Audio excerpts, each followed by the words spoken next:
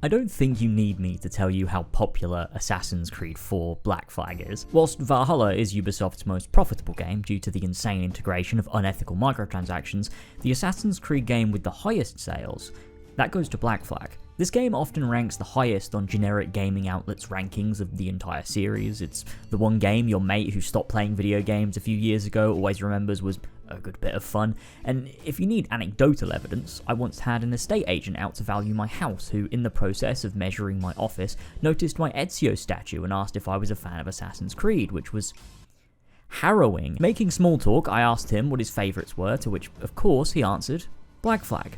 Because of course he did. Everyone fucking loves Black Flag. He did also mention one other game too, but we don't need to go there. This isn't relevant. The thing is though, you're all wrong. Okay, before you get all mad and rush down to the comments, which I'm sure people will do anyway, so feel free to go down and point and laugh at them for not listening to my words. Allow me to explain why you're wrong. Assassin's Creed 4 Black Flag is great. It's fucking tremendous, but not for the reasons that most people think it is. Most of the time you get the reason that it has a gorgeous open world, and the pirate fantasy is incredibly fun, and the gameplay loop is satisfying, etc, etc. And while look, those things are mostly true, we'll get into the weeds bit as we go, Assassin's Creed 4 Black Flag is great for far deeper reasons. The phrase, it's a great pirate game but a bad Assassin's Creed game, is the greatest psyop of our generation, and anyone who peddles that narrative is a fucking idiot. I can attest to that, as I used to regurgitate that stance too, and I'm the biggest idiot of them all. I've always liked Black Flag. Our relationship was rocky around the announcement, don't worry, I'm immortal. I actually originally wasn't all that interested in picking it up, especially after I felt quite disappointed after Assassin's Creed 3. The thing that changed my course, as it were, was when me and my mate Luke made our parody for the game, a song called Defy, which you might have heard if you've been in and around the Assassin's Creed fandom online since 2013. If you haven't heard it, you can go and listen to it. You shouldn't, but you could. We released that song when I had around 850 subscribers. It pushed me over 1,000 quicker than I could have imagined. It took me nearly 3 years to reach 850 subscribers, and I passed 1,000 in around a week. Not that subscribers mean much, I mean 90% of mine are dead weight anyways. I'm kidding, I love you. I'd never experienced something like that before, and it truly meant the world to me. I'll always appreciate Black Flag for that period of my life. It got me to stick around, and so I played Black Flag, I liked Black Flag, and I moved on from Black Flag. The rest is history. For years, I believed, like so many, that Assassin's Creed 4 was a great pirate game, but it was a bit too detached from Assassin's Creed. It tried to stray away, and I think Ubisoft also think that's the case too, which is what led to games like Origins, Odyssey, and Valhalla, and soon, Project Red. Games that are tangentially related to Assassin's Creed, but really not all that focused on it. Black Flag was able to draw in an audience based around the pirate fantasy, which is a core part of the game, but it's the way it weaves that pirate fantasy with a personal, character-driven narrative that is so deeply integral to Assassin's Creed as a concept that is so beautiful. Assassin's Creed 4 Black Flag is the first game since Assassin's Creed 1 that understands the title of the fucking franchise. It's not Assassins or Creed or Assassin's Creed. There's a fucking apostrophe. It's called Assassin's Creed. The first game is called that because it's about the Assassin's Creed specifically. That's the fucking point. The Ezio trilogy, for all their brilliance, don't really do that all that much, other than at specific parts in Revelations. Assassin's Creed 3 is Assassin's Creed 3, but Black Flag, it's the whole point of the game. It's not something that just exists in the game or is a part of it. Just like Assassin's Creed 1, Black Flag's point is to tell a story that conveys what the Assassin's Creed means through a setting that exemplifies that creed, from a perspective this time of someone who doesn't have any idea what any of this means, but still manages to find a place in it nonetheless. But it is so much deeper than that, and this video will aim to dissect all of it in what will likely be more detail than is probably necessary. This is my main thesis statement. Black Flag is great, it's actually probably better than you think, and it is so deeply an Assassin's Creed game. In this video, I want to explore why. Like all of my other videos, of course, there are chapters in the description because this video is longer than most feature films, but I promise that it's also probably better, and one day I will break into Christopher Nolan's house to steal his Oscars and return them to where they rightfully belong. If you want to jump in and out, you can. I actually implore you to do that, but like on my Assassin's Creed 1 video, I'm sure plenty of you will just watch it all in one sitting anyway, in which case, you're a hero, and I wish I could personally hand you a medal and give you a little kiss. I'll also link a playlist in the description to all of what I consider my best videos if you want to watch more of my stuff after this one, and an AC specific playlist if you want to watch any more of my Assassin's Creed specific stuff post 2017 that's actually worth your time. Don't go back before then, please. I beg you, no, please don't. Hello everybody, how's it going, and welcome back to New Games Video. The plan for the structure is to go through sequence by sequence and jump into topics as they become relevant. If you think I've glossed over a particular element, odds are I'm just waiting for a later segment to explore it in depth so I don't totally front load the video. Either that, or I did actually just forget, and you and I will both have to live with that fact. I also want to say I read a ton of books for this video, and I'll be drawing from them across the runtime. You can find all of my sources in a bibliography linked in the description, with specific reference numbers that will appear on screen as and when I reference them. I'm trying to be a bit better at citing my sources so that Bomber Guy doesn't burn down my house with a torch before I can sell it. I also want to say a big thank you at the top of the video to my patrons. I couldn't spend the time making huge projects like this without you, and I deeply, deeply appreciate each and every person who supports me over there. And so if you do want to support me on Patreon, there is currently a Black Flag novel review as well as an exclusive Freedom Cry retrospective to go along with this video, as well as plenty of other stuff that I've made over the last few months and years. Okay, I think that's everything out of the way. Without further ado, let's dive into Assassin's Creed 4 Black Flag.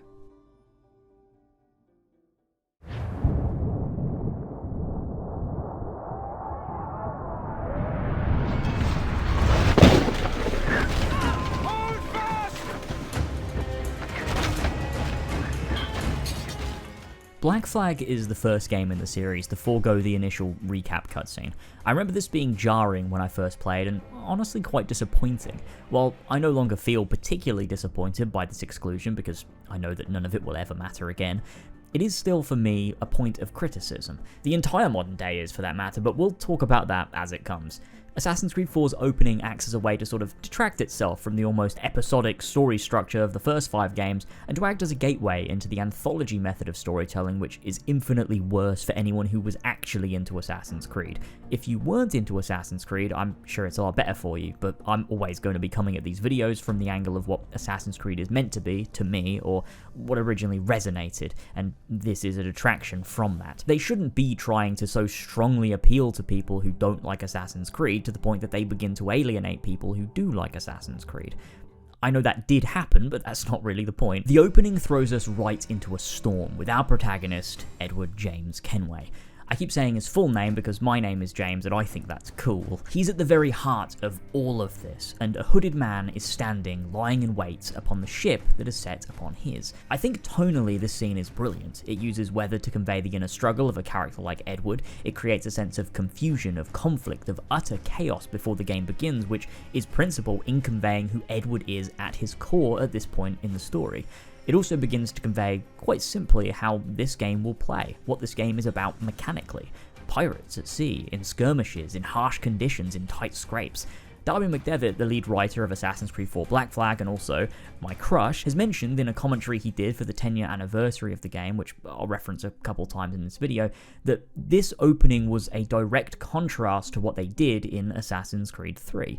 In Assassin's Creed 3, you spend hours with Haytham, Desmond, and a younger Connor before we finally get to play as the assassin in the hood. Darby even likens it to that of a literary opening, which, yeah, that's an ample description. Assassin's Creed 4 was played like this so that you don't have to wait. You can jump right into the pirate of it all and start having fun. While I get this, and while I also don't have any issues with how Black Flag opens, I think it's good and it works for this game, I do find it a little bit off-putting that it seems they pandered to people with no attention spans and decided long openings that take time to establish a setting or characters or clear themes in a literary sense are bad and need to be replaced with epic action to keep people engaged. Assassin's Creed 3's opening had flaws, but it being long wasn't the flaw.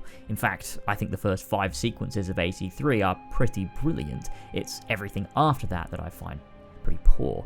I find it off-putting because I think it plagues a decent chunk of Black Flag. I found while playing the game that it doesn't like to linger, not in missions unless you're doing an elongated tailing mission, and not in cutscenes. It wants to give the control back to the player as soon as possible, and it usually wants to make sure they're doing something cool at the same time. It seems afraid to spend too long telling the story, which, funnily enough, ends up being the most compelling part of the game come the end, but I'll touch upon this far later in the video once we've got some more context and some examples. After the game teaches you how to shoot other ships with your ship, which we'll discuss mechanically in a bit, Edward is thrown into the water by a cannonball after the hooded man boards their ship and walks slowly and ominously towards him, which is also probably the only time in the game an assassin feels actually formidable and intimidating. Edward falls into the sea and plunges deeper and deeper, his life seemingly fading away.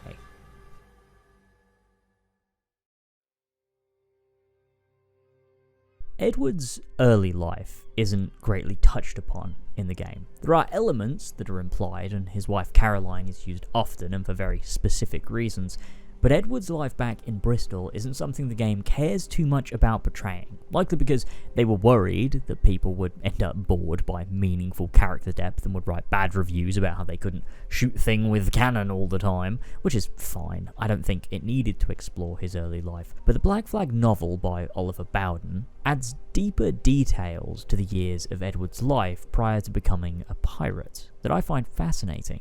I can't be sure if this book was written using notes from Darby or whether there was any joint work on it, but it doesn't wholly matter, because for the most part, the details of this novel work to actually improve Black Flag. Not to say that without these details the game would be worse for it, but that with these details, at least at the start of the game, we can form a stronger sense of who Edward is and what truly motivates him despite his outward appearance.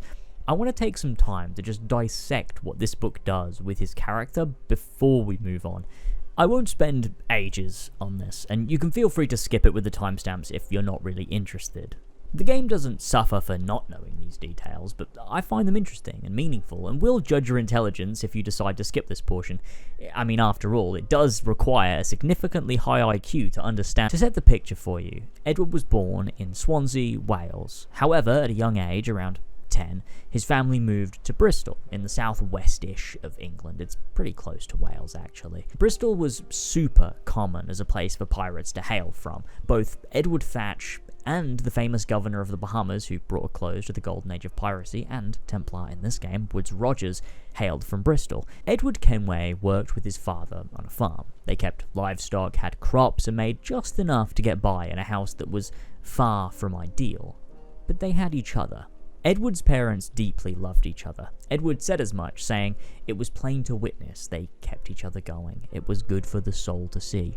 Edward cherished his parents' love for each other, which is maybe why he felt so dedicated to giving Caroline what he felt was best for her. Growing up working on the farm, Edward began to feel a festering resentment for his life growing inside, that he was stuck, but he wanted so much more. He desired meaning, purpose, something worth living for besides this, which ultimately led him down the path that we see in the game. The interesting part about this is the intentional use of his occupation, or seemingly intentional, especially to the themes of the story. Edward was a farmer, similar to a pirate I'll reference again multiple times, but that doesn't appear in Black Flag, Sam Bellamy. You see, in the early 18th century, there were deep-rooted issues throughout the English countryside for farmers. It's discussed at length in Republic of Pirates by Colin Woodard, but to put it short, farmers were feeling the brunt of a transition from the old medieval system of farming to capitalism. The enclosure movement saw lords converting what was previously commonly owned land into private farming grounds, either by simply purchasing the land they were using or refusing to renew their tenancy leases. The way Woodard puts it is that this turned feudal lords into landed aristocrats and turned millions of self-sufficient farmers into landless paupers. This caused life in this period for rural Englishmen to be deeply uncertain. The fact that they'd decided to make Edward a farmer is of course a reference to famous pirates of his time, but is also, maybe accidentally, touching upon the historical authoritarian rule of noblemen and lords, and that Edward was a common man struggling to make a living because of the effects of capitalism on the working classes, which is incredibly thematically important to a game like Assassin's Creed, that's central concept is to empower the downtrodden, but I'll tie it all together in a bit. I'm just sort of sowing seeds. Like a farmer. In Edward's town of Bristol, there were other farmers and traders, families who were in a similar position to him, one of which was the Cobley family, a group Edward had a history with, a feud of sorts. After an altercation with them, a few days later, they had slaughtered 2 of the Kenway sheep. While it might seem like a small loss, to farmers, and struggling at that, it's a huge hit to their livelihood. The reason they were able to get away with such an act is because they joined a local trade organisation which provides protection for what I have to assume, as the book is light on details, would be payment, a cut of their income, and ultimately control of their farm and land. Edward's father said no to joining this organisation, knowing they would be less safe. Edward asks him why. His father simply responds, "You'll learn one day, if you ever grow up." Now, Edward also met his wife Caroline in Bristol during the event which actually caused the Cobleys to slaughter the 2 sheep. Tom Cobley, his son Seth, and a friend called Julian were escorting a young drunk woman home, a young drunk woman who they'd happened to purposefully intoxicate. Edward, of course, being the upstanding bloke that he is, followed them and confronted them. 3 against 1 was hardly fair, and they got him to the ground and kicked the shit out of him. However, riding past was a noblewoman who instructed them to stop and to leave. This was Caroline Scott, who lived at a manor close by with her parents. Edward adored Caroline, and in time, she adored him too.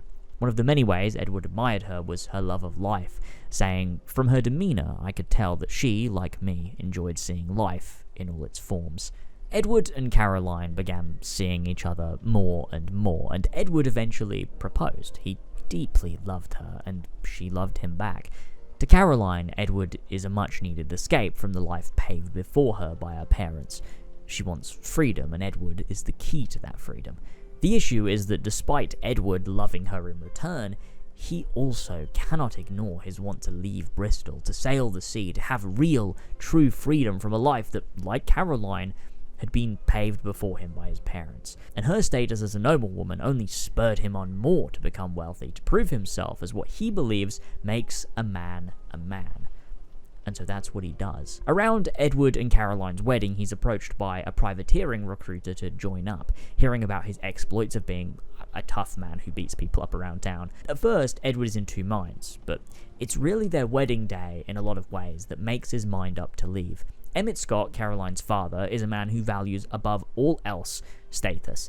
His original arranged marriage for his daughter to Matthew Haig was really just an attempt to climb further up the social ladder, and so did not approve of Caroline marrying Edward. He refused a dowry or support, and so they were forced to move into an outhouse on the Kenway farm. Caroline was deeply content, helping out his parents and living with the man she loved, all while they were trying for a child, despite being financially unable to support the child, which is a little selfish, but it's okay because, story and themes and whatnot. Edward became even further determined to give Caroline the life he believed she needed, despite her being the most content she'd ever been. Edward felt inferior and weak. He felt this way because of the class divide. Edward ended up making a deal with Emmett that he'd go away to sea, and if he returned rich and with the ability to buy influence, Emmett would let him be with Caroline and would not attempt to interfere, that he'd, in so many words, approve of their marriage. Edward is entirely consumed with the idea that he needs to match the nobles and lords and kings, that he too can be a man of high society. He's twisting his view of the world in pursuit of purpose, from a life that lacks meaning, and so ultimately he leaves Caroline, he leaves Bristol, and he heads out to sea. But it's not quite so simple. You see, the night he was supposed to leave, they were delayed. Turns out they aren't setting sail until the morning, and so Edward heads home. But on his way home, things take a bit of a strange turn. This section of the book isn't really related to the character study we've been doing so far, but I wanted to talk about it mainly because it's the worst part of the whole thing. Edward's family farm is burning to the ground. He tosses rocks at his parents' bedroom to wake them and they come rushing outside. The farm was burned down by the Cobleys because of Edward. And in this moment, in the blaze, his father disowns him, tells him to leave, and so Edward does. In many ways, no longer a Kenway, no longer belonging anywhere. In a sense, he's reborn here before his journey at sea begins. Edward enters his local tavern, a place he frequented many times, the old Shillelagh, asking after Tom and Seth Cobley. Nobody will answer him. Nobody will help him. It's possible they know what happened. Edward is now an outsider in his own home, the best starting point for any pirate. That, or an assassin. The strange part here, though, is what happens next. After he skewers Tom Cobley and chases down Seth, he encounters a man in a hood, who he asks the identity of. The man responds, saying, "You should know only that there are forces in this world more powerful than you could possibly comprehend, Edward Kenway. Tonight, you've seen them in action. You've suffered at their hands. Let this be an end to it. Never return to these shores. And now, Edward Kenway, you will kneel." Bro thinks he's Keller Brimball. What this is, well, he's a Templar. And I think that's just a bit dumb. Edward's family home being burned down by Templars before he heads to sea and conveniently wanders into their conflict again is genuinely quite poor writing. Not necessarily just because it's contrived, but because it's sort of stupid. It doesn't add anything to the conflict, but to once again do the AC thing of everything that ever happens is because of either assassins or Templars. Can't sometimes things just be done by people because of reasons? Why do we have to insist on everything coming back to these two groups? It's not interesting, it's lazy. The rest of the book is mainly unimportant to discuss here. He goes off to sea, becomes a privateer, meets Ed Thatch, and eventually becomes a pirate by pure circumstance because the War of Spanish Succession ends and plundering ships becomes illegal again. And so, just out of pure necessity, he becomes a pirate. It might have been more interesting to play with the concept that often privateer captains were pretty cruel and unfair, similarly to anyone who he would have dealt with back home. There was still completely authoritarian rule. The captains often took a far, far greater share of the money and left the crew a pittance, as well as finding excuses to not pay their crew, such as damages to the ship or loss of cargo taken out of the crew's wages instead of the captain's. On top of this, some conducted themselves in truly evil ways. Here I'm going to go on to briefly discuss one specific instance in which a captain abused a young cabin boy. It's violent and cruel and would be classed as torture. If you're sensitive to these topics, feel free to jump ahead to the timestamp on screen. One captain, John Jean, who Woodard writes about in Republic of Pirates, once picked on a particular young cabin boy and would whip him aggressively and pour pickle brine in his wounds. He eventually strung him up from the mast for 9 days straight, and then dragged him down and trod all over his body. When he commanded the crew to do the same, and they refused, he, and I quote, stamped upon his breast so violently that his excrement came involuntarily from him. Jean then took the excrement and forced it down the boy's throat. It took him 18 days to die. Jean was eventually executed for his actions, but that doesn't change what happened to the boy. These acts were among the worst, but beatings and unbefitting punishments for such minor discrepancies were not uncommon among privateering vessels, and is one of the reasons that many turned to piracy, to a life more fair and one where they were not beholden to cruel and cowardly captains. They turned to freedom. With all this we've looked at in mind, there are some key notes to take away from Edward. In his younger years in Bristol, he appreciated life, not so much his, but others, and admires Caroline's love of life too. He fights for those who are downtrodden despite being downtrodden himself, and he cannot stand injustice, both on a personal level and a societal level. Edward is not a pirate molded into an assassin, he was molded into a pirate. His true nature has always been that of an assassin. However, those two identities, pirate and assassin, are not so different, and there's very good reason narratively they decided to use this setting, but that'll become clear. The reason he goes down this path of piracy is because of a desire to find purpose and meaning and a reason to live. The issue is that he believes purpose and meaning comes from money and wealth and status. He thinks if he can get enough money, if he can do that for his wife, if he can help his parents, if he can just win at the system that keeps him a peasant, he can feel happy. But ultimately that's not how the system works, and so like many who became privateers, he turned to piracy, against the system. But that was only his first step towards his true enlightenment. Edward wakes up under the ocean, gasping for air, his memories of Caroline flooding his mind, and it pushes him on, to rise, to find oxygen, to live. As we rise up and swim through the wreckage to find land, the rain slowly stops, the sky clears and the sun beams down. The storm is over, Edward survived, and the story can begin. The scene of him on the beach immediately works as a way to characterize the man that Edward is at the start of the game. While his backstory allows us insight into what led him here, this scene is all you need to understand Edward right now. Edward is not a good guy, he's not a hero, he's out for nobody but himself. Duncan offers money in exchange for help after declaring him a pirate. Edward left Bristol to be a privateer, as the scene with Caroline explains, but he's now a pirate, a man without allegiance to any country or crown, and sees this Englishman as fair game to rob. I love this opening. They don't try to play nice with Edward, we see the scoundrel that he is, the greed that has consumed him is on full display. A lot of people say that Edward wasn't likeable, that they didn't enjoy playing as him, and I'd argue that's a positive, not a negative. We aren't supposed to necessarily like Edward here, we're meant to over time begin to understand his motivations for why he acts the way that he does, and also at points see snippets of his kindness and heart. But an arc of self-discovery and redemption doesn't work unless the character begins the game in a state that we actively don't entirely like. There's a reason there was and still is such a fuss kicked up over Han Solo shooting first in Star Wars. If he shoots first, he is ruthless and cold-hearted and has an arc of redemption by the end of the trilogy. If he doesn't shoot first, then he's just a victim and the arc is diminished. I would say though, because of the context of the game, it's about being a pirate, we're kind of already on his side. The same way Saints Row 1 and 2 or Grand Theft Auto are fun because you're playing as a criminal and that's the whole fantasy. The game is fun because you're playing as a ruthless pirate who's out for himself. I would not invite this version of Edward into my home, but that doesn't mean I don't get a kick out of playing as him in these early stages.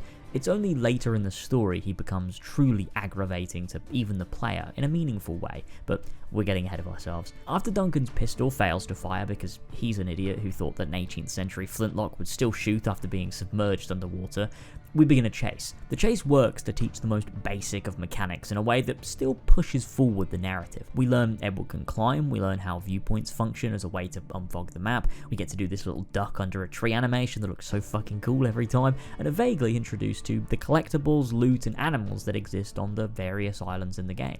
It's a neat way of introducing the game's major components in a way that doesn't overstay its welcome, like that one hunting sequence in Assassin's Creed 3 that completely overstays its welcome. In fact, I'd say Assassin's Creed 4 uses non-urban landscapes far better than AC3 does. The frontier is really boring and bland compared to traversing jungles and islands in Assassin's Creed 4. Not just in a scenery sense, I mean in a level design sense. These are just far superior. Often you'll discover branching paths and shortcuts back to where you started while you're free running among the trees and poorly constructed wooden things. It's linear paths and free run trails that are disguised as open traversable environments in a way that feels really satisfying as the player.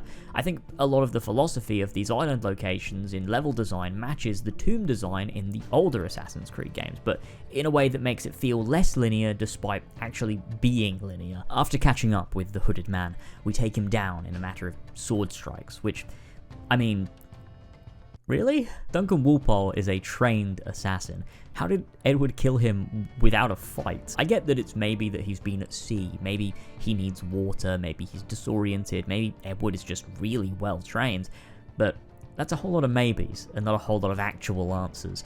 It's not a real issue, but I do think you could have made it slightly better by making Duncan more difficult to take down. Maybe give him the moveset of a captain enemy so you have to do some amount of work more than pressing B and then X, and you've killed an assassin. It's just a bit lame more than anything else, and it begins the trend of assassins being really lame in this game. After he's killed, Edward finds a letter on his body from Laureano de Torres y Ayala, who is a real guy. He was the governor of Florida and the governor of Cuba. Templars being historical figures is very cool, and that should have been a thing that continued. They just sort of started making up random people like Crawford Starrick and Medunnaman. Probably because it's way easier, they can kind of just do whatever the hell they want, they don't really have to adhere to history, but it's far less interesting. We'll talk a bit more about Torres as the video goes on. Edward reads that Duncan has been invited to Havana by Torres and will be rewarded handsomely for information, a map, and a little cube of blood.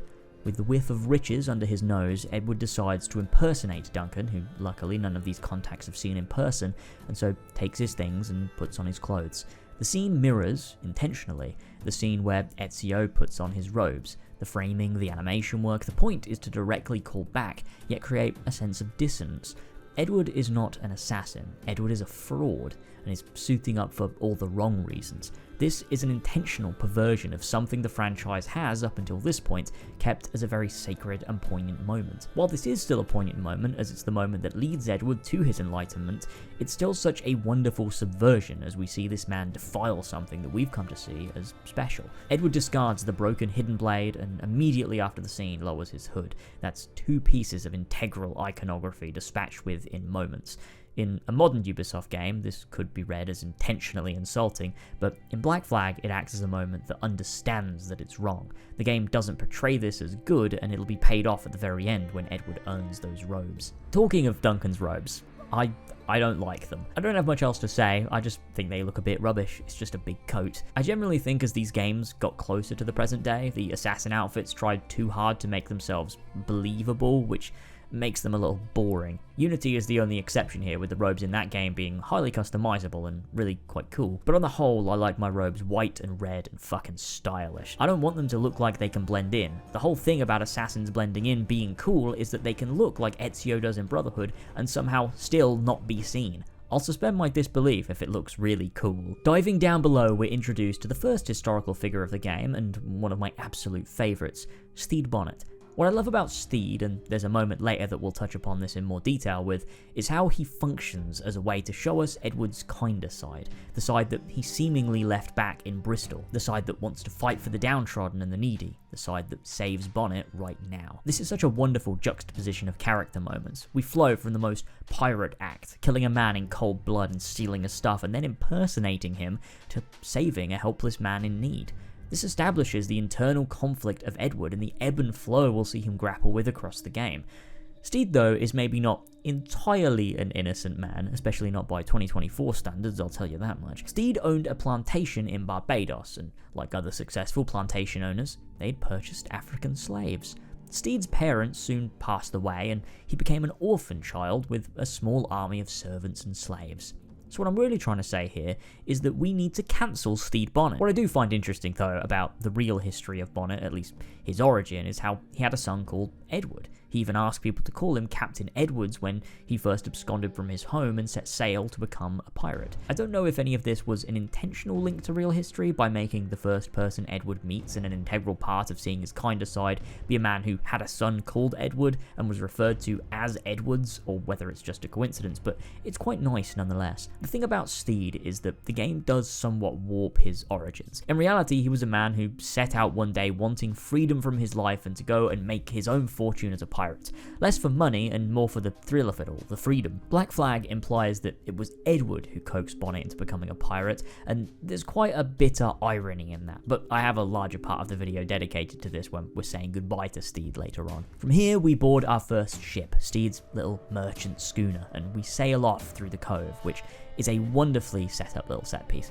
It's nothing bombastic and nothing too complex, but the way it funnels you through a small inlet as you alter the sails to adjust speed and fight against some of the coastal winds, the vibes are immaculate, and Stede and Edward make a little bit of small talk, which, after reading up on pirate history, is really interesting to see just how much of this game draws directly from history to make a conversation as they do here. Just some fun little details, like Edward describing the Windward Passage between Cuba and Hispaniola, which was the most common strait for piracy during this period, when Steed asks if they'll encounter pirates. As we exit the inlet and see the whale jump from the sea, we make our way further onwards out into the wide ocean.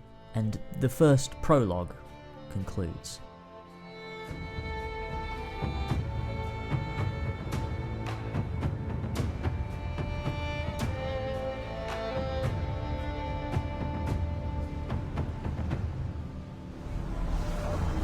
Fantastic work.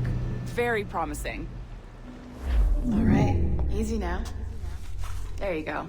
Welcome back. We're pulled out of the Animus for the first time here and are welcomed to something totally different. Black Flag changes drastically how the modern day was tackled compared to what the previous games had established.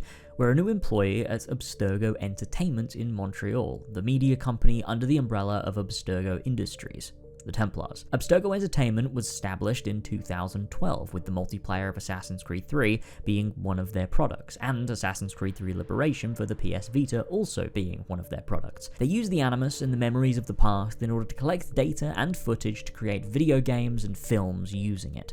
The real purpose is, of course, so that Abstergo Industries can have a whole farm of people chugging through memories to discover pieces of Eden and precursor sites, while also making them a little bit of extra money on the side. This concept is fine. Like, it's actually quite interesting. The use of non-complicit people in the furthering of technology and discoveries that will ultimately cause their ultimate enslavement. There's sort of a mirroring to the first civilization there and the original fight for free will led by Adam and Eve. But I don't think that was necessarily intentional, and I don't think the game even explores that. Melanie LeMay is one of the central characters of this modern day, and she helps you get used to the building and shows you around. She's the one in charge of where you'll be working, the Sample 17 floor, rooting through the memories of not yourself anymore, but of others. Specifically in this case, we're diving into the memories of one very generous donor, Desmond Miles. Why would she tell us this? Why would they use his real name? Like, why not a fake name or something? This seems way too risky for no reason. This modern day is an odd one, because while conceptually there is plenty of cool stuff in here,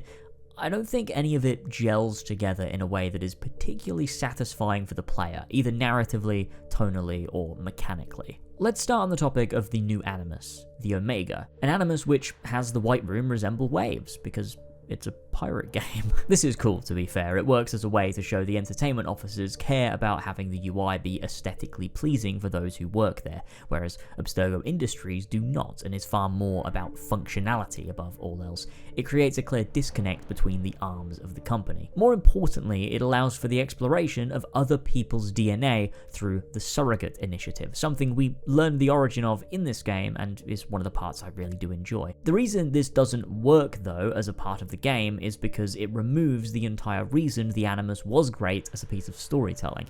It didn't just let us vaguely visit the past, it let us specifically visit our own past. The reason visiting Altair or Connor or Ezio worked was because they were specifically Desmond's ancestors, and their story, if done right, mirrored his own. I talk about how they do this elegantly in the very first game, but the others do attempt it too. Some achieve this to greater effects than others. Black Flag disconnects entirely the modern day from the ancestor story to such a degree that there is nothing to glean from the modern day story beyond lore points to write up on the Assassin's Creed wiki, which ultimately is valueless.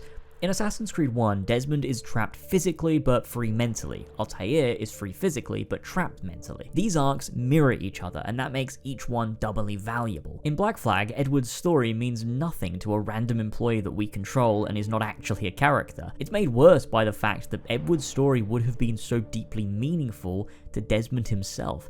Edward is a man who stumbles upon the assassins not by fate or a birthright, but by pure circumstance. It's a story about how he finds purpose and meaning in an order that he had no ties to, because the way the world is and how society functions creates these two opposing mindsets in the Assassins and the Templars, and that lesson, that journey, for Desmond to observe that, that would have been tremendous. He talks in Revelations about how he left the Assassins because he was born into it. He didn't choose, and he chose to leave at 16. Edward is the opposite, and that journey would have meant so much to an older and more experienced Desmond, who, at the time of Assassin's Creed 3, we know was spending a lot of time pondering over these specific things, on how the Creed is viewed from those on the outside. It's such missed potential. The other crazy thing is how this game handles its modern day mechanically.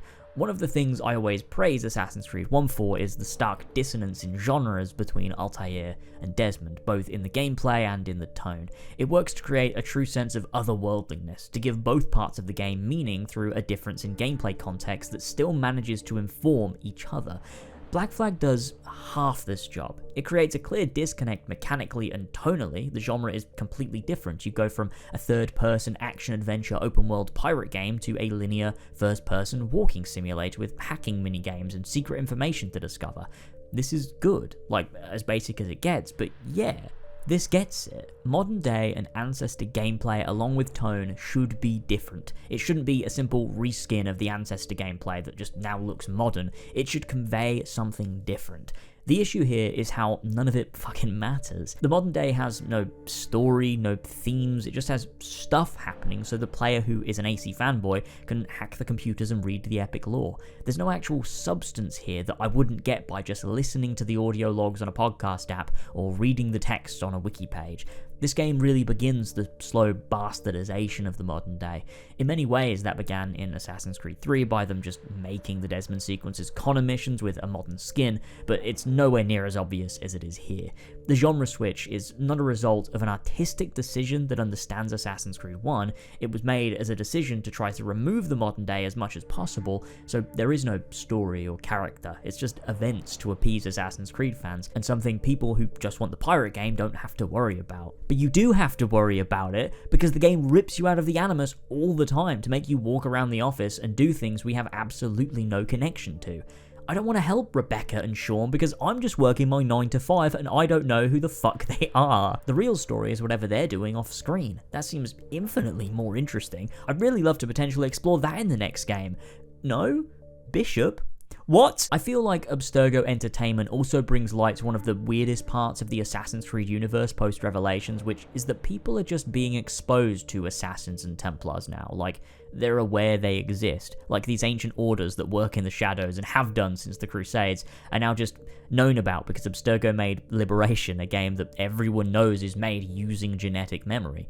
I know that most of the things that are pro-assassin in Liberation are fed to you by Erudito, but even still, why would Abstergo do this? Why publicize that these factions even exist? It's so fucking weird to me, man. Moving forward with the actual events, we meet Olivia Garneau, the CCO of the company, who is soon to leave for a business trip to Chicago. I hope he has a safe trip. This game, I think, is very clear about the employees of the company and even Olivier not being actually aware of what Abstergo at large is doing. They're aware they have some sort of ulterior motive, but not that they're the Templars hellbent on controlling the world, which I wish they'd play with more because they just sort of don't do much with it. It all feels kind of hollow. The company itself, though, is portrayed pretty fantastically. It's such an obvious parody of the typical hip and cool millennial video game studios that are just beyond cringe. Moving to our desk, we briefly meet John from IT, which I'm sure is just a minor character, and then we're left to explore the office if we so choose. You can look around at the bookshelves, of which there are Assassin's Creed books, so that means Assassin's Creed is canon to Assassin's Creed. You can find these random QR code sticky notes around the place that we'll discuss at the end, and you can also eavesdrop on Melanie and Olivia in her office. This modern day is so cooked. Assassin's Creed in 2013 just does not resemble that very first entry. It doesn't even resemble the Ezio trilogy. There's little sophistication with how they use the modern day. It's not really mature or even interesting. Little things like epic Easter eggs of the Assassin's Creed novels in the office would have completely broken the intricate immersion established in the Abstergo lab of Assassin's Creed 1. Black Flag's modern day is just so superficial and shallow and video gamey in a way that Assassin's Creed 1 never was. There are, like I said earlier, interesting components to it, but they're usually things that are disconnected to anything actually happening and exist as things that are good in spite of the shitty modern day, not because of it, nor do they improve the modern day itself as an overall experience. Stuff like the employee passport. It works as world building despite not having any actual significance to the character we're playing or the events that are playing out. We get to learn about the history of the company, and as someone who likes Assassin's Creed 1, I find this pretty interesting. Wait, what? You're telling me this isn't just something Vidic said in passing to Desmond once? This is like a motto? What? There is more to touch on with the modern day. It's not done with by a long shot, but for now, let's head back into the Animus. Another day, another dollar. Welcome to Animus Omega.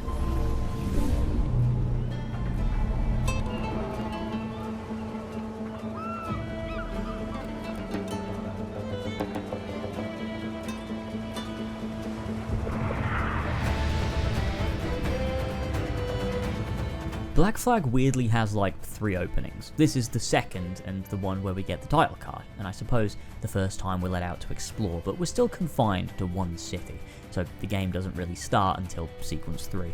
This title card is also pre-rendered, and it's always looked weird. I don't know why they did this. Havana works so strongly as one of the best starting locations they could have chosen. It acts as a way to ease us into the game, which is vastly different in its open world structuring. First, by allowing us free reign on a typical and traditional urban environment to get our footing before sequence 3 throws us into the deep end, but that's not all it does. The first thing we see after coming ashore establishes this place is hostile. This place is not safe for Edward. Pirates hanged and skeletons in gibbets line the docks of Havana. A large sign scrawled hastily in black paint states, "Pirates beware." It's this kind of environmental storytelling that I adore. I do think it's slightly lessened by Edward simply stating out loud, "They don't take kindly to pirates here, do they?" AC1 was a bit more subtle in its conveyance of world building and storytelling, letting the player just observe and allow that to inform, but this still works regardless, and that piece of dialogue does segue into a greater point right after, but I'll build to that. The reason this is important is because of how it links itself then to gameplay and to the themes of the story. Principal to many Assassin's Creed stories, and I'd argue the best ones, is the feeling of being an outsider. In Assassin's Creed 1, every city is hostile to a different degree, and Altair is not welcome in any. You are gently wandering the streets, but you are never at any point safe. You conduct your business and you leave. Next time you enter, it's even more dangerous. For Ezio, the same is executed in Brotherhood. Rome is a city which is on the verge of economic collapse. The Templars have drained it dry and are subjugating the people. Ezio and his allies live among the people and work to dismantle these oppressive power structures in a city that feels hostile and unwelcoming. And over the course of the game, they breathe new life and freedom into a once rotting society. In Black Flag, starting us in a city like Havana as a pirate is a way of communicating the same fear and hostility without us needing to be an assassin to do it. Edward is a pirate, and pirates are hated by those in power and feared by the common people, especially those living in major cities and towns. It allows us to engage with gameplay that mechanically mirrors that which we've come to know from the series, hiding in plain sight, staying out of trouble, blending in, climbing the rooftops, avoiding guards, but now from a different perspective. The conflict between assassins and Templars, the rebel and the oppressor, exist in all facets of society, regardless of allegiance to any particular faction. The city too, while being visually gorgeous, acts as a facade, which I really like. It's a subtle way to communicate the facade that is society imposed by those who rule, in line with the themes of a pirate game. It looks beautiful, a tropical paradise, and maybe to some it is, but to us, as a pirate, we can see through this. The guard patrols, the public executions, the heavily guarded fort, the plantations, the palace, the constant need to display control and to create fear is evident as you move around, and it allows you to form a greater sense of how society operates here. It allows you to see the world through the eyes of a pirate, someone who sees all the rules and laws and power structures and understands they exist as a mean for those with influence to do wrong under the guise of goodness. Edward says as much, following up on the line that I mentioned just briefly earlier, saying, "They don't take kindly to pirates here, do they? Wonder how many stolen reals bought these men this perch." Society and the world is an illusion to pirates, one they can either submit to, as most do, or transcend. Pirates seek the latter. The game then goes on here to teach you the basic mechanics of the game and how everything operates. The first thing we do is the classic viewpoint climb, and Edward does mention here why he has this skill, saying, "Every finger's a fishhook. That's how you tell a true sailor." And this is actually a line from a book published in 1840 called 2 Years Before the Mast by Richard Henry Danner Jr. It's not from the golden age of piracy, but it is quite a nice inclusion. The full quote from the original book is, "He came very near being blown or shaken from the yard several times, but he was a true sailor, every finger a fishhook." This speaks to how sailors needed to be able to climb and hold themselves up high, as they'd be climbing up and down the rigging all day and night, and climbing was a necessity. I do find it interesting how both Assassin's Creed 3 and 4 try to work in reasons for their protagonists having particular skills. I don't really think it's necessary, I'll suspend my disbelief, but it's still nice. Connor being a native and hunting for his tribe, giving him the necessary skills to climb, track, and stalk prey is cool, and so is Edward's sailing experience being used here when it comes to climbing, especially since it's grounded in reality. This doesn't explain why he could do the leap of faith.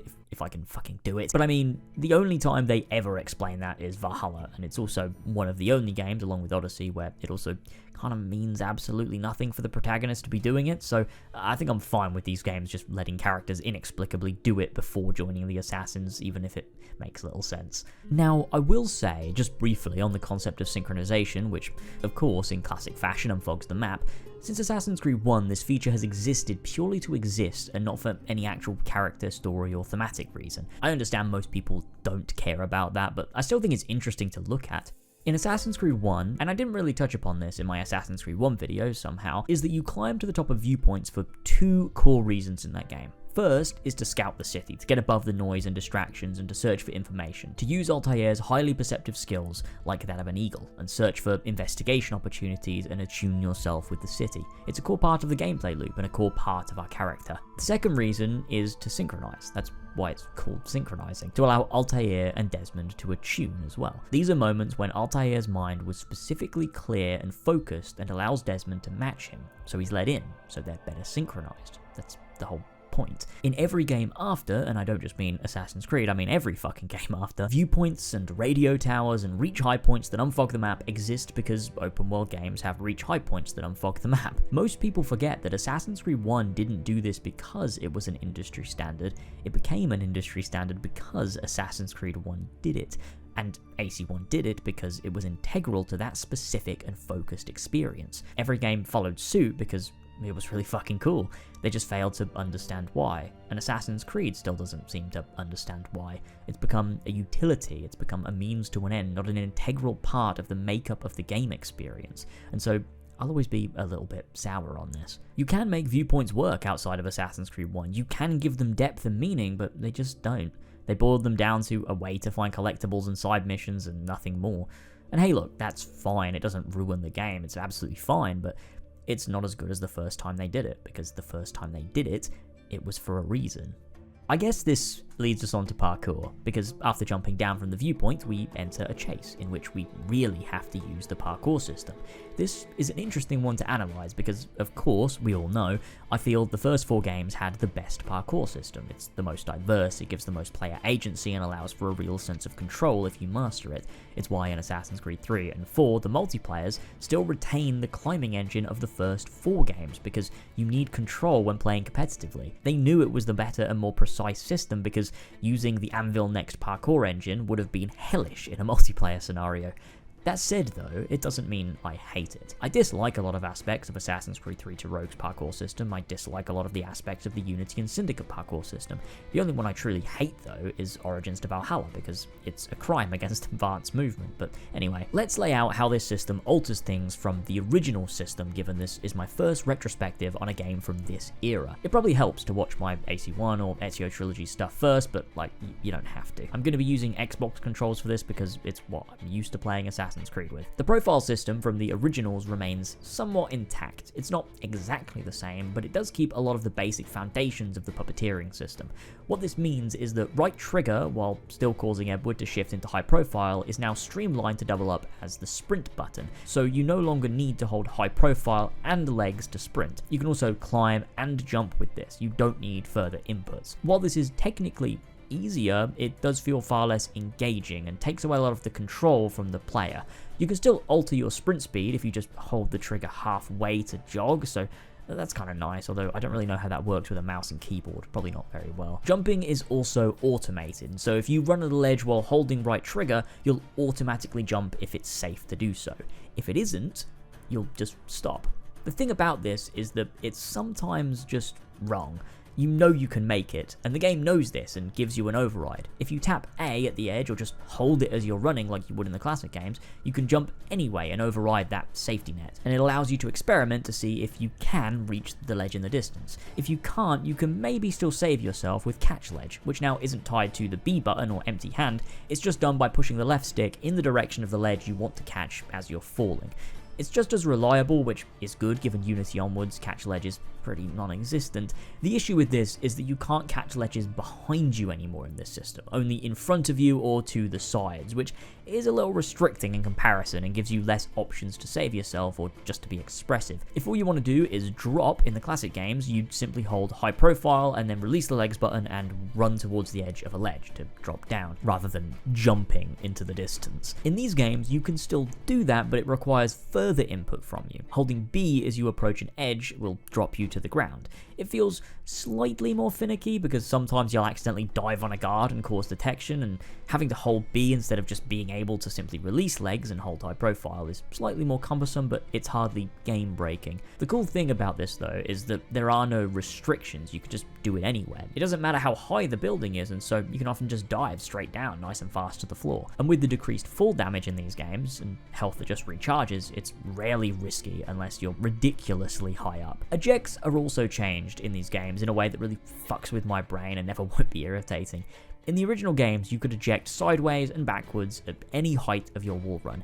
In this engine, you have two options. Either very quickly cancel a wall run and eject, which in a lot of cases is pretty useless when it comes to gaining any sort of height, or you have to wait until the animation is complete and can eject once Edward grabs the top of a ledge. It still feels satisfying when you do it, and it functions the same once executed, but god, is it just slightly more restrictive in a way that grinds my gears to an insane degree. I think the biggest area I find issue with in this particular system is in the automation of it all, which probably happened because of the big babies crying that Altair or Ezio jumped from a ledge and died. Hey man, that's your fault. You pressed the button. It doesn't just happen for no reason. If he jumped, it's because you didn't understand the system and you pressed the inputs for a jump to occur. You wouldn't play Dark Souls and get mad because you died after pressing the dodge button and dodged off of a cliff. I mean, you might get mad, but you wouldn't blame the game. Although, I guess a lot of people did criticize Demon's Souls for being unfair. It's just that From Software knew that was bullshit and stuck to their guns, developing on their very intentional system. Ubisoft decided instead to appeal to the masses, and we ended up with the parkour system of Valhalla, which is a violation of the Geneva Convention. Black Flag likes to take control away from the player and force non-cancelable animations that have to play out, which look pretty, but are frustratingly long, and mean I have to wait longer before my inputs work again. In the classic games, inputs would be pretty much immediately acted upon, and could be cancelled out of at any point, usually. It was fast, snappy, and gave you all of the control. Black Flag, while retaining a lot of the core components, makes itself feel often sluggish as Edward jumps between gaps or free runs along beams, making your inputs also feel sluggish, as it can be unpredictable as to when you'll specifically land and your inputs become useful again, which is annoying for wanting to quickly change direction to either spin around, wall run into an eject, or drop down. It doesn't help either that animations often determine when and where Edward will land on a ledge during a jump. He often will land specifically on the very edge to make it look cool, when he could have jumped much further if he wasn't tied to a specific animation depending on the height of the building, which makes it hard to plan in a chase. The game begins Assassin's Creed's focus on style over substance, and for some people that's all they want. There's a reason AC Unity is often heralded as the best system. People like pretty animations and don't really care about the deeper mechanics. I mean, to a lot of people, Assassin's Creed games are just junk food and don't need to be complex. And hey, I like animations too. Edward looks great as he climbs around, but I still feel the game just loses so much mechanical depth in order to make itself look flashier, which I personally think is a net loss. And it doesn't have to be that specific trade-off either. One of the ways they actually create style while retaining substance is in the vault system. Assassin's Creed 1 had vaulting, and it was complex to pull off, mainly because I'm fairly certain it was a cut and unfinished feature that just remained in the game by mistake. It was cool and could be finicky, but it was reliable in particular situations. Assassin's Creed 3 to Rogue have a vault system that is triggered when you reach a waist-high object and hold the empty hand button, or B on Xbox, and Edward will execute an animation which is faster than it would have been had you just ran at it normally. This feature allows for style and substance because you have to make sure you hold the appropriate button and use it on the correct piece of geometry at the right time in the correct context, and you'll be rewarded with a flashy animation and faster movement. There's also a lot more you can do with vaults, but Jesus has a great video on that I want to point you to. I'd rather not simply parrot his video. It's really cool and interesting and might change the way you engage with this system. There's also a great movement guide for these games from Dallin_S. I think it's really valuable as well. Both are linked below. I think it's also also worth touching upon combat here too, because it's such a minor component mechanically, but ends up being a large part of what you're doing in the game. The combat in this game is incredibly shallow, which is strange because Assassin's Creed 3 had significantly more depth, I think. Assassin's Creed has never been a franchise for good combat. It has passable combat and some fun combat and combat that has some amount of substance and serves a purpose, but never combat that I'd say is actually deep or particularly engaging. Not to sound like a broken record here, but Assassin's Creed 1 is probably my favourite and most engaging system they've made for combat, with ample challenge pushing you more primarily into stealth or escape, different guard archetypes causing you to alter your moveset and style in how you dispatch foes, while still being pretty quick if you're good at it. Assassin's Creed 4 continues the trend of the Ezio trilogy, which revolves somewhat around countering an attack to kill an enemy. You use the B button to counter when the red icon appears, and then X to kill them with the current weapon you have equipped. Once a counter kill is done, or any kill for that matter, you can begin chaining combos on every enemy which are open to be killed. You of course though can't counter every enemy. Captains and brutes cannot be counter killed, and so you'll need to break their defense. With brutes you can break defense manually with the A button at any point in combat, and with captains you can counter defense break by pressing A after a counter move when they attack you. You're also able to quick fire your ranged weapons in combat for combos using those. Now, what you need to remember about this system is to forget everything I just told you. The quickest and easiest way to win every single fight is just to break defense and then hit them in the back, over and over and over again. It trivializes the entire system. There is never tension, there is never challenge, there is never any substance, it is boring, it is mindless, it absolutely sucks. The positive thing about this is that it actually pushes me to avoid combat in a very Assassin's Creed way, which I do not think was an intention of the game's design.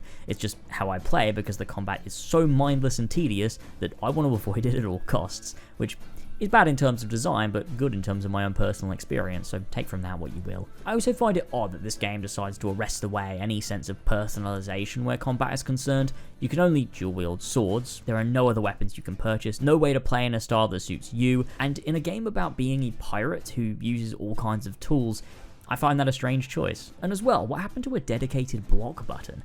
The system doesn't allow for creativity. It's built entirely around countering when it goes red and then killing them after.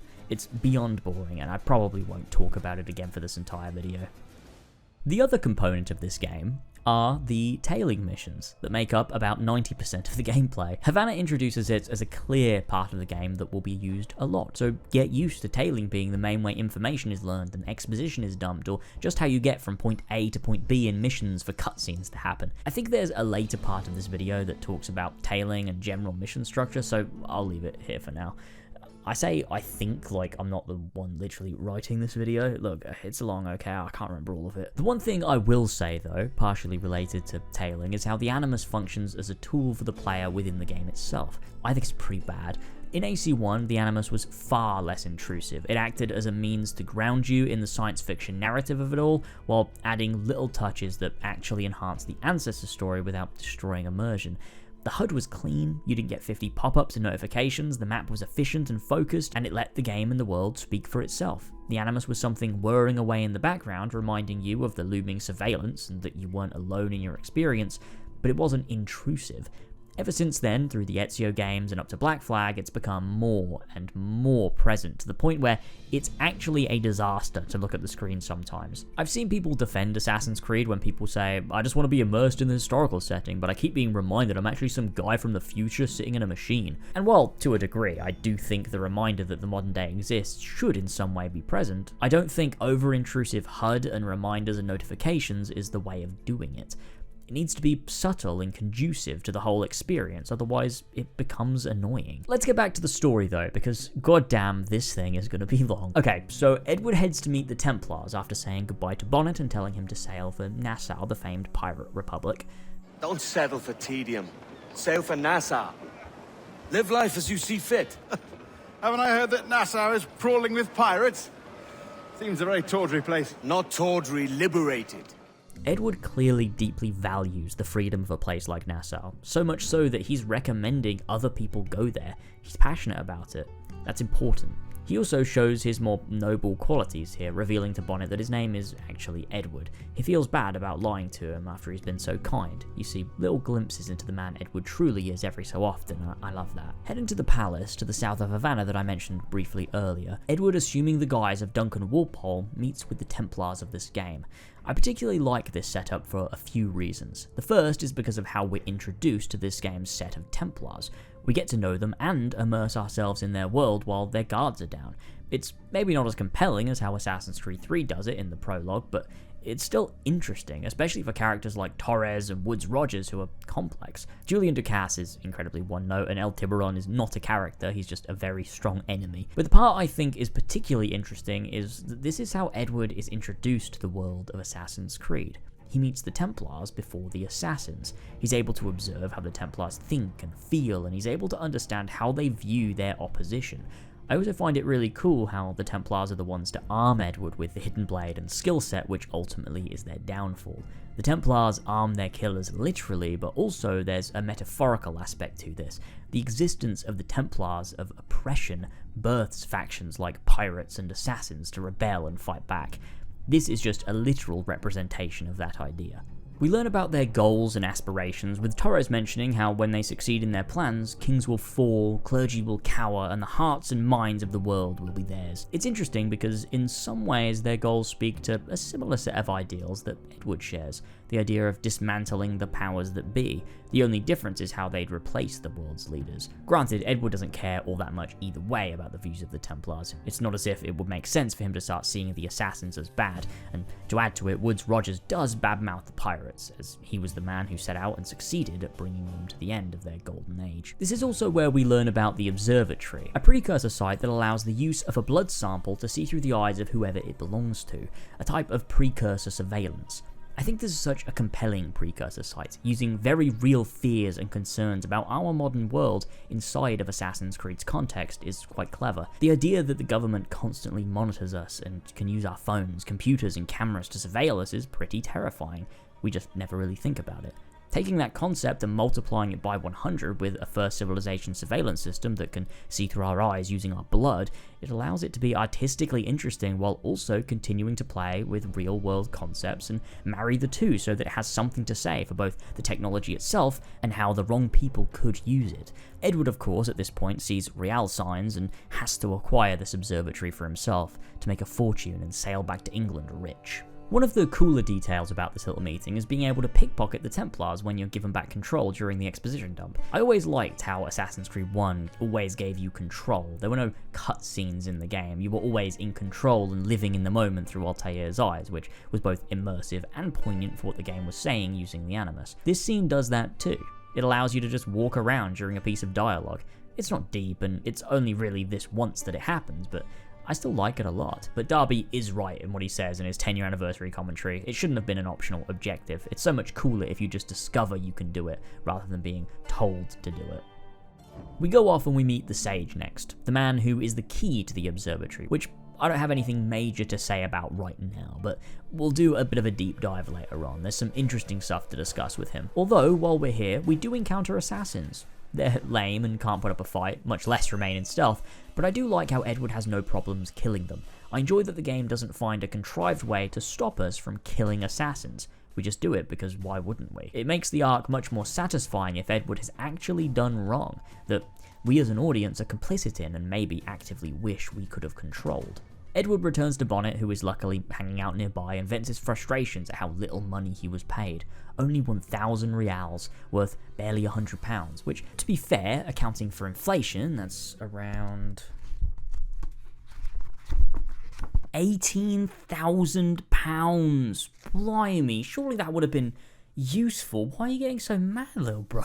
This is core to Edward's character though. He's a man who is never satisfied. No amount will ever really be enough because what he's truly searching for isn't money. Edward could have stumbled upon £1 million, and while he might think he's happy, he'd slowly realise he is not. Edward desires something far greater than profit, but doesn't realise it yet, and I like this aspect of his character, his constant annoyance at never having quite enough money. Selfishly, Edward heads off to break the Sage out of prison. The Templars have locked him up, and Edward believes if he frees him, he can take him to the observatory and turn that into profit. Once you get there though, there are a bunch of dead guys. Someone got to the Sage before you. But before you can really dwell on it, the Templars are here. El Tiburon wallops Edward over the head, remember this. After a short confrontation where Edward taunts Torres, he's cast off and imprisoned on a ship amongst the Spanish treasure fleet, an actual fleet that did indeed sink amidst a hurricane. Cutting back into Edward's past here, we get another scene with Caroline. This time he's drunk and Caroline's father is lecturing her on how unfit Edward really is. What I find most interesting here is that Emmett has a Bristolian accent, whereas Caroline doesn't for some reason. This scene though allows us to see Edward's deeper desire to set sail, to go to sea, to stand on the deck of a ship of his own and make something of himself. He was never content with what he had, and still isn't. It's a perpetual cycle of dissatisfaction that requires a perspective shift to correct. The good news though is that this scene precedes one of the better set pieces of the game, and the moment Edward really does get that ship of his own. This part always feels like the first memory of Sequence 3 to me, but it's weirdly still Sequence 2.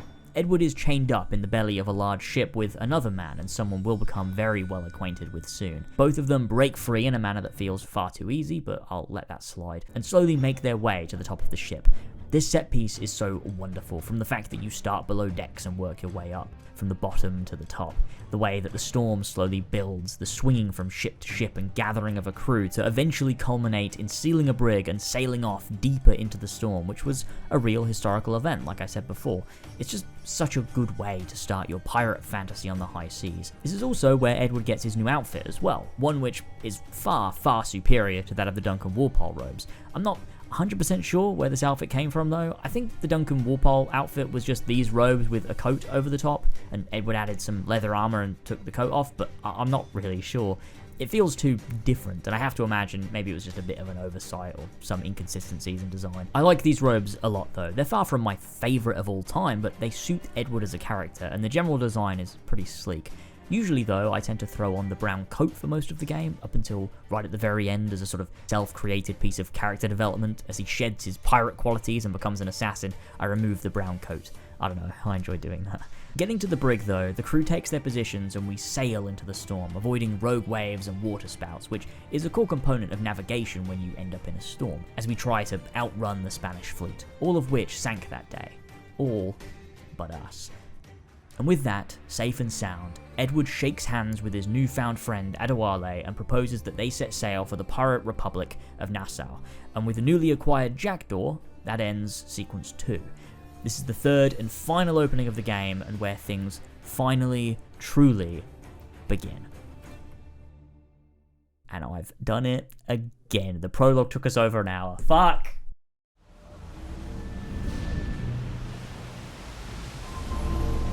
I've made my choice, Addy. I'm calling her the Jackdaw. A sly bird I loved as a child back in Swansea.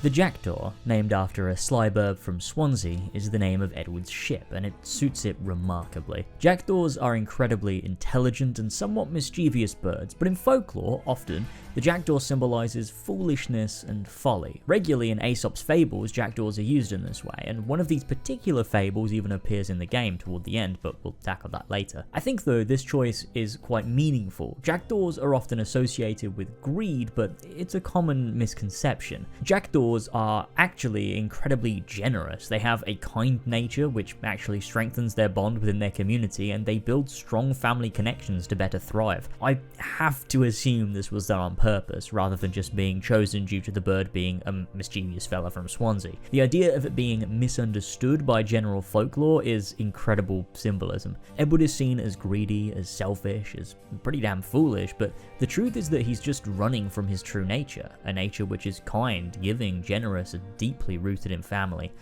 You couldn't have picked a more perfect name for his ship. We catch up a little bit with Adewale here. I've seen people say that the relationship between these two is very one-note, and while to a degree I do feel it's not explored in maybe as much detail as it could have been, perhaps a sequence dedicated to just their bond would have been nice, but I think why it works so well is because of how subtle it is across the game. These two men saved each other, but that doesn't make it an equal act. I think it's pretty clear that in this time period in particular, an African man chained up below decks holds a very different connotation to that of a white man chained up below decks. Edward, who of course believes in equality among men, it's principal to his character and where he came from, asks Adewale if it rubbed him wrong when he decided to claim the ship as his own, to which Adewale replies, It was the sort of rub I have learned to endure, sailing among faces of such fairness. which is a brief comment on the obvious inequality among ships in this period. While there was more equality among pirates than regular society, it was far from the Garden of Eden, which actually is a funny comparison to make when talking about Assassin's Creed, given Eden had major inequality issues, but that's by the by. That said, Adewale acts as such a strong component of this story and of Edward's own perspective on how some feel the boot of the oppressor more strongly than others. During this period, though, it was often the norm to find escaped slaves make up more than a quarter of some pirate crews, and there are records of some going on to become full captains in their own right, something Adewale eventually does. But that is not the entire picture. Many pirates held the same prejudices as the rest of the white Western world, and so black men and women of all different nationalities were often still traded as commodities by pirates. Black Flag doesn't delve too deep into this, which I think is a shame given how we raid plantations and the fact we have an African quartermaster, and it's pretty core to the idea of freedom and equality that assassins fight for. Don't get me wrong, it does come up and it is a component of the narrative, but it is very sparing. I suppose they didn't want to get too mature and too serious and detract from the fun pirate gameplay. They did, however, touch on this in the DLC for Black Flag, which became its own standalone game, Freedom Cry. I could sit here for an extra hour and go off on a tangent about that game, but instead I've decided to create a dedicated retrospective on Freedom Cry exclusive to Patreon as an extension of this one. I'm always trying to do more for those who support me over there, so if you're interested, it's there. It just feels a bit too disconnected to fit into this video that is more focused on Edward's journey and the way it reflects the struggle of the assassins against the Templars. But whenever Adewale is relevant to this particular story, of course we'll be discussing him. Edward asks Adewale what role he'd choose to combat the unfairness of a crew not accepting him as captain, which is something Edward just assumes, which is a bit rude. At least ask them, mate. To which Adewale responds with the quartermaster. I like that Edward doesn't simply assign him a role, at least. He asks Adewale and he gets to choose. I think that's meaningful to the theme of freedom. Edward isn't simply directing people, he's working with them, in harmony, like a family, like a jackdaw. And this is something that we see slowly slip from Edward over the course of the story. Adewale counsels it will be a good idea to gather resources, repair the ship, craft some supplies and whatnot before reaching Nassau, and with that, we're released into the sea. This is where we begin to get to grips with the mechanics of the open world.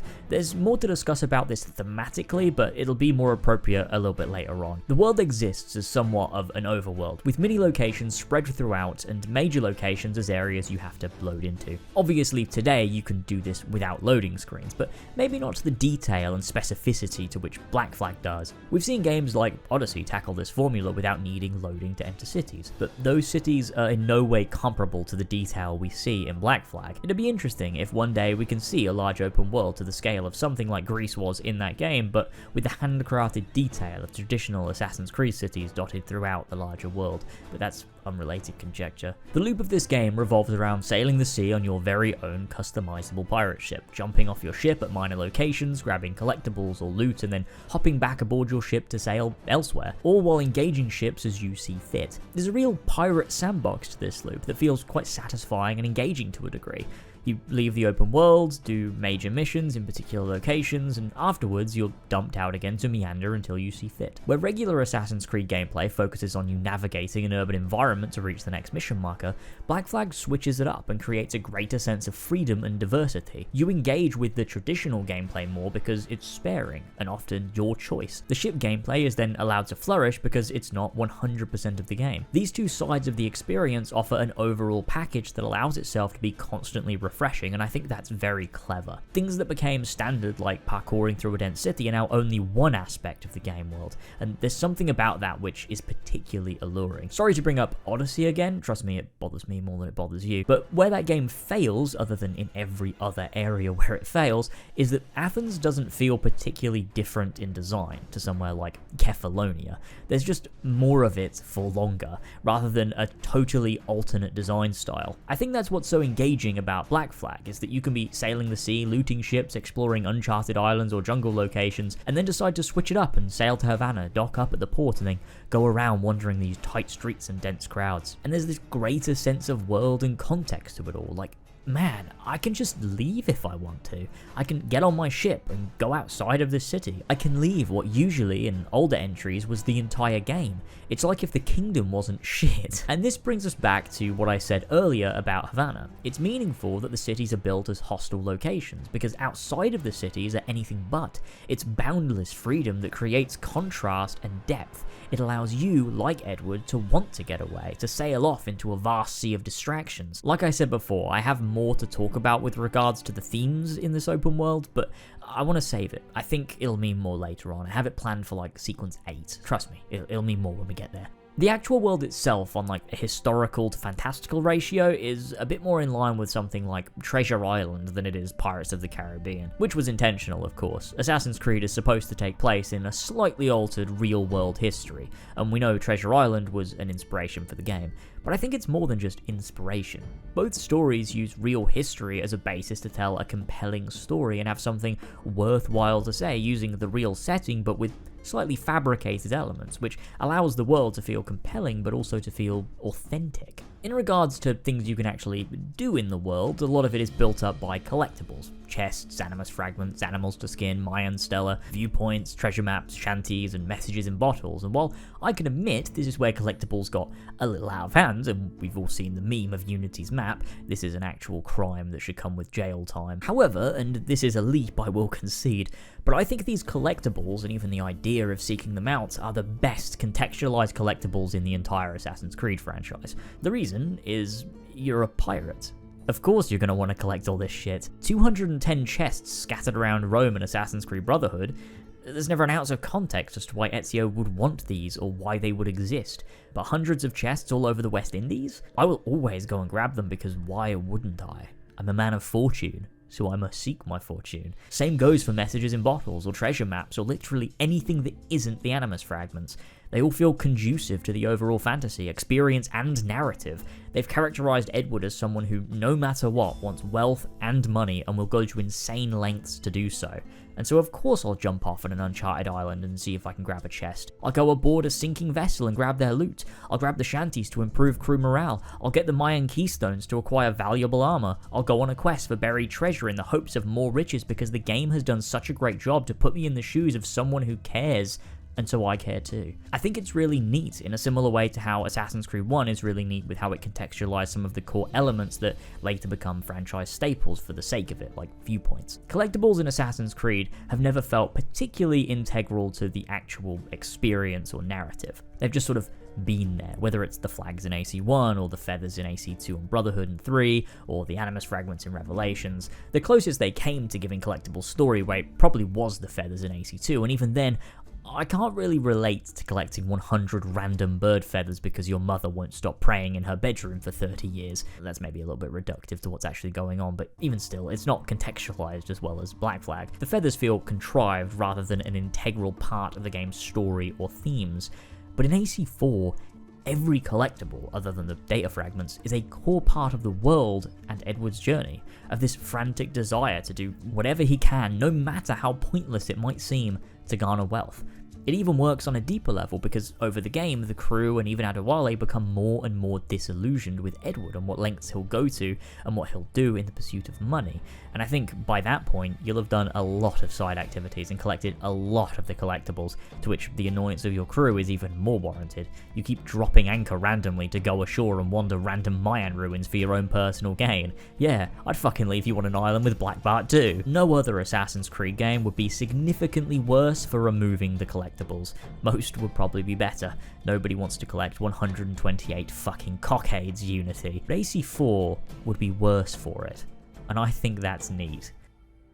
Hopping out onto Observatory Island is where we get our first taste of the hunting mechanics, which are pretty bare bones despite being well contextualized, but can be bypassed pretty easily by just going to a shop and buying what you need, and it's not hard to accumulate cash, and so really barely ever hunted, other than if I needed a specific rare pelt that you couldn't buy, like the red howler monkey. This though does make the hunting feel pretty much useless mechanically. Why would I waste my time hunting when it's far quicker and easier and more convenient to just buy the stuff I need? At least in Assassin's Creed 3 they make it so Connor deeply respects nature due to his origins, and so would believably hunt for resources rather than buying them, which would feel a little bit out of character for him.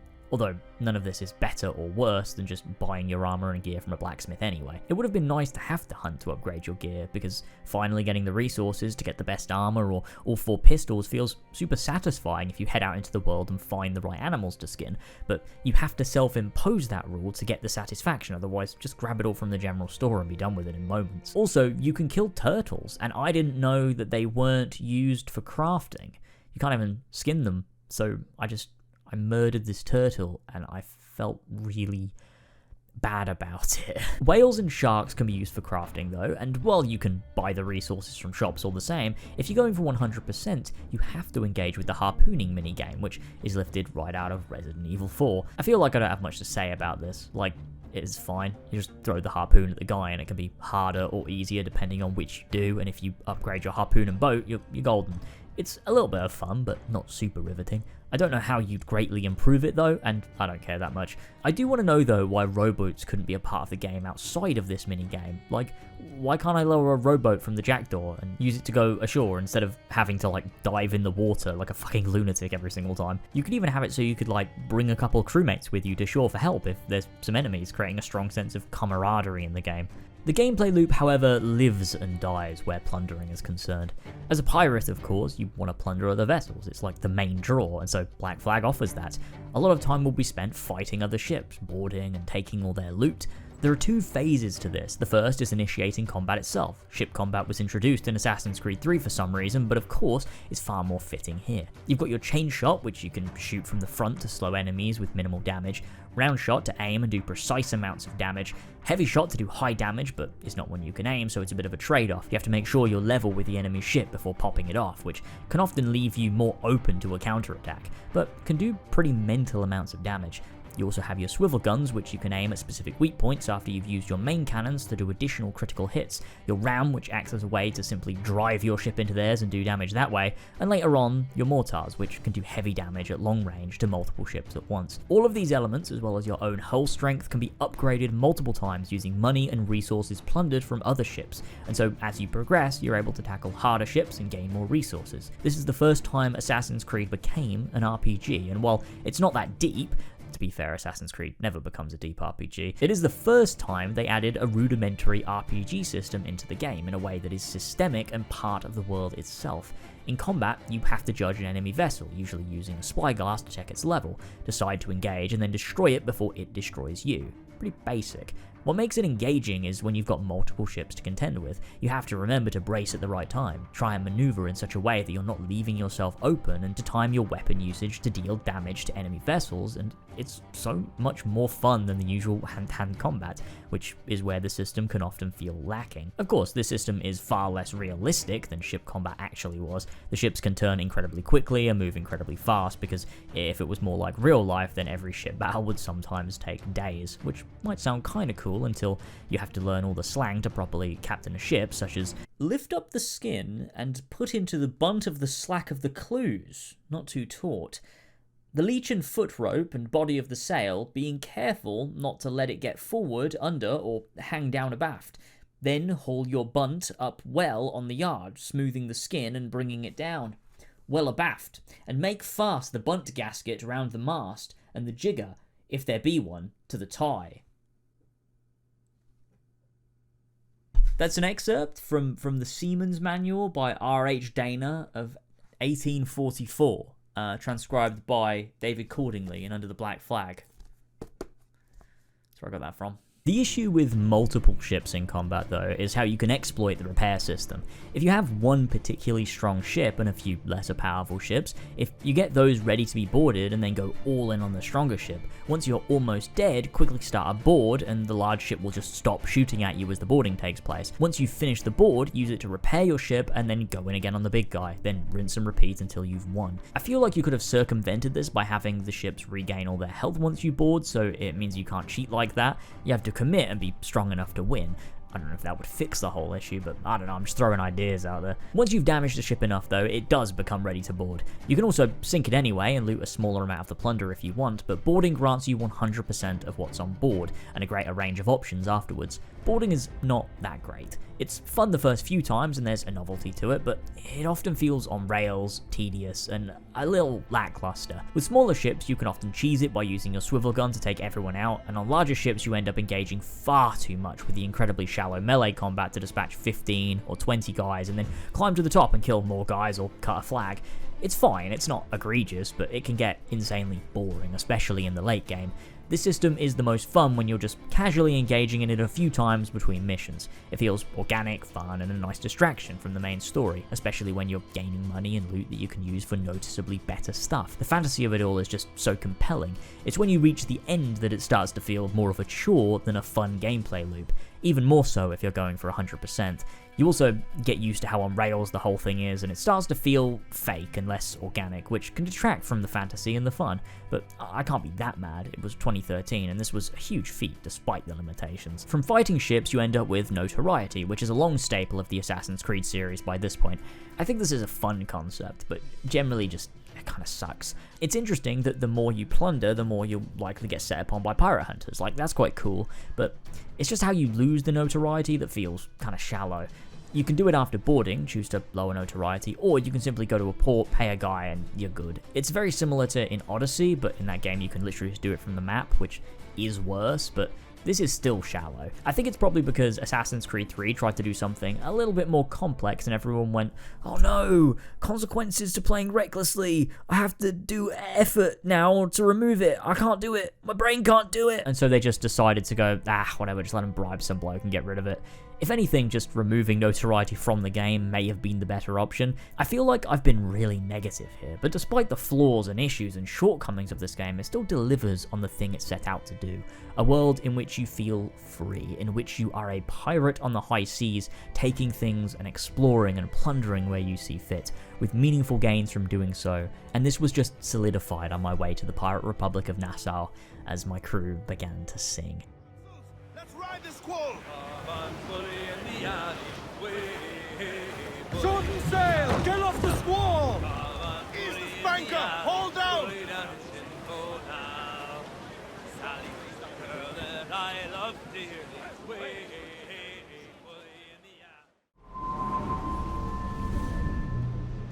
Go on, Captain Queernabs. Tell me I'm under arrest. Tell me!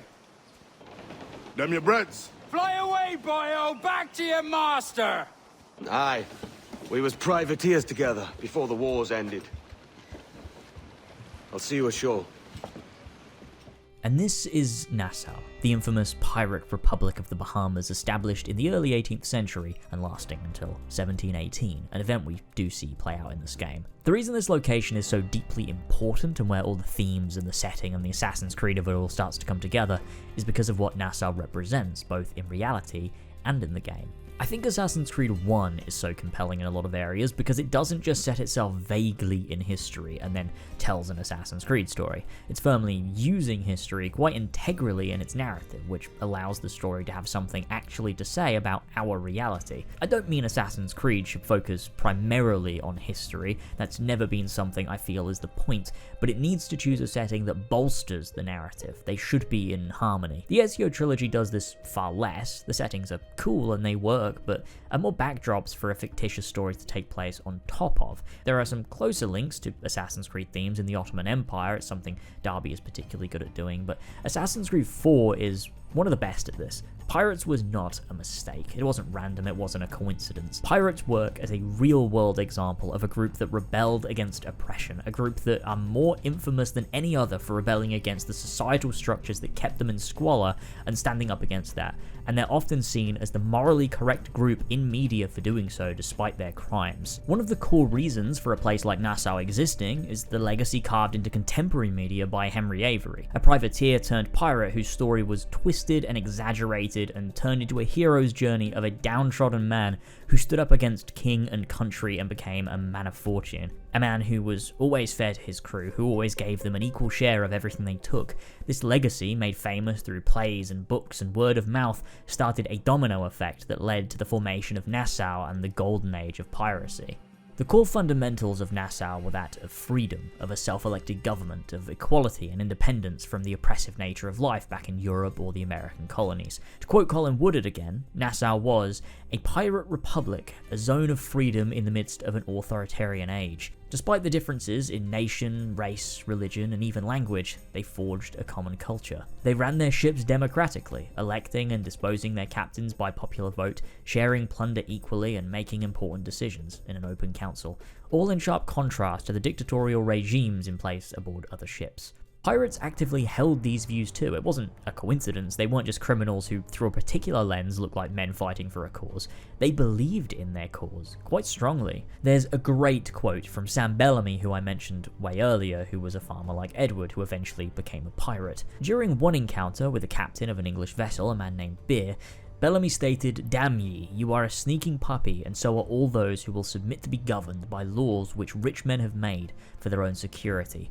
They rob the poor under the cover of law, and we plunder the rich under the cover of our own courage." While it's maybe a little indulgent and self-righteous, it does go really hard, dude. This sentiment is also parroted by Hornigold later in this sequence. Keep this up and Nassau will be the first city where men and women may live as God made them. Easy and free. And Blackbeard has similar sentiments about the meaning of the Black Flag itself. So let the black flag signal nothing but your allegiance to man's natural freedoms. It can't get any more blindingly obvious than that. The game is trying actively to draw subconscious parallels between the ideologies of the pirates and the assassins, and the game reinforces this balance across its runtime. There is a constant acknowledgement of pirating for the right reasons and the bad reasons, of clambering for more power or for seeking freedom. And for Edward, these ideals hold so strongly. He believes in Nassau and what it stands for, but also cannot let go of his own insecurities and desires, and so there is a conflict there. The leap to assassin is not that big of one, and all it takes is to let go of selfish desires. Doing so makes a pirate an assassin. In a world without gold, they'd have been heroes. The general vibes of Nassau as a video game space is nice though. I've always liked this town. There's a real element of home to it. It feels safer than somewhere like Havana or Kingston without losing the feel of being an urban city space. I like the town square area, the tavern where they all sort of congregate, the beach area, the large fort on the hill. Despite the sense of safety, there is also tension because the British soldiers are still here. It's not only pirates, and at this stage in history we're reaching more the tail end of Nassau's lifetime as a pirate republic. There's also these little AC3 board games in the tavern which I do not understand the rules of, and I never will. Stop typing out a comment explaining the rules, I refuse to learn. Meeting up with Thatch and Hornigold gives us a bit of characterization for these two. Thatch is a good man. He's reasonable and clearly cares for Edward, although it's sad that nobody laughs at his joke here. The Jackdaw's quartermaster. Jackdaw. You named your brig after a poxy bird. Hornigold, though, is an interesting one, because we're clearly meant to trust him as a mate here, but they also sow seeds of doubt about him too. The first thing he says to Adewale is literally just fucking racist. You let him carry a pistol, do you? Peace, Ben. I like that the game just allows itself these subtleties. We're not meant to hate Hornigold here, just feel that he's a little bit off, whereas Thatch is very warm and welcoming. Hornigold in this game, though, is an odd one compared to how he's described in real history. He's much less intimidating in this game. Richard Thompson, who lived in Nassau during this period, said in a report regarding Hornigold, the place being in such fear of Hornigold that no inhabitant dare speak against or contradict any of his orders. And I don't really get those vibes from Ben here in this game. He's kind of a little Ben Hornigusy. Edward lays out the information he learned about the Observatory here. Oh, Jesus fucking Christ. James Kidd, who we're introduced to here, takes a clear interest in what Edward says, which is more obvious on replays, studying the document Edward carries, clearly detailing the first civilization site. Edward is scolded for his desire, wanting to go off seeking this mystical treasure, and Hornigold does give this banging one-liner they used in the marketing all the time, which also does go on to reinforce the idea of their pushback against the monarchy. Robbing the king to pay his porpoise is how we earn our keep here, lad. That ain't a fortune. It's a fantasy. What I like here are the parallels to Treasure Island. One of the main themes of Treasure Island is the idea of what it means to be rich. Is it about money, wealth, influence, or is it about family, morals, or friends and emotional wealth? It's something grappled with across the book as the group searches for Captain Flint's treasure and Silver reveals more of his true nature. It's a story about what's really important and about the harm of greed. Black Flag is this story too in many ways. It just uses it to take our characters to a slightly different conclusion. We end up, after all of this, out to rob a plantation, and to do so, we're dragged into a ship tailing mission, which again, I think creating should result in jail time. Tailing ships in the sea with their weird detection cones and overlapping patrols is horrible, it's boring, it's finicky, it's shit. Fuck everything about this every time it happens. Plantations act as small little levels, which require you to locate the plantation owner guy carrying the key and retrieve the loot from the warehouse, ideally without being detected because you get a bonus reward for doing so. The main issue I find here is that before getting the blowpipe, stealth is nearly impossible and also just not very fun. I spent ages sitting in the grass and doing nothing, just waiting for guys to come to me. And then also you can kind of completely abuse the stalking zones. It's really funny actually, almost as funny as abusing corner assassinations in Unity. After this pretty average mission, we end up heading with Blackbeard to acquire his Fursuit, which puts us into another tailing mission, which goes on for at least 6 months. I don't know what it just doesn't end. What is cool about this particular mission though is that once you've completed the horrendous tailing sequence, you're fucked over by Charles Vane, who comes along and just goes all in on the Fursuit. This works to characterize Vane before we even meet him, so we have a predisposed annoyance for him and how he acts. I think it's pretty clever, even if it did take an extraordinarily long tailing mission to get to. The ship gets away, and this results in the final mission of this sequence, heading to the Great Anagua to take the ship and kill its captain, who happens to be the Templar Julian Ducasse, getting Edward tied up once again with these people. I like the cutscene just prior to heading onto the island. It works, again, to reinforce the way Edward captains his ship. They're a collective, not a dictatorship.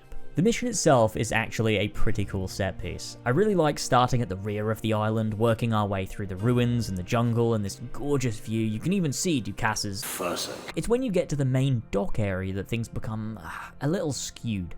Because we don't have the blowpipe yet, stealth is boring and pretty irritating. Whistles can often call over 2 guards instead of 1, and then you're a little fucked. Rooftop guys have such long detection range that it feels so difficult to move around, much less take any of these guys out without a ranged weapon. I can do this segment because I've done it a million times, but I still believe the detection system in this game is designed pretty damn poorly, and the tools you're given for stealth kind of suck outside of the blowpipe, which is insanely overpowered. But I want to wait to discuss stealth properly a little bit later on, once we get the blowpipe. After reaching Julian Ducasse, who is voiced by the guy who does Lorenzo de Medici, Bartolomeo, Savonarola, Piri Reis, Lyle White, Raphael Joaquin de Ferrer, Maki de Sade, and Louis XVI. And he's not been seen since 2014, so I really hope he's okay. We get our first confession of this game, of course framed differently from those that came before, given Edward is not yet an assassin, but they do give us a moment to reflect on the opposing mindsets of each man. Ducasse feels frustrated with Edward in a sense. I pity you, Boucanier. After all you have seen, after all we showed you of our order, still you embrace the life of an ignorant and aimless rogue. Edward shrugs this off, but he's speaking to something that so far hasn't really been explored. Edward might hold assassin ideals somewhat, but he doesn't actively fight for them. He's ignorant and he is selfish in his pursuits, exemplified by his response asking Ducasse about the key around his neck, again, only obsessed with monetary gain. Is petty larceny the extent of your ambition? Have you no mind to comprehend the scope of ours? All the empires on Earth abolished, a free and open world, without parasites like you. Edward doesn't respond to this. He just looks at Ducasse as he says in French, "May the hell you find be of your own making." This is interesting because Ducasse speaks to the idea of opening minds, of a freed world rather than one subjugated. I suppose he doesn't mean free in terms of free, he means freed in the sense that they're freed from any sense of responsibility or desire. They simply exist under the rules of the Templars to bring about peace.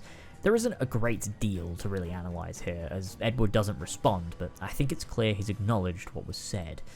And so, we end sequence 3. The cove is ours!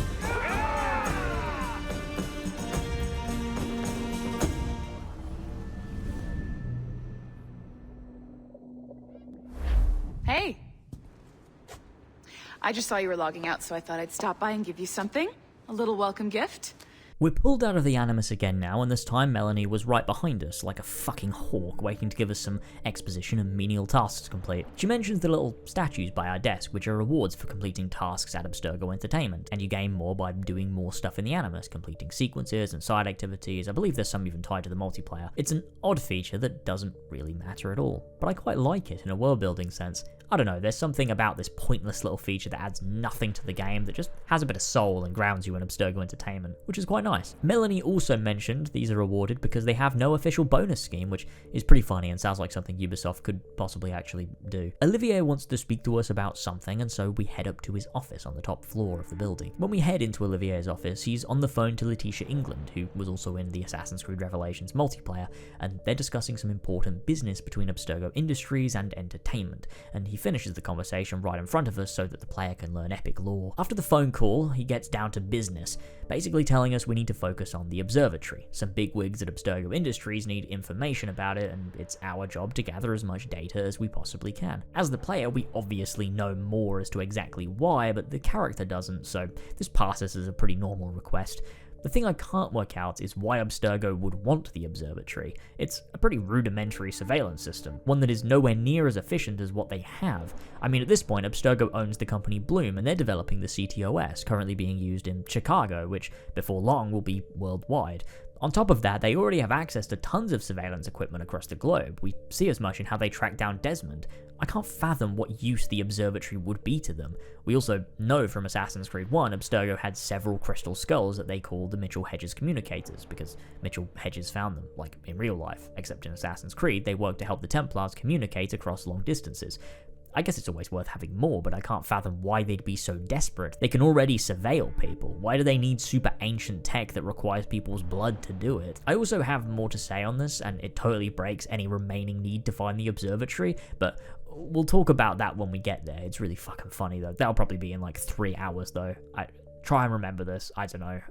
I also like here that we get to see the city of Montreal. There's something surreal about seeing the normal real world in Assassin's Creed. I think it's something they've forever retained, given how no modern day has ever truly allowed us to immerse ourselves in a real world space. Brotherhood showed us Monterrey, but it was always at night, so there was a disconnect there. And Assassin's Creed 3 gave us very linear sections that still kept us in very specific areas. There's always been this sense of it being completely unknown and vast, and I don't know, I think there's a real good sense of longing to see what's out there and how every real person lives their life. Outside of our little modern day bubble, there's all these people with no idea there's a secret war happening between two factions that have existed for hundreds of years. Unless they played Liberation, in which case they do know that, actually. Fuck's sake. Upon leaving, we're contacted by John from IT, because of course we are. He solicits us to grab confidential intel and hand it over to his contacts in the lobby. I cannot fathom a single reason our character would do this. There's zero indication Abstergo is a bad company. They've been nothing but kind to us. If I was contacted by some guy who works in IT and asked to hack into my colleague's computer to send him data, I would not do that. I get that this first time is like under the guise of, oh, well, they were meant to send me data, but they have to leave work for an emergency. But then you don't say, oh yeah, sure, I'll hack into their fucking computer. You just have to wait till they get back, bro. This is so obviously shady. Just tell Olivier, tell Melanie, why would you go along with this unless you were an Assassin's Creed fan who knows Abstergo is bad? We get level 1 security clearance here, which means we're able to access all of the other level 1 areas in the building, which is also shady, and I have no idea why we just start doing lots of hacking. Probably get out. Hey, the thing about this gameplay loop is that all the information you need is tutorialized. The game teaches you how to hack. It marks computers on your little mini-map and then tells you can save data and find secrets. And I think this kind of sucks. It's trying to mimic Assassin's Creed 1 in ways, but it's so much less effective. You could have had this modern-day character slowly work out something isn't quite right across the game. You could then end up using that intuition to begin digging a little deeper. Maybe the John story still happens, but it's set up in a vastly different way where you don't get taught how to do epic hacks to download Assassin's Creed wiki entries. The way Assassin's Creed 1 handles this is in such a way that you're never taught how to do anything. The only mandatory modern day content is speaking to Vidic in the morning and then getting into the Animus. But if you're eagle-eyed and pay attention and notice cues, you're able to speak more to Lucy, you're able to grab the keycard in your room, you're able to pickpocket Vidic, read all the emails on both laptops, gain access to the conference room, and all of this is stuff you work out yourself. and as you do, you get a larger picture of Abstergo. The motivation is set up from the get-go. You're imprisoned and you're an ex-assassin. Of course you're going to investigate. In Assassin's Creed 4, there is nothing motivating us, either as a character or the player, unless you're frothing at the mouth for extra Assassin's Creed lore. Not to mention the lack of artistic style to create tone or convey anything. Assassin's Creed 1 was dripping with style and meaning in all of its presentation, and yeah, look, the Desmond games post AC1 didn't do anything super meaningful artistically outside of the Desmond's Journey stuff in Revelations, but at least they had emotional weight. AC4 has nothing, it's just tons of AC lore dumps. I do think Assassin's Creed 4 as a concept works if you make us a character, because you get to see their struggle with discovering their cushy new job at a big game company is just a front for some truly heinous stuff. We get to see their reaction, how they deal with discovering this, and then make the leap into the war between the Assassins and Templars, similar to Assassin's Creed 1 but with a different context. And you know what else this would do? It'd mirror Edward's journey, and so you'd have a greater dimension to the modern day. The character would also gain greater depth through this, the exact same way Desmond did through Altair in Assassin's Creed 1. Both Desmond and Altair were raised assassins, but both have little clarity on what that even means. They mirror each other. And if you were to add some text messages in the game between the main character and their wife or husband, implying that them and their family are struggling with money and that this main character moved to Canada on their own because this opportunity was too good to pass up, you'd add a greater connection to Edward and a greater emotional investment for us to see how this person reacts to being drawn into this fight. I think having the protagonist be female would actually be a great idea for 3 reasons.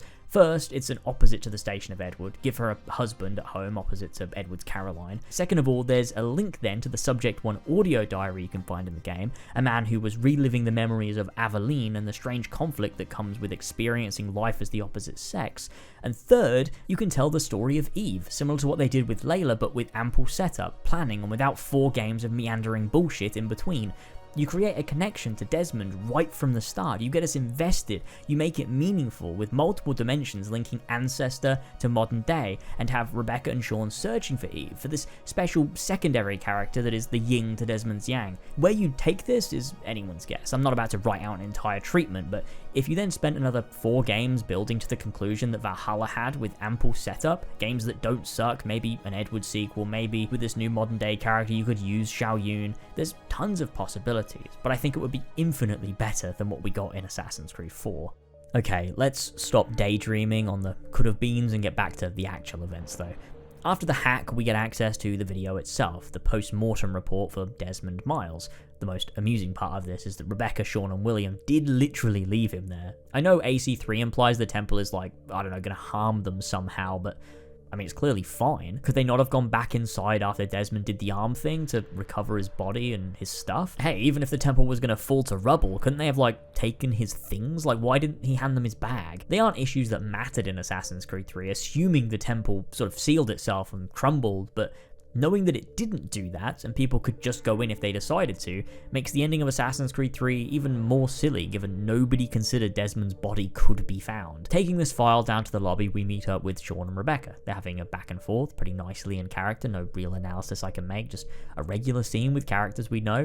I'd say they're probably better written here than in Valhalla, at least they feel more like Sean and Rebecca, but then again, Valhalla was 7 years later, and so they're bound to have changed. That's actually not a real criticism at all. I will say though, I have no idea why Sean is working here. A well-known assassin operative is just working as a barista for what reason? If Rebecca can just walk in here and take the intel from me and leave, why does Sean need to be working here full time? It could be that he's doing something else, but it's never touched upon, so I have to assume he isn't. Also, again, like I said in the AC1 video, they did the thing where their faces look different again because Assassin's Creed cannot commit to an art style or have any sort of artistic consistency between games. And that's the first modern day section complete. Well, the second, but like the first proper one. We're now able to hack computers and enter level 1 security areas. I still don't think it makes sense for us to do this, but we can because I want to. In terms of major hackable data like the Desmond audio logs or the Subject 0 audio drama, I'll save talking about those in depth until probably the end. We don't get access to all of them for a while, so let's come back to that down the line. We do get to see a nice portrait of Rodrigo Borgia here though, so there's that. Could pin that up on your bedroom wall. Anyway, I think that does it for Modern Day 2. Time to head back to the Animus and log back in.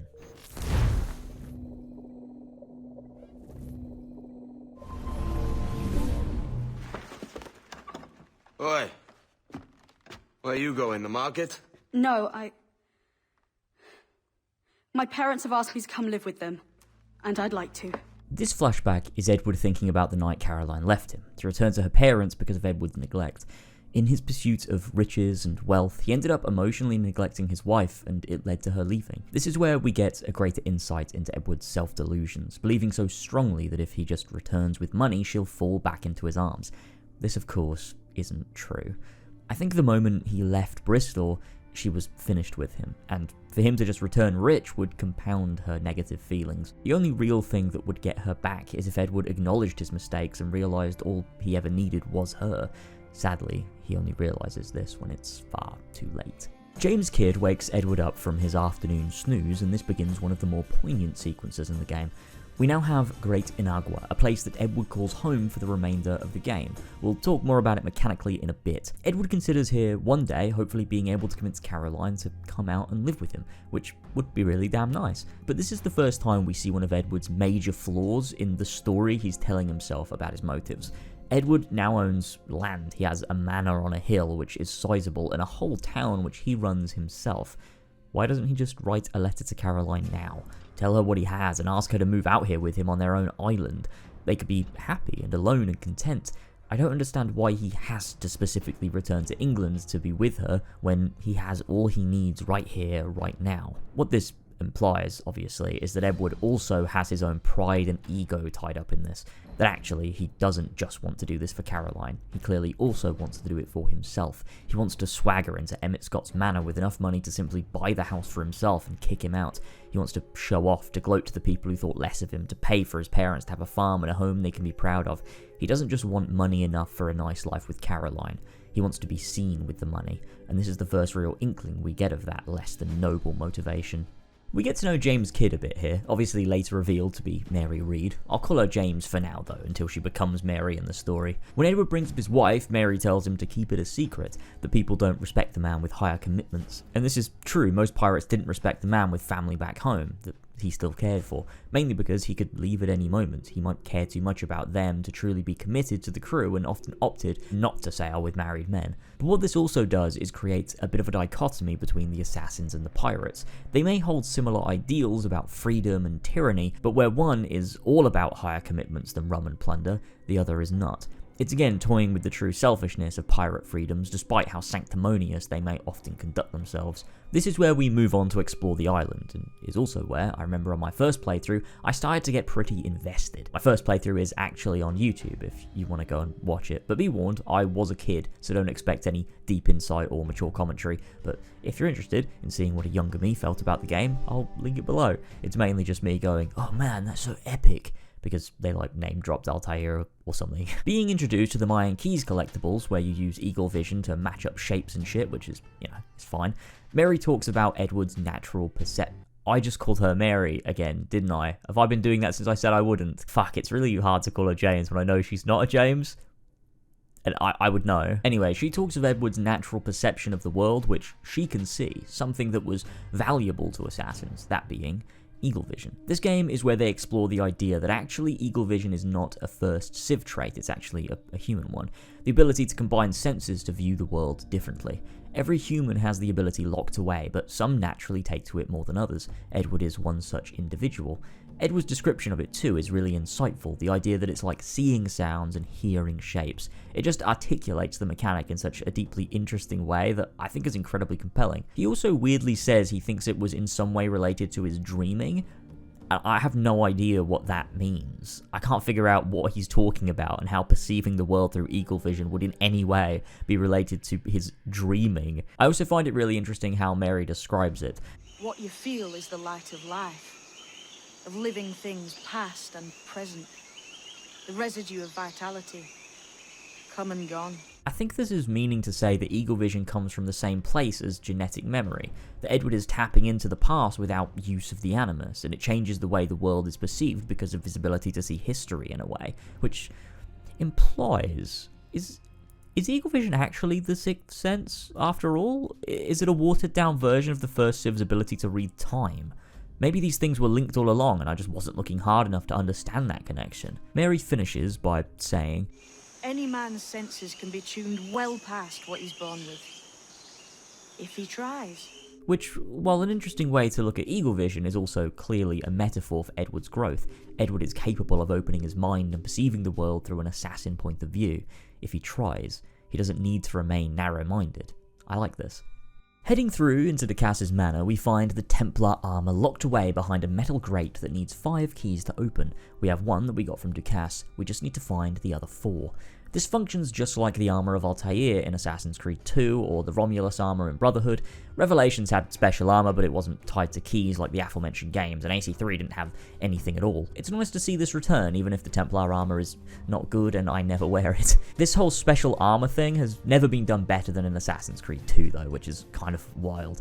The way it justifies the exploration of these incredible tomb locations that are monuments to the assassins, the way Altair is so important to Ezio's story, and how in Brotherhood he even starts wearing the armor of Altair. It's the best way the special armor locked away has ever been done. Romulus robes are, ugly as shit, although they do have some bearing on the story. Not as much as the armor of Altair, but it's there. AC4's armor is just rubbish, and the Templar hunts you do to get the keys are super shallow and often at odds with the actual story of the game, despite providing some key moments of character work woven in here and there. Unity has the riddles, which are like maybe a cool concept, but end up being tedious, and while the outfit you get is quite cool, there's no real connection between Arno and Thomas de Caramel. Syndicate has the Aegis, which, I don't know, it feels a bit too much. It's full-on first Civ gear you get for collecting 32 music boxes.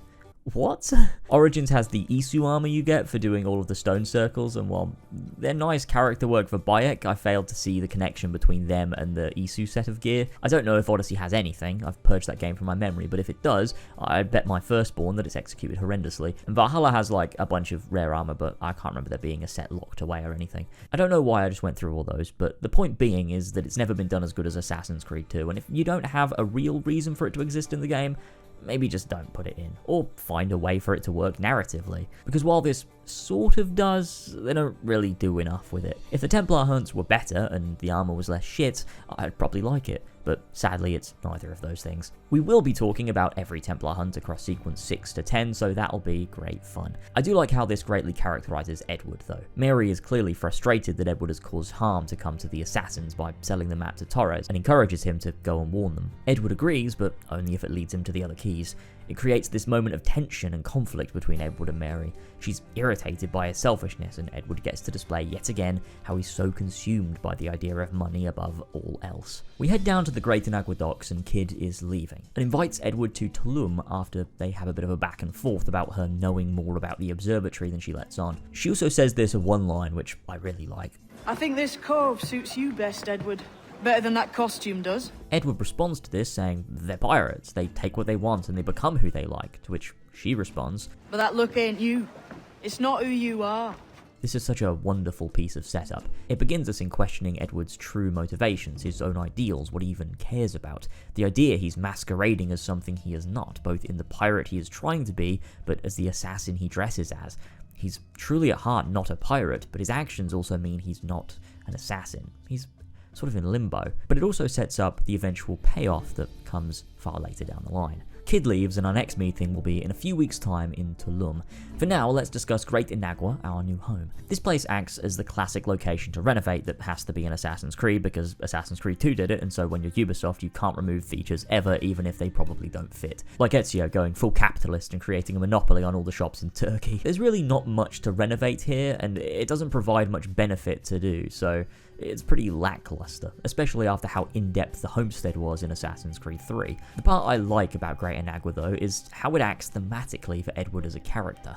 This place works as a mirror to Nassau, but for Edward's own personal growth. When Nassau falls to the Pirate Republic, Great Inagua remains, and Edward still continues to hold on, even when he's completely isolated there. The game even ends here, as Edward leaves it all behind. I really like the way it's used within the story, I just don't think it's mechanically all that deep. We also unlock Kenway's fleet here, a feature which is this game's equivalent to the Assassin Recruit system in Brotherhood through to Assassin's Creed 3. When you plunder ships, you can send them to your fleet. When you do so, you can access the map in the captain's cabin to send those ships on specific missions to retrieve materials, special maps, and outfits, as well as earning money. The more you do, the more you unlock, and the more money you can passively make from these missions.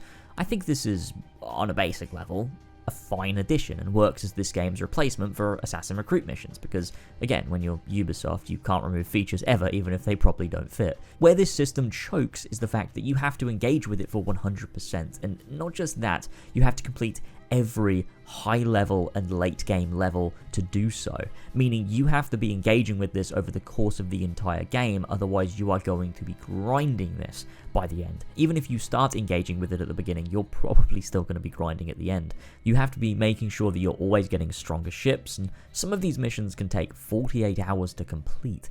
What in the fucking name of God did you do this for? You can't even like buy gems to speed it up, is what I originally thought. I'm making amends to this script months later because I realized Black Flag did have microtransactions, and Kenway's fleet was probably built around that. You couldn't buy gems to speed it up, but you could buy activity packs and upgrade packs. They're no longer in the game, so you don't have that option, but the game hasn't changed, and so you can sort of see a guiding hand slightly pushing you towards microtransactions that don't exist. You could buy upgrades for your Jackdaw to bypass the grind, and you could buy elite plans to bypass Kenway's fleet. It's nowhere near as egregious as the newer games, everything post-Unity got fucking crazy, but it's there, and that's a shame. There's this feature that is no longer available that twisted the gameplay loop ever so slightly in favour of tedium, in the hopes that while they existed, a few people would buy some of those time savers. These little automatic turn-based fights are also necessary to reduce the risk when sending ships out to specific areas, and they take a fucking year to complete, and you can't skip them to see the results either. There was a point where I was sat there for maybe 30 minutes at a time just doing these on repeat, and it was unbelievably mind-numbing.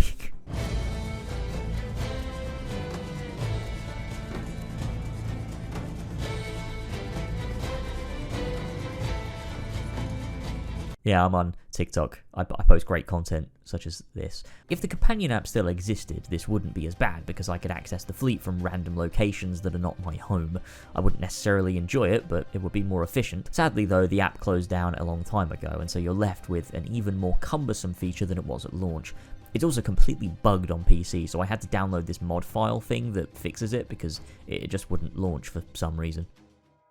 Sailing off towards Tulum, this begins the start of Edward's core arc. The memory is simply called Nothing is True. And hours later, this will be revisited, after all is said and done, but here is where it begins. Tulum is a town on the Caribbean coastline of Mexico's Yucatan Peninsula. It's known for its beaches and well-preserved ruins of an ancient Mayan port city. This is information that Google tells me when I Google Tulum. This location being the home of the assassins in this game and being situated on the ruins of a Mayan city is very meaningful to Assassin's Creed. For a start, the Mayans are crucial to the first civ and meta story of Assassin's Creed, with the Mesoamerican long count calendar being the whole catalyst for the End of the World 2012 plotline. On top of this though, you have their direct link to the Assassins. How do you connect Assassins to a place like Cuba and America without mimicking colonialism? You can't just have the Assassins that exist in these places be only European guys, because then you're suggesting that the Assassins had to colonize America too, which would be heavily against their own ideals.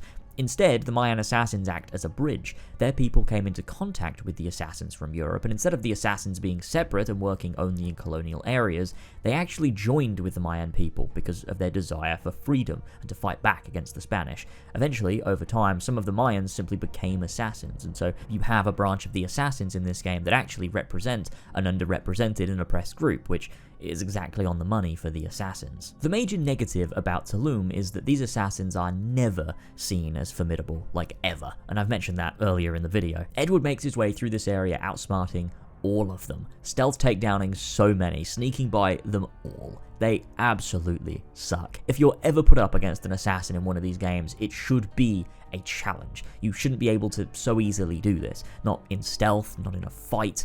They're supposed to be the most deadly killers there are, and they just suck. I think this is an issue Assassin's Creed has pretty much always dealt with. They never seem to be able to make any assassins who aren't the player competent killers. The closest they get is maybe when you can call them recruits in Brotherhood and Revelations, but you never see NPC assassins with the same skill and mastery as Altair or Ezio. There's never a sense that the assassins you don't control are just as skilled, and it's probably the worst ever here. It would have been interesting to handle assassins potentially like the hunters you can stumble across in Bloodborne, maybe not to to the same degree, because Assassin's Creed is never supposed to be that difficult, but whenever you come across a hunter in Bloodborne, you know it's going to be a way tougher enemy, and that's a fight you might not win first try. It would be cool to have that same sense of dread whenever you stumble across an assassin in a game like Black Flag, or, you know, what Rogue was attempting to do too, but Rogue's bad, so if Rogue was good, I guess. When you kill assassins in Tulum, you're greeted with a desynchronization message. You've been desyncing in the animals. And like, I get why they've done this, because you can't just be murdering tons of assassins and then meet up with James Kidd and not have like a whole mess to work through there. Edward needs to inadvertently fuck over the assassins so he can be redeemed, not directly murder, you know, tens of them. But I can't think of a reason Edward wouldn't murder them. They're in his way, they're patrolling, he doesn't care about them and has no idea James is one of them. He indiscriminately kills other patrols of hostile factions. He even killed assassins in Havana, so why not here? It feels a little bit contrived to me. Despite the linear nature of this section, the stealth still feels pretty damn horrendous without the blowpipe. I failed here too many times to count. It's actually quite embarrassing because it's not that hard, it's just so boring without any tools that I got impatient and just legged it in, which you could say is a skill issue, but then I'd ask why they didn't just make it fun. This is where we meet the mentor of the Mayan assassins, Atabai. This character is one I really like, despite how sparingly he is used across the game. He strikes me as a man who is the only person capable of really putting Edward in his place. There's a certain authority he commands, and I quite like that, but it's an authority that comes from a place of passion for his cause. He doesn't control or imprison Edward, he scolds him and asks him to leave after the sequence. I will say, I still don't fully understand how mentors work. It feels inconsistent between games. I always felt that Mentor was like the one leader of all the assassins. When Ezio goes to Constantinople, Yusuf introduces him as Mentor, meaning like one mentor, but here Mary describes Atabai as her mentor, although maybe she means it in the literal sense rather than like a title, like he's her teacher or senpai. I feel like the term mentor is really loose and never makes sense across these games, and you know what, it doesn't matter. Edward is allowed to head with Mary into this Mayan room because of his gift, Eagle Vision. Mary is hoping that Edward can help them in their search for the sage, but also that he can ultimately join their cause. The way he views the world is unique and would be a great asset. Heading into the ruin, Mary and Edward converse about the assassins, and Mary explains the creed. Edward sees it all as some sort of nonsense religion, but Mary retorts that the creed does not command them to act or submit, only to be wise. She's speaking the same way Altair did in Assassin's Creed 1, with one small difference. In Assassin's Creed 1, Altair says, "I understand now that our creed does not command us to be free. It commands us to be wise."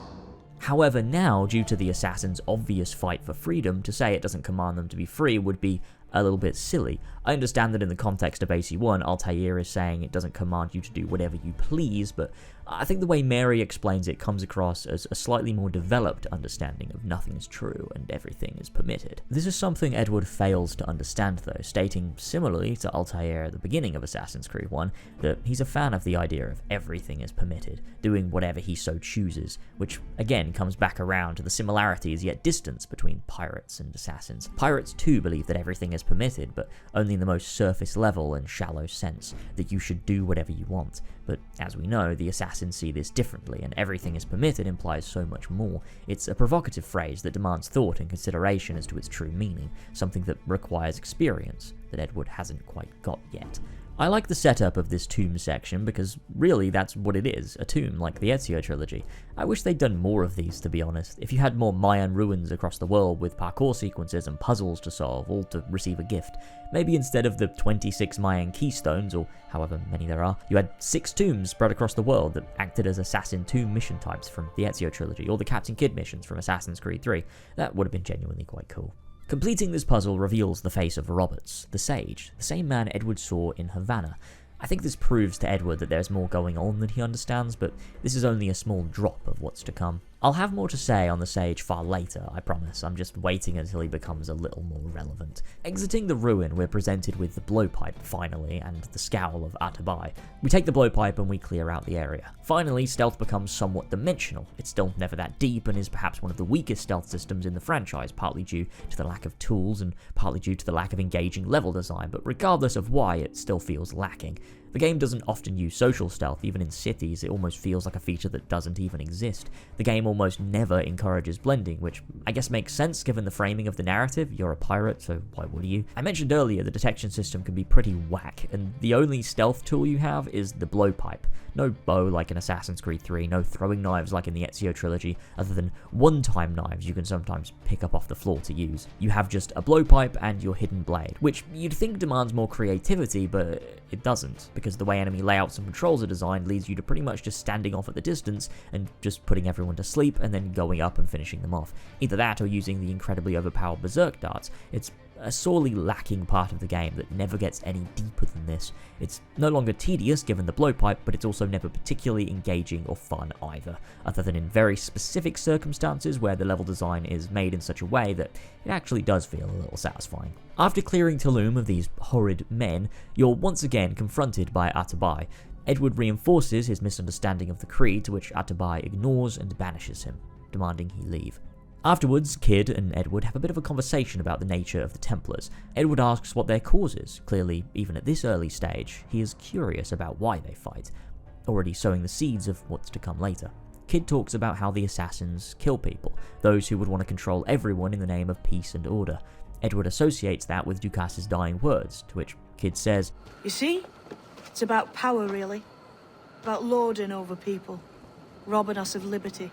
Which of course speaks to Edward and to any pirate really. He doesn't like those sorts of people. He doesn't like the power structures that exist only to oppress, like we discussed in the section about Nassau and the Republic of Pirates. This of course sits in Edward's mind and will sit there for some years to come. We unlock assassination contracts here, missions that are in every Assassin's Creed game after Assassin's Creed 2 and work as a way to do a little extra assassination mission in exchange for money. They're nothing particularly special and never have been, but I think not having them would be a mistake. I enjoy having little contracts to complete that have little in terms of story, but just give you a scenario and a target to kill, and to execute that kill. I find it really satisfying in a lot of cases. These also work as a way for Kid to once again push Edward toward the assassins, to have him help them inadvertently, and hopefully show him there's meaning there. Weirdly, this sequence, like many in Black Flag, doesn't actually end. You're in sequence 4 now until you start the next mission, which begins sequence 5. I don't have anything more to talk about right now, so I guess it's time to move onward.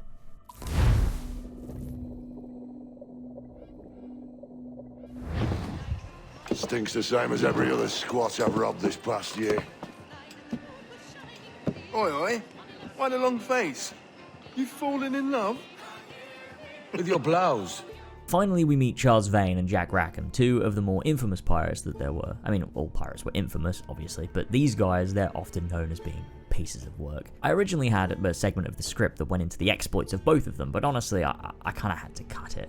Yes, I do cut things from these videos sometimes. I didn't feel it was entirely relevant. Honestly, just read The Republic of Pirates by Colin Woodard. It's so fucking interesting and collated beautifully. This opening to them is brief, and Rackham barely gets screen time, but both of them make a significant impression on the game and on Edward. This little introduction to both of them also works as a pretty nice mirror.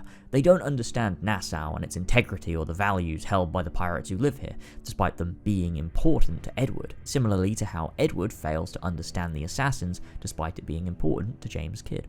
Moving on, Beta Ed Thatch finally becomes Alpha Sigma Blackbeard. I mean, look at that thing. I'm jealous. Vane informs Thatch and Edward that a certain governor is sitting in a nearby fort with a ton of gold, to which Edward really only perks up to because of it being Torres. He thinks he can locate the sage and track down the observatory. Upon arriving at the fort itself, Edward and Adewale have a bit of a conversation, Edward asking what Adewale will do with his share of the gold they take from Torres, if he'll return to Africa to be a prince among men. Adewale responds he has never been to Africa. He was born in Trinidad, a slave since birth. Going to Africa wouldn't give him purpose, no matter how rich he is. The family and home he's found here is what's valuable. He won himself his freedom, and now he's clinging on to that. This country here is my best chance. This country called Jackdaw, where I know the names of all citizens and they know mine, and we work together. Not always out of love, but to keep our country afloat. Adewale finds purpose in this small community, in working together for a common goal. In time, Adewale's desire for freedom will evolve into a desire to do something with that freedom and help others. Adewale isn't doing any of this for money and wealth or influence. He's doing it because he's able to be free doing it. He's a wonderfully complex character and one that acts as a good foil to Edward's selfishness. This section introduces us to forts, a gameplay feature that was sort of in AC3 but in a totally different context. I generally enjoy these, and it helps then that they're mainly all unique and vary in difficulty. They consist of avoiding oncoming fire, destroying their cannons and turrets on the top of the fort, and then docking up to head into the fort on foot to kill a captain or take down a flag.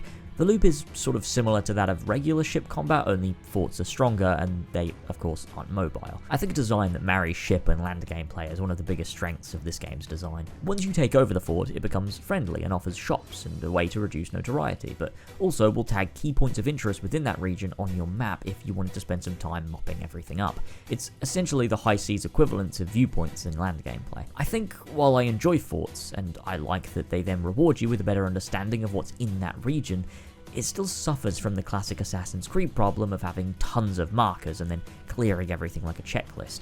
There's no true sense of actual exploration to be had, and I think in a game like this, exploration probably should have been their #1 priority. If the open world of Black Flag functioned a little bit more like Breath of the Wild or Elden Ring in that you didn't know where everything is, and the stuff that was in the world wasn't built around 100%ing the game by collecting tons of random crap, you'd end up with a real and true sense of exploration and adventure that could have been leagues ahead of its time. Instead, you have a sort of regular Assassin's Creed open world gameplay loop, but now you're on a boat too. That said, aside from those criticisms, I do enjoy forts. I just think they could have been enhanced by fundamental changes to how the open world functions. You also get the ship equivalent to assassination contracts here as well, that being naval contracts. They work in a similar way and will net you money for completing a pretty simple task through your ship, usually tracking down a ship and then sinking it or boarding it, or sometimes just giving loot to a merchant, and when you already have the loot in your inventory, it's a pretty funny mission to pick up. Okay, let's grab a naval contract.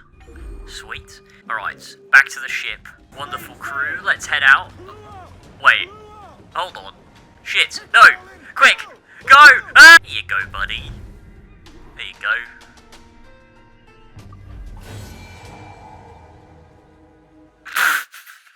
Brilliant. Into the fort of this particular mission though, we face Torres and learn that it's been 2 years since Havana, and that is fucking crazy to me. How have 2 years passed already? I don't know, there's something about the passage of time in Black Flag that doesn't feel all that well conveyed. Assassin's Creed 2 covers 23 years, 1476 to 1499, but it always feels like that much time has passed. I don't know how to properly explain this criticism because it is pretty subjective, but I think it's that each sequence in Assassin's Creed 2 covers very large events, and you can buy those time jumps. For example, when you return to Florence to kill Francesco de Pazzi, it feels like 2 years have passed because you spent a while in Monteriggioni meeting Mario, learning how renovation works, and then going to San Gimignano to assassinate Vieri. You also learn about the Codex pages, and you feel Ezio has been away, living in the country for some time. Plus, the way Ezio is both written and acted feels tangibly different. He doesn't feel like the same kid he was when he killed Uberto, and so when we meet back up with Leonardo again, Ezio feels like he's grown, and we feel like it's been a while since we were here in this city. In Assassin's Creed 4, it does not feel like it's been 2 years since Havana. It feels like we've been doing tutorials for open world activities for a couple hours, where nothing entirely major has happened outside of Tulum, and Edward feels pretty similar to how he did during the sequence in Havana. I think that's really where this disconnect stems from. It's been 2 years, but like, what's happened in those 2 years? Are you telling me the only major events in those 2 years were Edward getting the jackdaw, hunting some ocelots, plundering some metal with Ben Hornigold, raiding a random plantation, tailing Thatcher's killing Ducasse, and then visiting the assassins in Tulum? Did nothing else happen? Nothing major and worthwhile? I guess all that stuff sort of happened, and then we jump forward 2 years, and it all comes back up again when Edward hears about Torres. I don't know, I just don't think this game conveys the passage of time very well, and the events of the whole game could have been in 2 or 3 years rather than 8. I don't think it would make a vast difference, other than the fact we wouldn't be able to interact with major historical events, but we learn though that the Sage is in Kingston, that he's being held by the slaver Lorenz Prinz, and that Torres is planning to pay him for him to be handed over. Edward decides to use Torres to find the Sage himself, that he'll let Torres conduct the meeting with Prinz and tail him to wherever the Sage is.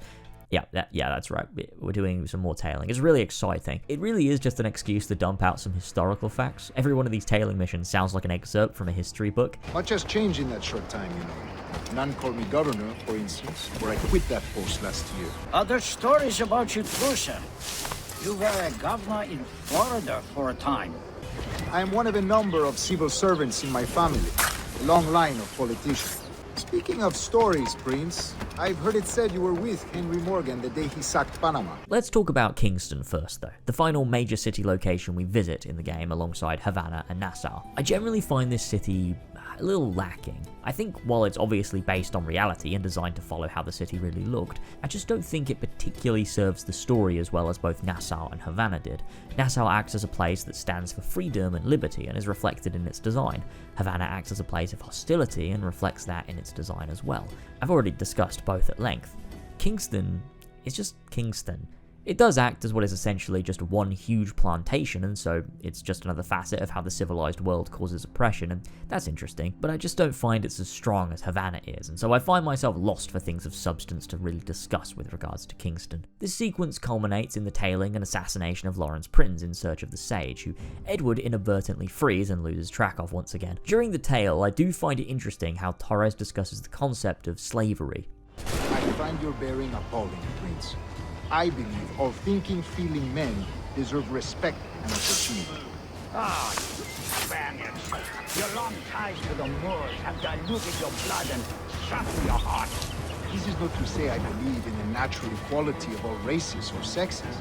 Surely men with talent and intelligence should live. But there is no true profit to be gained by the practice of slavery. In the short term, it makes us money, see. But in the long term, it will render us the victims of our own success.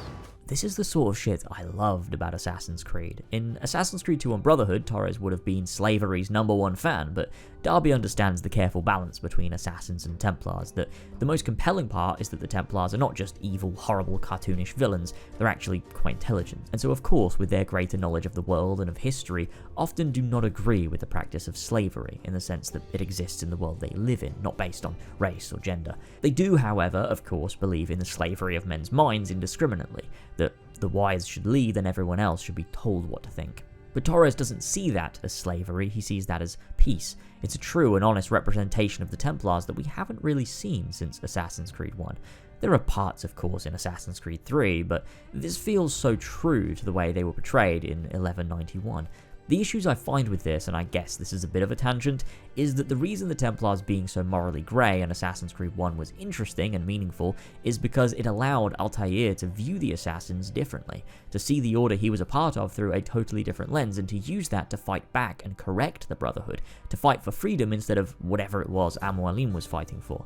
In Assassin's Creed 4, the Assassins have already been reformed, and so with that and their fight for freedom, there's not much to learn from the Templars. Despite being morally grey, it doesn't matter because the Assassins aren't. The Templars show that, sure, they aren't totally evil, but that doesn't make them right. There really are no two sides here. It's either enslave the world to create peace, which is morally grey, or fight for free will and oppose tyranny, which isn't grey at all. It's obvious, and the game doesn't try to then advocate for the Templars. At no point did I think they had a point, and at no point did I ever think the Assassins lacked a point, which is a bit of a shame. What makes AC so interesting is something you can only really do once, unless the Assassins slip back into that sort of dogmatic viewpoint of the original game. AC1 did it, but now they can't really do it again. What you would have to do, I guess, is something along the lines of what Desmond discusses in the Valhalla audio logs, the idea of free will not being true free will, that if someone wants to join the Templars and they decide to do that, then that is free will and you shouldn't oppose that as an assassin. Where do you draw the line? Where do you intervene?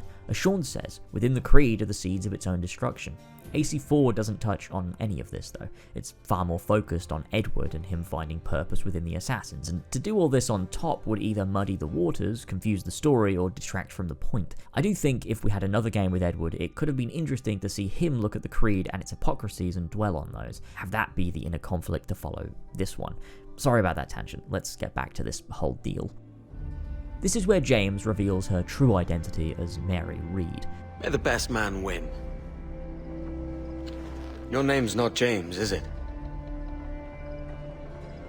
Not most days. As we make our way through the plantation, we finally come across Prinz, getting close and take him down, leading to our second confession scene. This one is short, but it speaks to this very interesting difference between Edward and the man he just killed. At first, Prinz lambasts Edward for thinking he's morally superior, though, assuming he's an assassin. You mistake my motive, old man. I'm only after a bit of coin. As was I, lad. As was I. I love this one because early on we're already being asked to think about what separates Edward from Prinz.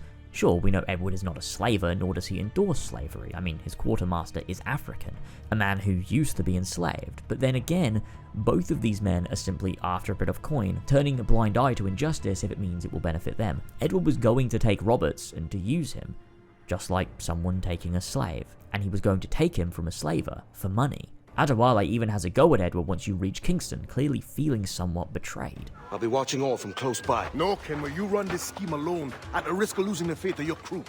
It makes me ill to think of you bartering with that wretched slaver. Come on, mate. Once we have the sage, we'll all be rich. It's so clear the disdain Adewale feels for this approach. Edward is willing to make a slaver richer and ignore those suffering on the plantations, all to get the sage and make himself rich. It's one of the most selfish things he does in this game, and all that while knowing his quartermaster is an ex-slave. It's actually pretty disgusting. Edward is already beginning to lose himself in his quest for the Observatory, and this is a pretty clear neglect of morals. Prinz is right. They really aren't all that different. After Edward kills Prinz and returns to Mary, they get reacquainted in a scene that is really nice. I love this a lot. What's your real name, lass? Mary Reed to my mum. And them I call friends. It's so meaningful using her true identity as a way to show the growing bond between Edward and Mary. She knows he can be more than he is. It's why despite everything, she does in fact stick by him. This reveal here is more than just a fun character moment. It's one where Mary is being vulnerable and open with someone that she cares for, and this is poignant as we feel we understand and know this character pretty intimately now, and that's crucial for the game to come. But not a word of it to anyone. Or I'll unman you as well.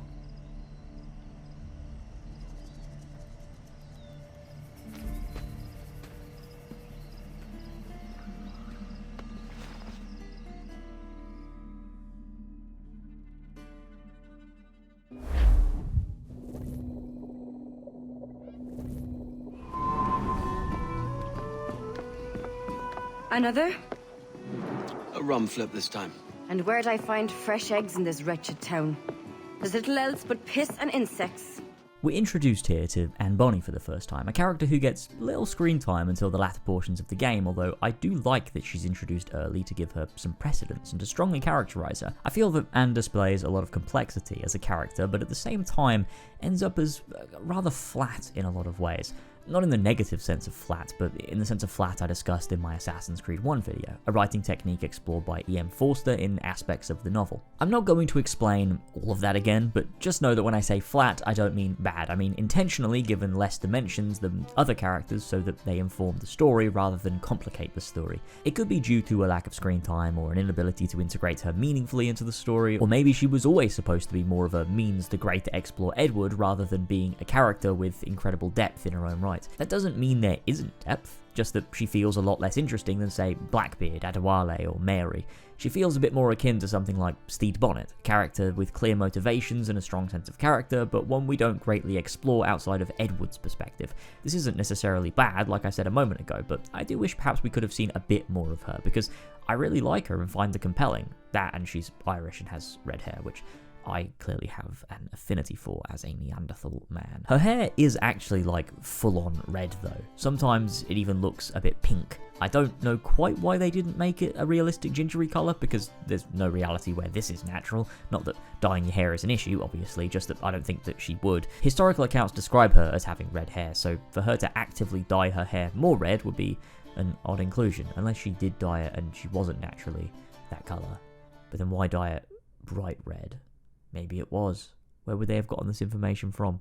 I don't know. I think it's just an exaggeration. I don't know. It's always struck me as far too red and comes across as weirdly unbelievable. But it doesn't matter, obviously. None of this matters. This sequence introduces the Pardon, a pardon created by Woodes Rogers to allow pirates to return home to their lives without prosecution. The idea was that if they kept fighting, the pirates wouldn't relent. If they allowed them the ability to return home without imprisonment or punishment, a large portion would take it, and that would weaken the remaining pirates so the English could recapture this part of the world and eradicate the pirates for good. It would also strengthen the English economy because they'd have more workers back in England, which is a really smart tactic that you have to drop a lot of hubris to make work and achieve long-term success, admitting that the pirates do in fact have you beat. It worked, spoilers, the golden age of piracy ended. This pardon plays into the growing conflict between pirates and their ideals and their own self-preservation, but it also plays heavily into the central conflict of the story. The pardon acts as a way to create division and make Edward isolated even further over the course of the next few sequences, where sequence 1 to 5 were the pirate fantasy, the golden age in all of its glory. Sequence 6 is where reality begins to hit, where the walls of this fantasy begin to crumble and you can either go out fighting alone, or you can adapt, see the bigger picture and change. Edward has to grapple with these things moving forward. As you walk with Thatch and Hornigold, we begin to see a larger picture of how the pirates of Nassau view the pardon and the different views that sprang. I really love this conversation. I think it's perhaps one of the most poignant in the whole game.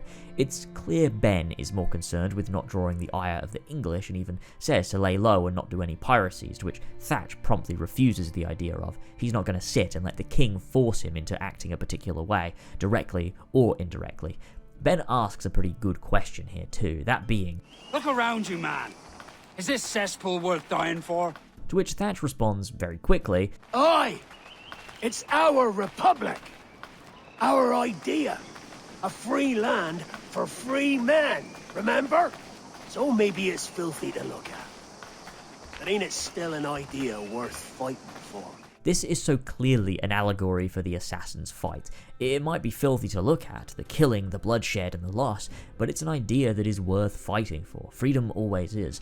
Hornigold is on the other side of this conversation. Not from a Templar perspective, but one that feels that freedom, no matter the cost, is wrong. There needs to be a line somewhere. He says, "I can't be sure. But when I look on the fruits of our years of labour, all I see is sickness, idleness, idiocy." He doesn't know if any of this was even worth it, because they haven't actually made a difference. They're free, sure, but the ones doing the plundering are often better off than those who don't. There's still a class hierarchy, just one with less rules. Thatch retorts here with a line I really do like. Not a sunbeam of difference between here and London then, eh? Which is great, and does further compound Thatch's feelings towards the crown. He's not a fan. He's doing what he's doing out of rebellion, but Ben is also right. They aren't really doing anything constructive. In many ways, they're just kids throwing a tantrum, disrupting order for the sake of it and for personal gain, not making real lasting impact on the world. Ultimately, in many ways, that was their downfall. Edward finally chimes in now. Thatch is right, man. Taking a wide view, we're not doing so bad out here.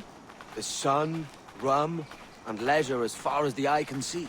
With Hornigold then stating in response that while Nassau looks fine from a distance, the idea of it is solid, the truth is that at its core there is a disease that he cannot stomach, which, while this comments on the very obvious and very literal diseases they need to find medicine for across this sequence, it also comments on the greed that is Nassau's real cancer, the ideals of freedom undermined and corrupted by vanity and avarice. This all of course plays into the larger concept of Nassau's freedoms versus the pardon's securities, being a microcosm of the assassin versus Templar conflict, but in a different context. There's the push and pull between humanity's natural desire for freedom and the safety and security of the peaceful society where men are rarely truly free. Edward is right at the centre of this conflict, and it's clear he values Nassau. The discussion of Nassau's values or ideals and the corruption of those ideals, again, is a contrast to the assassins rather than a direct parallel or an opposite. They're adjacent. This is where the conversation concludes. Edward suggests for them to work together in order to cure Nassau's sickness, and this applies both metaphorically and literally.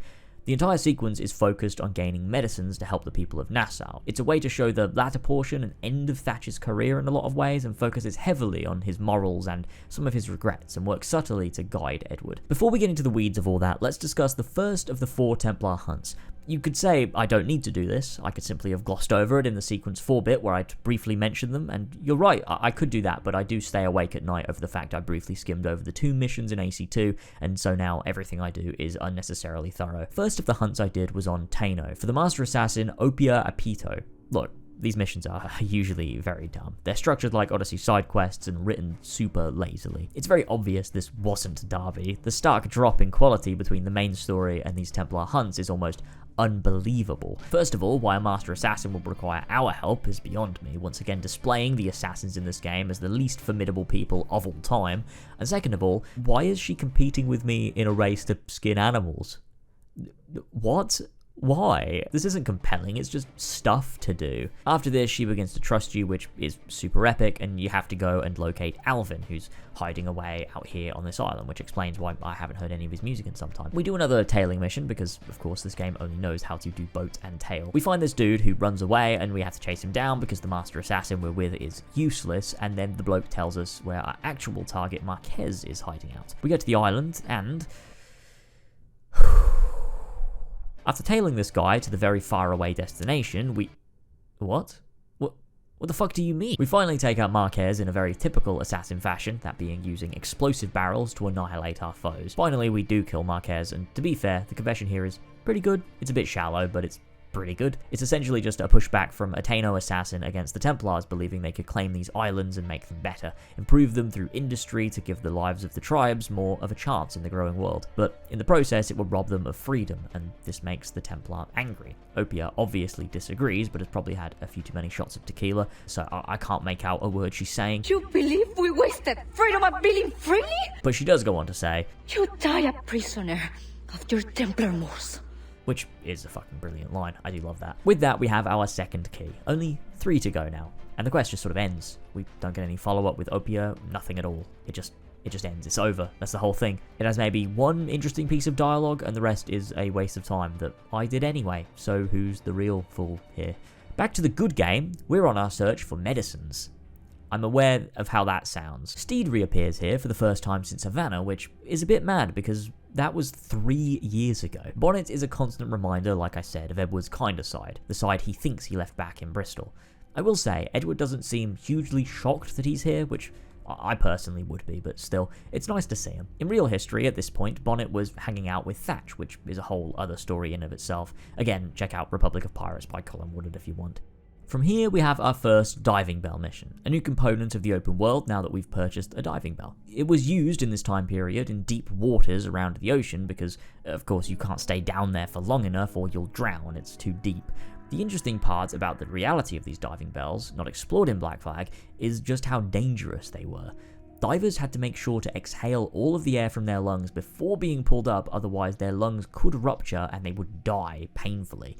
In other cases, if divers were forced to remain down there for too long, they'd build up too much nitrogen in their blood, and when reaching the surface, this would bubble in their veins, resulting in either paralysis, nerve damage, or death. The diving bell gameplay loop in Black Flag consists of finding a wreck or a cave or something and plunging the bell down below, where you're free to swim around and loot chests and grab collectibles, maps, and whatnot, and then return to the surface. I honestly prefer this system to that of the later Assassin's Creed games, Origins, Odyssey, and Valhalla to name a few. Being able to just dive anywhere you want sounds better, more freedom means more fun, but actually that's not really true, is it? Because you can dive anywhere, it means often you don't find anything, and so if you can't find anything, the stuff you can find has to be marked on the map. It destroys all sense of actual exploration and ends up feeling far more bloated and pointless because everything in between those points is empty. It is also empty in Black Flag, but you just can't dive there. It just tells you where you can dive and makes it meaningful and well designed, which I think is better. Not perfect, but better. In Black Flag, they make a whole mission out of it, with level design, sometimes caves leading into smuggling dens, old ruins. It's really nice stuff. I think this design too, of Edward being without weapons, armor, and tools is actually incredibly fun. I had one encounter later on in the game inside of these ruins looking for an elite plan for something or other, and had to really test myself as to not die against all of these guys. I had to actually be good at the game rather than just countering and automatically dispatching everyone. It made for a challenging and genuinely really fun experience. The one thing I find funny though, and this is not a real criticism, nor does it matter, but it bothers my stupid brain all the same, is that when you go to a harpoon spot, it says hold B to harpoon. When you go to a diving spot, it says hold B to dock, instead of hold B to dive. It doesn't matter. I know it doesn't actually matter. It just feels inconsistent, and it bothered me, even though it obviously doesn't fucking matter. After having a mosey and looking for these medicines, we conclude it's all spoiled and worthless and not good. Thatch is displeased, and this does stir something inside him. The idea of stealing medicines to him is embarrassing. It's sad. Edward reminds him of the pardon, and Thatch curses Hornigold for being a pirate too proud to call himself one. This begins one of the more iconic scenes of the game, and one that speaks to who Thatch really is at heart. An actor. Caution's nothing without charisma. Or if a man plays the fool, then it's only fools he'll persuade, but appear to be the devil. And all men will submit. And would you be the devil?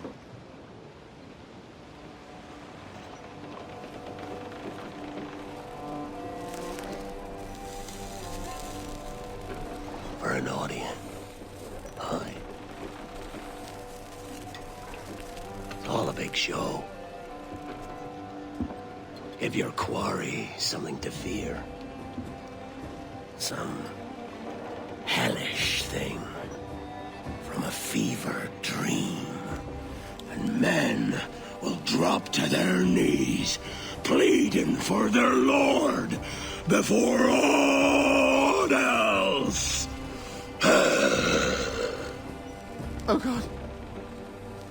Looks fine. Of course it does. Thatch is a showman. In history, there are no accounts or records of him ever having killed anyone. Everything he did, all his infamy and fear and terror, was done without taking lives. The whole thing was a show. That is fucking remarkable, and this depiction of the character is one of the most interesting and authentic to that fact. While making this video, reading about Thatch was some of the most fun I've had during this whole process. He is a fascinating individual with as much mystique as there is genuine recorded history. His legacy still lives on. We don't know really who he even was. It's thought that his name was assumed, and so 300 years later, Blackbeard remains the pirate in every way that counts. Before we reach the Siege of Charleston, we have this sequence where Thatch has sort of gone off the rails a little bit. We meet Ben, who interestingly calls him Blackbeard. I like this touch. He's calling him the name given to him by those who feared him and deplored him. He's almost using it scoldingly, showing there is a clear division now. He's not using his real name. Thatch is off searching for medicines in some last-ditch effort to save Nassau, a place he genuinely has a lot of care for. While we're trying to locate the Queen Anne's Revenge, Adewale has a few more words for Edward in his current pursuit. Sorry, I was fighting ships here. Hang on, I'm gonna go re-record this dialogue. I'm sorry. Blast. This is getting well out of hand. A dozen crates of medicine should not be so hard to come by. That ain't my meaning. It's Thatch and Hornigold and this pointless feud of theirs. Can't you feel it? I do, aye. But both men have their hearts in a good place. Both want the best for the people of Nassau. But is that the best course for us? Saving a city that ain't worth much. We're not men made to govern. We take and spend and live heartily wherever we go. What solution would you propose? The answer's in wealth and power, not politics. If we found the Observatory, we'd see enough money to buy the whole of England. Or it might be we'd lord over these kings and emperors like they was peasants themselves. A lot of large talk, Captain. But is it your crew you sail for, or yourself? I mean the best for these men, Ade, I do. But this don't sit right. I feel like I'm running errands, not living my life. This is such an insightful conversation. We see into Edward's mind right now. We see how he feels and his perspective on Nassau, on Thatch and Hornigold, and even the people of his own crew. The way Edward talks about using the Observatory is the same way the Templars do. He wants it for completely selfish reasons, to control the kings and lords that worked to keep him underfoot. He'd reverse the hierarchy rather than dismantle it. Edward is now heading down a painfully uncomfortable path, and it's clear Adewale is taking issue with that. Adewale, being an ex-slave, he knows to reverse the power structures that exist is not what Edward thinks it is. Freedom is the only recourse for injustice, to fight for everyone. Edward isn't cognizant of his own folly here, but we as the player are, and it becomes unsettling the more it's left to fester, especially as the age of pirates dies. I think if I were to critique both this conversation and the earlier one in Nassau between Edward and Hornigold and Thatch, I'd have to say that while it's superbly well written, the context and presentation feels a little cack-handed. They've got a stellar story and at points are not using the medium of video games to tell it. The video game part is at odds sometimes with the story, and so you're left with what in a book or a film would be a tense dialogue scene with build-up and conflict and payoff being just you walking along or sailing a ship while you listen to dialogue at the same time, and I think that sort of presentation often detracts from the story they're telling. It's like the game they needed to make for the story to work was not the one they did make. It feels incongruent.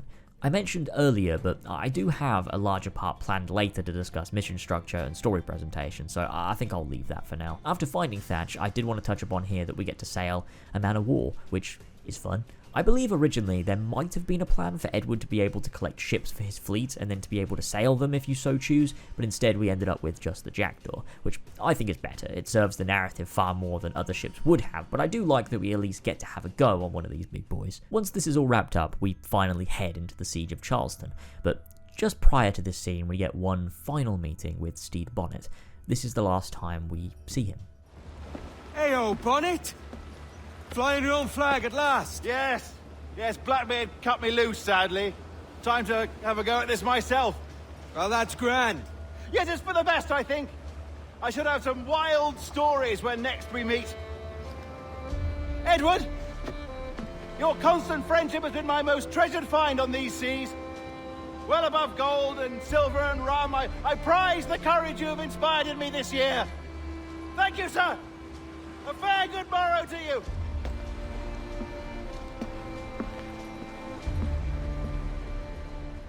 This is such an important and also well-executed scene.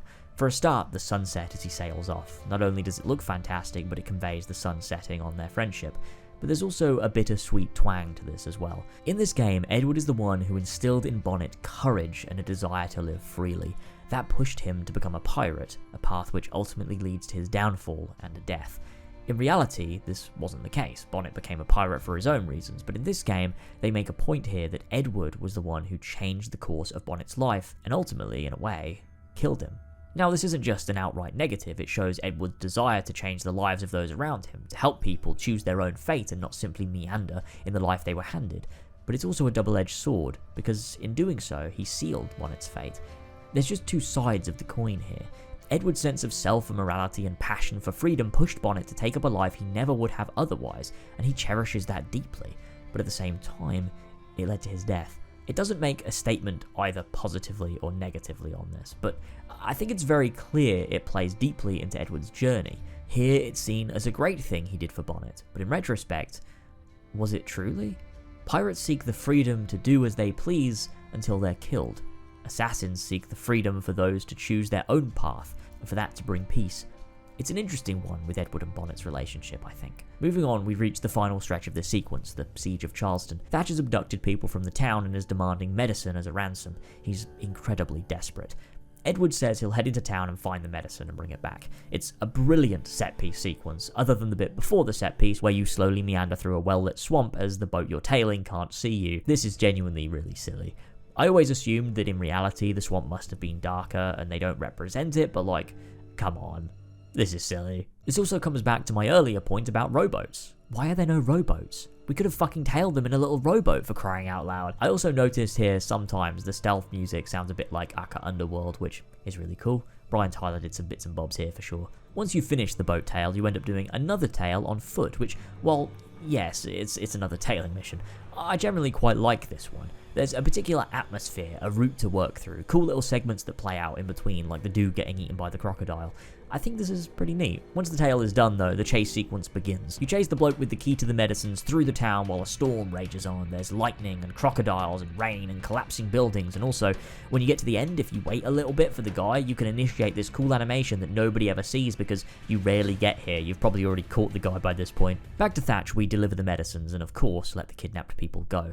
Thatch though goes on to mention that he has business in the north. Thatch is leaving. You can feel a sense of regret and of a want to have done more with his years. He's a mentor to Edward and believed in Nassau, but he can see clearly it's all coming to an end, and he doesn't have the courage or the years to fight for it or to build something new.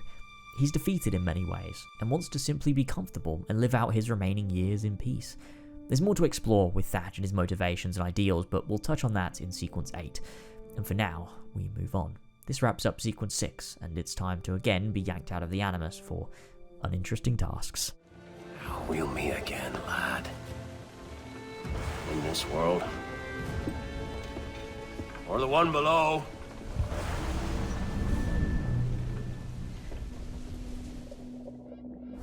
Do you have a minute? I'm on my way upstairs. IDVA wanted to talk with us about putting together a trailer using some of the footage you've been recording this past month. Past month?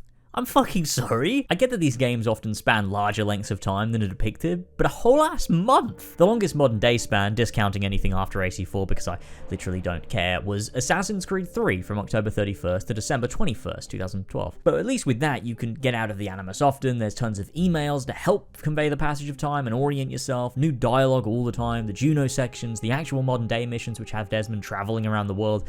It's believable that the entire game spanned a month and a half. They make it feel like a long and arduous mission. Even if I think Assassin's Creed 3's modern day is heavily flawed, the passage of time is conveyed well. Revelations has the audio intermissions from the main cast, so we're able to be aware of what they're doing and get a sense of how long you've been in the Animus since Lucy's death. Brotherhood is a short time frame, but it also allows for tons of different conversations, interactable options, emails, explorable Monteriggioni. All of these things help to convey a sense of time.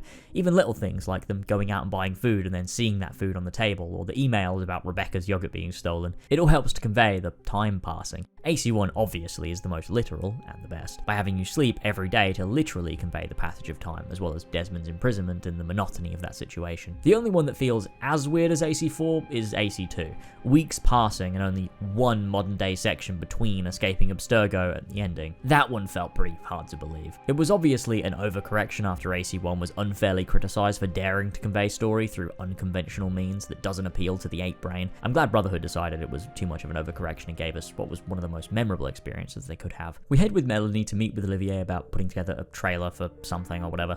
Melanie needs to meet with Olivier before we can go in though, and so we're left loitering with the receptionist, who really isn't great at small talk. But neither are we, I guess, so I suppose we're a pretty decent match. Of course, this is where we're contacted by John from IT, if you can remember him. I mean, it's been a whole month after all. We head into a security room and do a little hacking, because of course we do. This time it's a brand new minigame, which is very exciting. This one has you increasing and decreasing the multiplication numbers until you get a match. I've been told by credible sources that this is why every Ubisoft game leaks. The security works just like this, and nobody's told them they should change it. Once in, we get access to a security camera in Olivier's office, which also has sound, so we're able to simply eavesdrop on the whole conversation like an assassin. It's like that time in AC1 when you eavesdrop on Lucy and Vidic, only way shitter.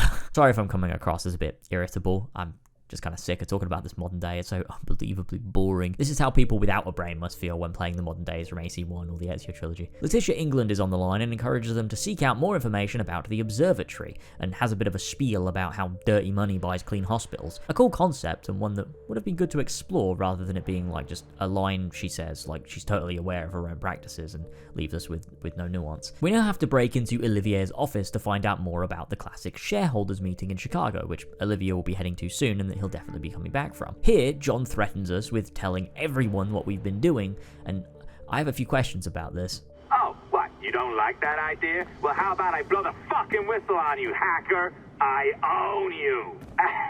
What I mean is, I don't want to ruin your life, so do as I say. If we cared so much about losing our job or whatever, why did we do any hacking in the first place? If this genuinely matters to us, which it doesn't because we aren't a real character and it's literally just me playing a video game with absolutely no emotion and investment, is there a law reason why we decided to start hacking?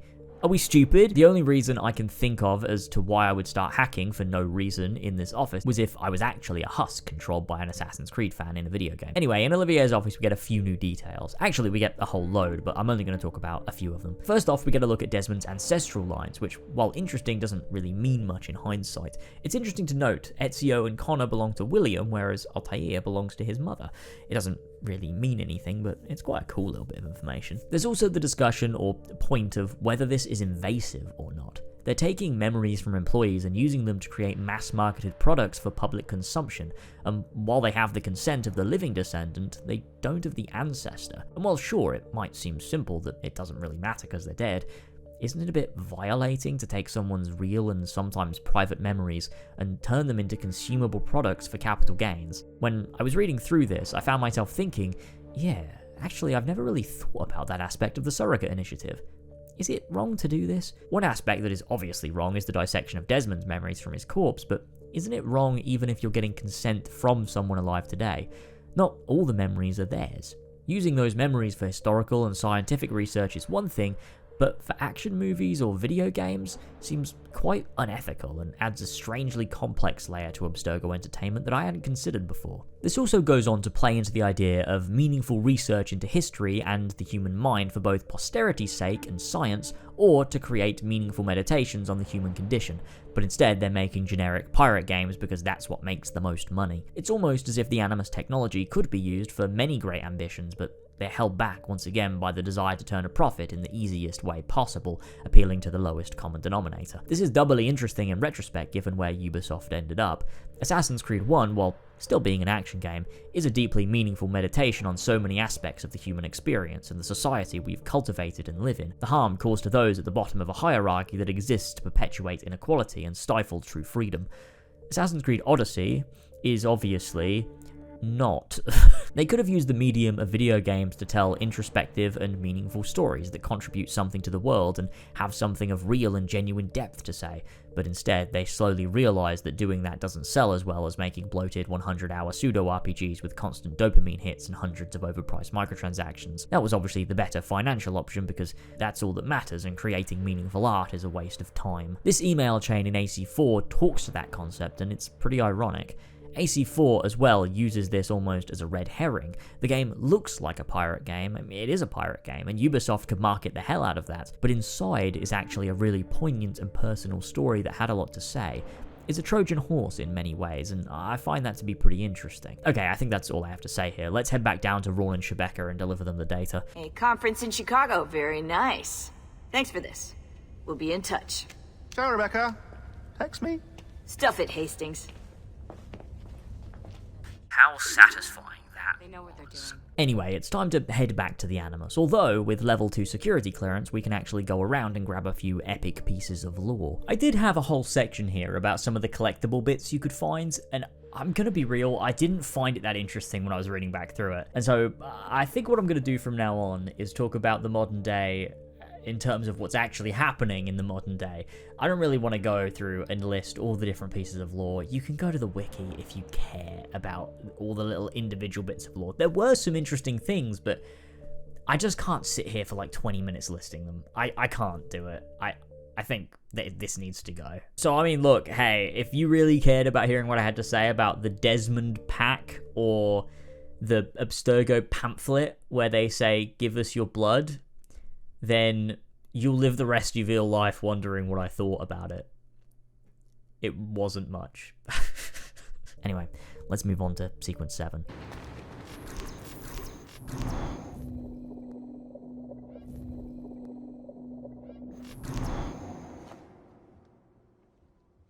I've an awful feeling about this. You'll be hurt out there. I couldn't handle that. I'll be careful, I promise. And when I'm flush with coin and set up, I'll send for you. I will. This flashback begins to show the uncertainty in Edward's plan to leave. He needs the faith of Caroline to fill him with confidence, and without it he feels unsure of himself. However, that's not enough to stop him. Without the support of those around him, Edward is prone to making bad decisions and falling down a path that will not benefit him, which is exactly what this sequence is about. This entire next part of the game is a major historical event, and one that changed the landscape of piracy forever. The downfall of Nassau. That said, this sequence is one of the weaker ones structurally. A lot of the missions are simply not engaging or motivating, and it feels like this whole sequence could have been streamlined into one set-piece mission with less dicking around, stealing gunpowder or tailing. I mean, the whole game could have done with less of that, but still. It feels at points like this sequence is very Assassin's Creed 3 in the sense that it focuses far more on having Edward take part in a historical event than it does trying to be an actual meaningful sequence for his character growth. Don't get me wrong, the fall of Nassau is a poignant moment, but it still feels a bit too self-indulgent on portraying a historical moment than it does lingering on the actual meaning behind why this matters to the story they're telling. Both this sequence and the next one are probably my least favourite, and both have a large focus on Charles Vane. I don't think that's necessarily what makes them weak, but the fact that both Vane sequences are so weak makes him feel like a weaker character, despite being well used as a foil for Edward at this later stage of the game. Vane acts as a display of who Edward could become were he to tread this path alone, and also acts as a worse man than Edward at this point in the game, so we can still see Edward in a more positive light despite his descent into true selfishness beginning to manifest. We're able to see Edward's kindness shine through because Vane is so callous. Putting some shape to your sentiments? Just a short letter home.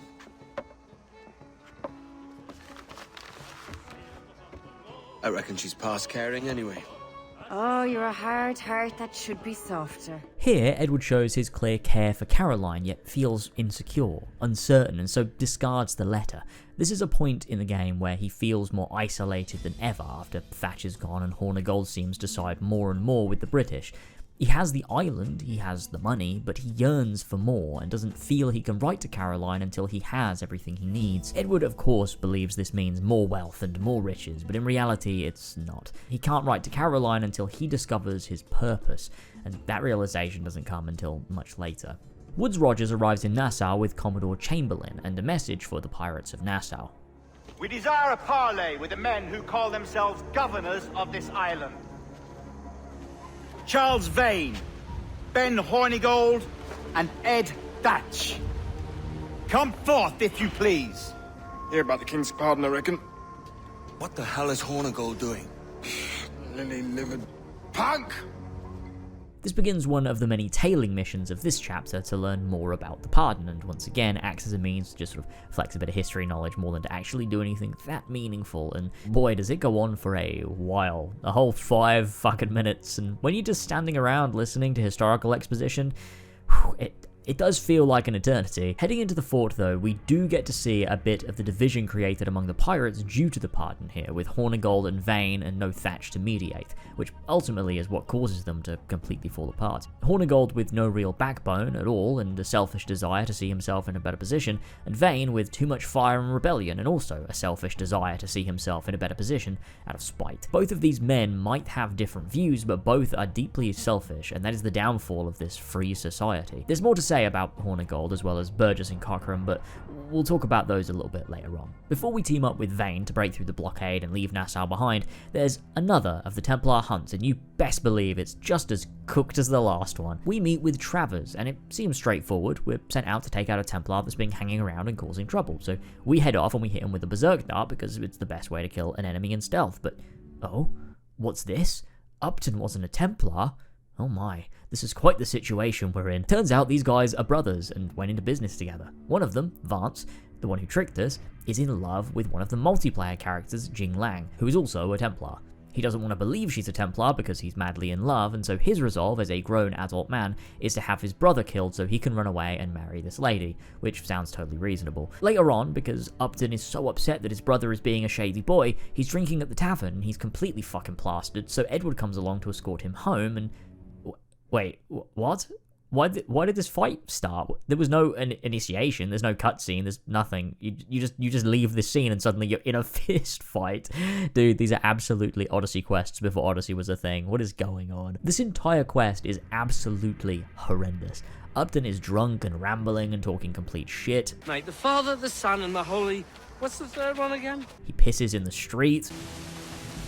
We murder tons of guards for no reason, and it gets even dumber when you remember this man is supposed to be a fucking assassin.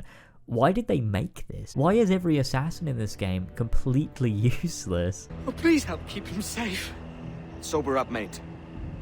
We'll finish this in the morning. You're a forever friend, Kenway. So, after this, we go and kill Vance, who has maybe the best confession in the entire franchise.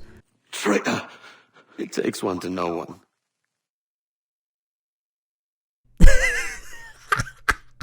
What the fuck is this?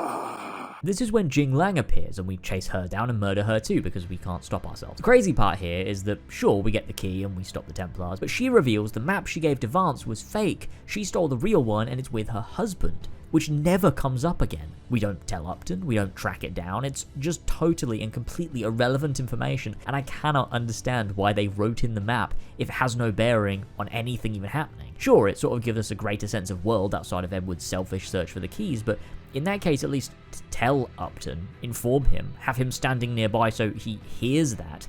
Only Edward has this information, and he does nothing with it. So what's the point? The quest just ends here too. It's over. No way to speak to Upton and tell him his brother's dead. It's just over. These quests are the worst. In terms of the rest of Sequence 7, I've sort of gone over most of it. I don't want to retread my earlier commentary, but there are things worth noting. First off is when you assassinate Commodore Chamberlain after an excruciatingly long tailing sequence once allying with Vane, in which we see firsthand how much Vane kinda sucks and is really the antithesis to Edward in a lot of ways. We head to assassinate Chamberlain because he's going against the orders of Rogers and seeks to kill all of the pirates anyway. After the assassination, though, we get a confession which I find to be quite interesting. Has syphilis clouded your mind? Why scratch and claw to protect such squalor? Your parasites feeding off the industry of honest men. Much like King George in that respect. Know your place, peasant! I quite like how unafraid this game is to just outright be very anti-monarchy and anti-establishment. Edward is very much correct here. This isn't something that he disagrees with after becoming an assassin, it's one of the reasons he does become an assassin, and I really think that's clearly shown across the game in varying ways, like this scene here. Once all the setup missions are done, which do generally suck like I discussed earlier, we finally set out to protect the fire ship and break through the blockade and finally take back our freedom at the cost of Nassau. Vane and Rackham celebrate, shouting obscenities at the British, and then Adewale speaks his feelings toward this. Prancing about like they took a prize. He's clearly becoming disillusioned with all of this. He has higher ambitions and aims beyond acting out of spite, and this is where the true division between him and Edward begin. Adewale, after finding freedom, slowly builds up the desire to use that freedom to help people and do something to make a difference. Edward does not, and continues to seek the Observatory selfishly and wallow in his own misery and greed. This begins to push them apart and takes us into the next act of the game in many ways. Edward's sinking descent toward rock fucking bottom.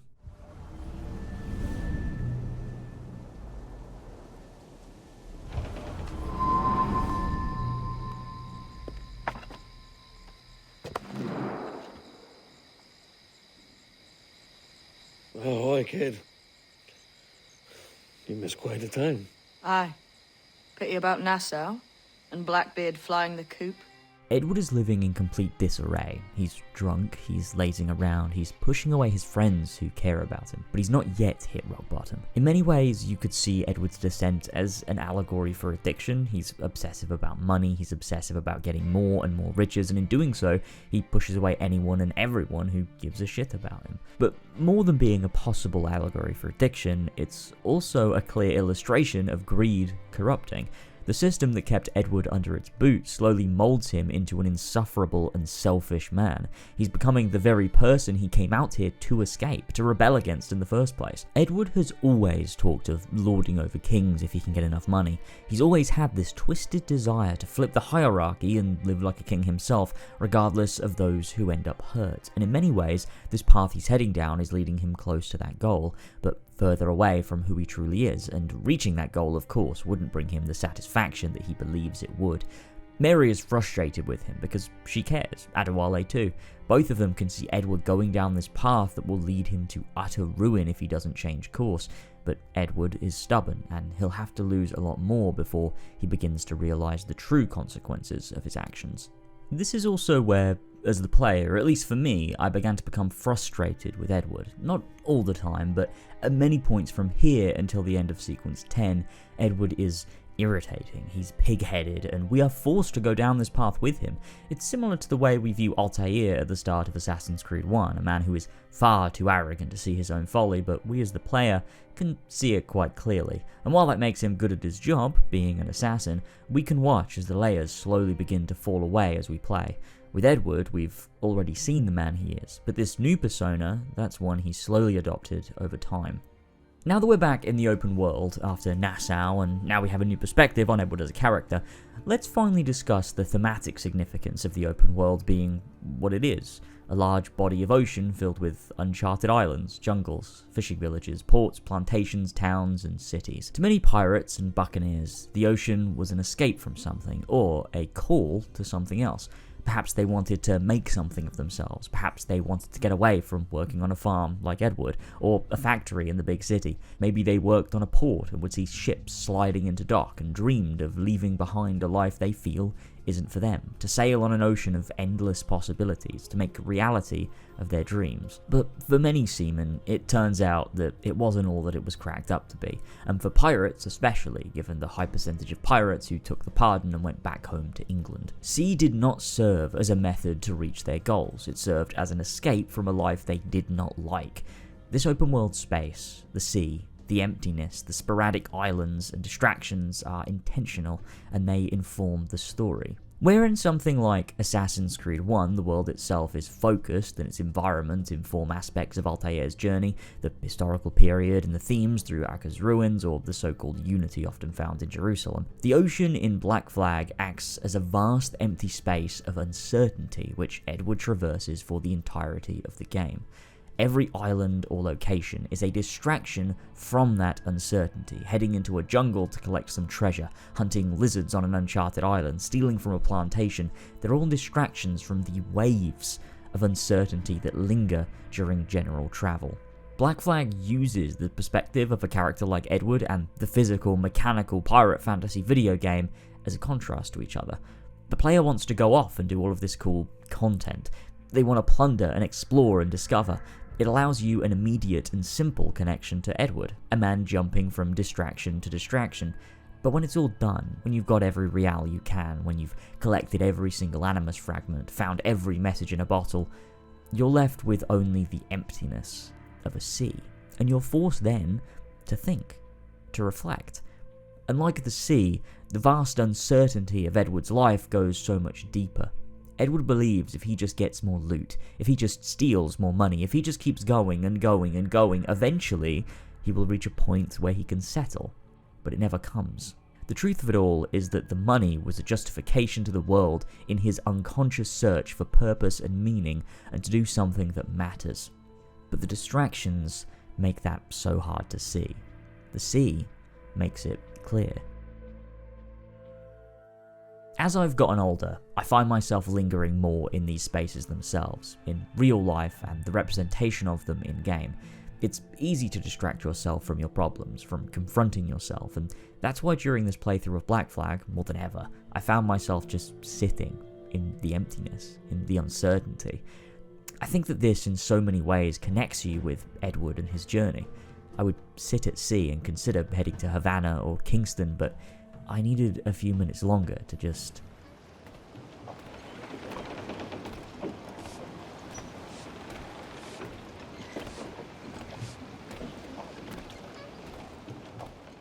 I've made videos for a long time, and it's not until the last 12 months that I've finally realised exactly what it is I do this for, which might sound ridiculous, but it's true. For a while I was chasing numbers, views, money, subscribers, doing whatever I could to keep people interested because I thought that's what mattered. That's what mattered to me. I was justifying my creations to the world through a lens I thought would grant me respect. Because to admit that really I just want to be artistic felt embarrassing and feeble or pretentious. They're just YouTube videos after all. But the more I allowed myself time to linger in the space I was trying so hard to distract myself from, the more my insecurities as a creator began to bubble to the surface, and the more I realised what was making me feel so inadequate. I felt I had to compete with everyone else, that the numbers really mattered, that if I didn't get that 1 out of 10 on an upload, that I was failing. But whenever I did get that 1 out of 10 from a video manufactured to perform well, I felt empty all the same. And it's because the real reason I make anything is because I want to make an impact, whether it's speaking the constructive thoughts of people who thought nobody felt the way they did, or creating pieces discussing art that genuinely moved me in a unique way, or being able to really express my love for something in a context that nobody else has yet, or just to share very real and genuine emotional experiences about an aspect of my life. Whether in large or small ways, I want to create things that resonate with people, whether one person or 100,000. That's why I do this, really, and it took me lingering in my own personal sea of doubt to allow me to understand that better. It doesn't matter how many times a video I put out gets hundreds of thousands of views, it doesn't make me feel content if the video itself wasn't an expression of something that really mattered to me. It's an important shift in perspective to have when creating things on a platform like this. On a first playthrough of Black Flag, you'll be dashing about, taking whatever you fancy and not giving a tinker's curse for those you hurt. This is a pirate game after all. But on subsequent replays, the experience of the pirate fantasy becomes so much more clear, because looking back where you end is, sure, with riches and reputation, but feeling no wiser than when you began. The gameplay loop, the design of the open world, the representation of the literal sea is all in service of Edward's journey, and it's beautiful. Differently to Assassin's Creed 1 though, I can't make the argument that this was all completely intentional, because I don't really think that it was. I think the nature of telling a pirate story within an Assassin's Creed framework, the connotations of the sea in literature, and the knowledge we have of real pirate stories makes it work, without trying to make it work. But one thing I do think was intentional in all of this was the fact the game has a definitive ending. It doesn't try to leave it open so you can free roam after, although you can, that's totally separate from the actual ending. They make sure that at the conclusion of Edward's story and journey, he sails off and away from the open world, a world that for so long, years, acted as a host of distractions in a vast, empty sea of uncertainty and insecurity. When Edward finally finds what he's been looking for this entire time, that open world, both the uncertainty and the distractions, become a distant memory. And I think that as a piece of design, intentional or not, it's deeply moving.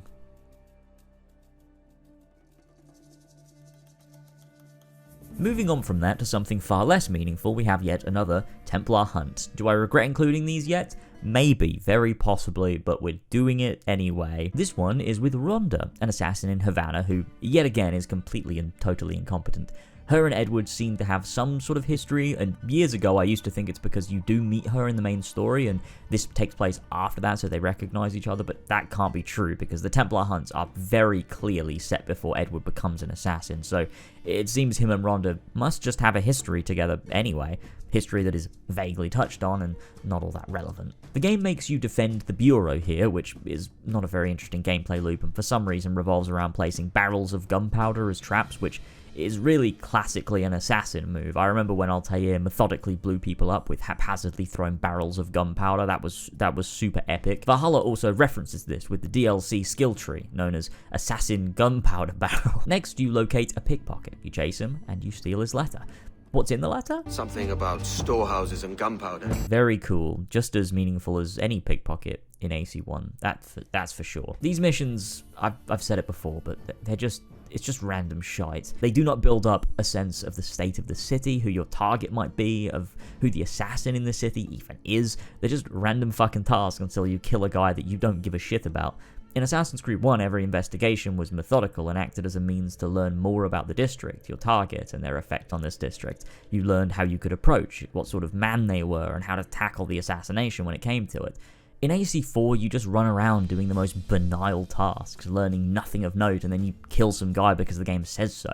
They're unbelievably poor as what they were supposed to be, which is a Templar hunt. Sure, Edward shouldn't be on the same level as an actual assassin philosophically yet, but they should offer some amount of player engagement with the situation to give you motivation and to press on beyond, I want the epic key. The key should be a reason to seek them out, but what they offer in terms of investment and character development should push you on to do more because you start to care, and in doing so, you create far more depth with Edward too. It's just such a shame. After some more bullshit, we head to kill Hilary Flinton, my favourite Templar. Rhonda and him are shooting at each other, arguing like children, which again is super cringe and embarrassing and kind of pathetic.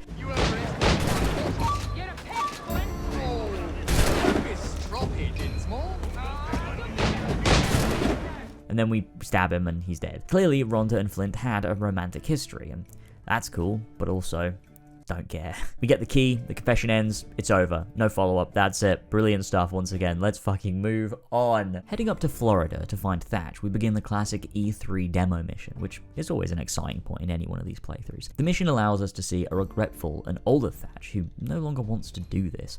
After years of plundering and fighting for seemingly no reason, he's done with it and wants to just give up, live comfortably, and rest. I don't think this is delved into too deeply, but it does show a sense of exhaustion due to a life of piracy. I think Thatch is a good man who wanted to do something meaningful. He's very clearly opposed to the pardon and the monarchy in general, but he doesn't have the conviction to really make a change. In a lot of ways, he was fighting just to fight, not to achieve anything. And I think at this stage in life, he realizes that, and there's a slight regret behind his eyes. I think his regret is clear to Edward, and I think he carries it with him moving forward. Thatch tells Edward where to find Roberts based on some rumours he's heard, and they sit together in silence for a moment before Thatch utters the greatest line in the entire game and his most iconic words. Well, don't sit there like a barrel of wet fish. We're celebrating my retirement! Okay, maybe It's not his most iconic line, but it's my personal favourite. Getting up, Edward notices a man in the crowd eavesdropping, and so we begin a very unique mission type. We basically have to follow this guy for 5 minutes. It's really interesting, and something the game has never done before. This is the demo mission, and I can't not discuss the downgrade in how it was presented originally versus now. The main way of note is, I think, in how you interact with social stealth in the demo compared to in the game. Edward will sit and talk on a bench or crouch at the fire and drink. It's really fucking cool, and functions similarly to how blending worked in the multiplayer. For some reason though, it's just not in the final game, and I don't know, I think that sucks. After shifting through the crowd, we enter a jungle and we follow these guys where they do discuss some interesting points, like how Blackbeard would drink rum with gunpowder, or how he would sit in the hold of his ship with his crew and burn off sulfur and other minerals to see who was the fittest of the lot, and it always wound up that it was him by a large margin. These things of course play into the idea that Thatch was putting on a show, and that all of his infamy was fabricated by himself and the way he conducted himself as a pirate, and I genuinely do still find that impressive. Over the course of working on this video, I have wound up with quite a reverence for Blackbeard in a lot of ways, and I just think he's pretty remarkable, and the game explores him in a really interesting way. After we reach the end of the tale, before all can be done, they set off a flare and the port is attacked. This begins one hell of a set piece as you rush back to the jackdaw, cannon fire and explosions all around as the port burns to the ground. Through the smoke, you hop aboard your ship and sail out into the sea to confront the attackers. It's such a brilliant sequence, and I love it. It's just the right vibes for a game like this. Upon boarding what I have to believe is the flagship of this fleet, we begin our assault. But it's clear we're outnumbered. After a while, Thatch appears to be under heavy assault, and we rush to aid him. But it's far too late. Kenway! Here! In a world without gold, we might have been heroes! Not!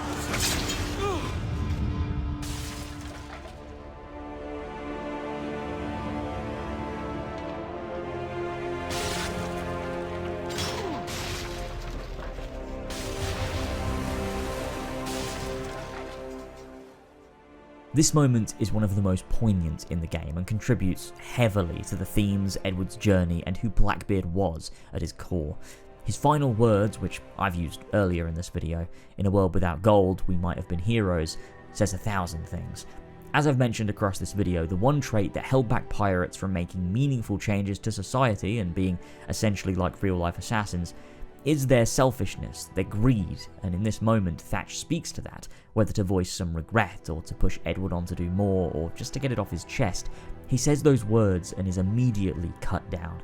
This game never seeks to paint the pirates as bad people, some of them are, but their ideals certainly are not. And this line, like so many other moments in this game, critiques the pirates' philosophy without outright condemning them, or the opposite, outright praising them, and I think it's that sort of nuance that makes this game's story stand out.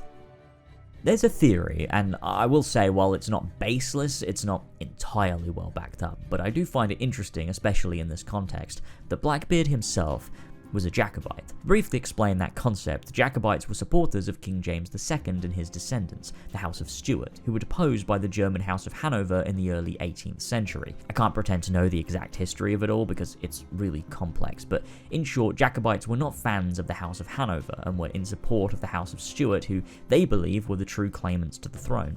A lot of pirates' rebellion against their country was done out of a frustration with the new monarchy. It's thought that Blackbeard may have been a Jacobite due to his work as a pirate and the fact he named his ship Queen Anne's Revenge, Queen Anne being the last reigning Stuart monarch. That said, it's also been suggested that Blackbeard did this purely to stir up controversy more than because he was a true Jacobite. It's thought that Blackbeard possibly had no allegiance to any crown at all. There just isn't enough substantial evidence in historical reports to say definitively one way or the other. Regardless of his reasoning for his fight against the British, it was a core part of who he was. Colin Woodard wrote, "Blackbeard sought to bring as much damage to British commerce as possible short of the unnecessary taking of human life. He appears to have declared war on the British Empire," which, for the purposes of this game in particular, is deeply meaningful. It's not shown here in the game, but in real life, Thatch's head was severed from his body and was then placed on a pole in Chesapeake Bay for many years as a warning to would-be pirates. The great Blackbeard had been slain. even the most formidable aren't invincible, and this shows the fragility of human life. Here's a little fact for you, by the way. Supposedly, Blackbeard's skull is currently in storage at the Peabody Essex Museum in Salem, Massachusetts. It's not on display because it can't be confirmed that it's actually Blackbeard's skull, so it's just sitting there in storage, which is kind of fucking insane to think about. One final thing to mention here as Edward sails away, the memory is called "Do Not Go Gently," which, while not an exact quote of what I'm about to talk about, could be a reference to Dylan Thomas's "Do Not Go Gentle into That Good Night," a poem which speaks on the invaluable importance of life in all forms, to fight, always, for life and to appreciate liberty, to greet death with dignity, to rave and burn at close of day. Blackbeard is a man who fought for what he believed in, even if he wasn't able to let go of his self-centered desires to make real change. Maybe someone else can. Maybe Edward can fight to continue those ideals in a way more constructive, and in those final moments, perhaps Thatch does instill that sense in Edward, to push him on. Freedom and a fight for life persists. Rage, rage against the dying of the light. What of Thatch, sir? Did he fall? Captain? He drinks damnation.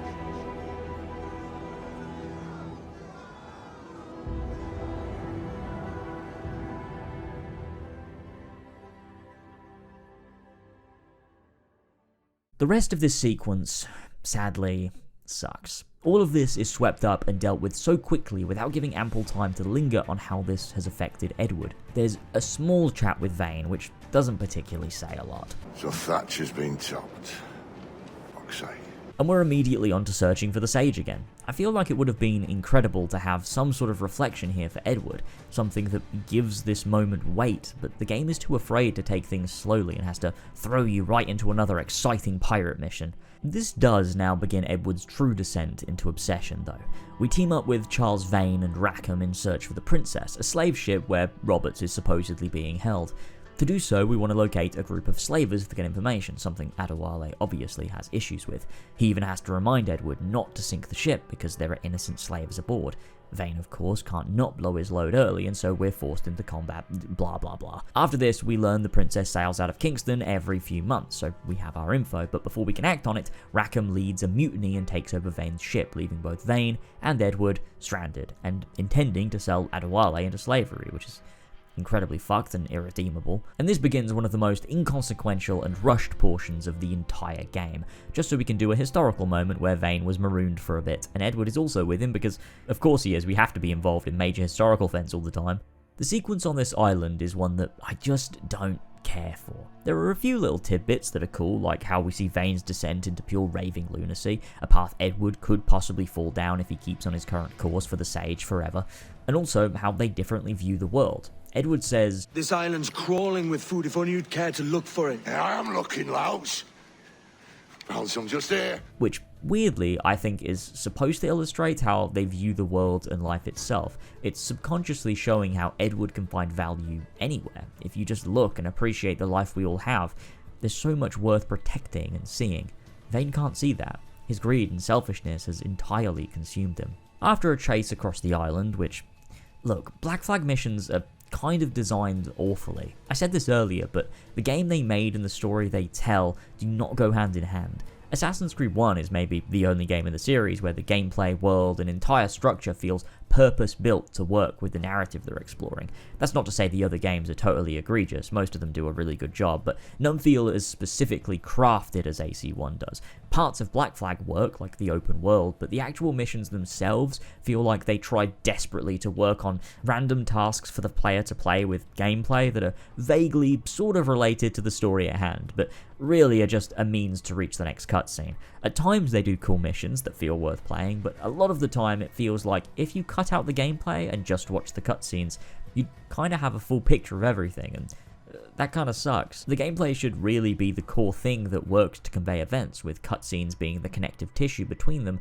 but in this game it's often the opposite and can really drag down your experience of what is a genuinely brilliant story. Once we've worked our way around, we finally get our confession with Vane. You goddamn fucking knave, Vane! This is somewhat of an interesting conversation because it's the confrontation of Edward and the man he could become.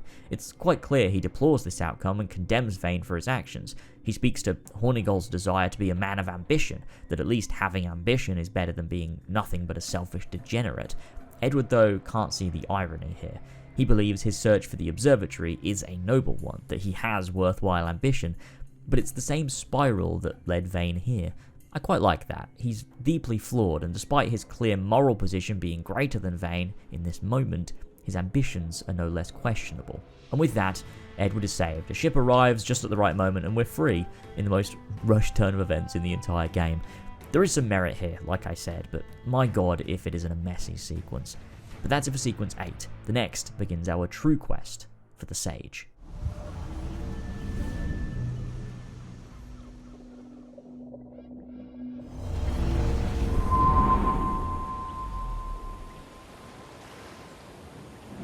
Stealing a fishing schooner single-handed. Damn canny, Captain. As is taking back my brig from this pillock. Once again, I thank you both. So as we can see, any remnant of consequence for working with Vane is completely gone. We have our ship back, we're all mates again, Adewale is free and fine, so that clearly worked out okay. Nothing mattered. Nothing lasted for long enough for it to have a tangible effect on us as the player, and we're back to regular old Black Flag gameplay. All because Ubisoft can't arrest freedom away from the player for a bit, which would have been nicer than everything getting brushed under the rug like this. Edward is again still after the Sage, to which Mary asks him to find the Sage with the assassins, to put his ambition to better use. Edward says he has no stomach for it, that all he wants is a taste of the good life. And Mary responds with an absolutely killer line. No one honest has an easy life, Edward. And it's aching for one that causes the most pain. What a fucking line, dude. To be honest means discomfort, it means hardship, it means effort. An easy life causes harm to reach, to discard people and relationships and empathy, all for a life which seems easy on the surface, but requires somewhat a lack of basic humanity to attain. From here anyways, I finished up the final Templar hunt. I know, thank god, it's almost over. This one is with Anto in Kingston and begins with a tailing mission.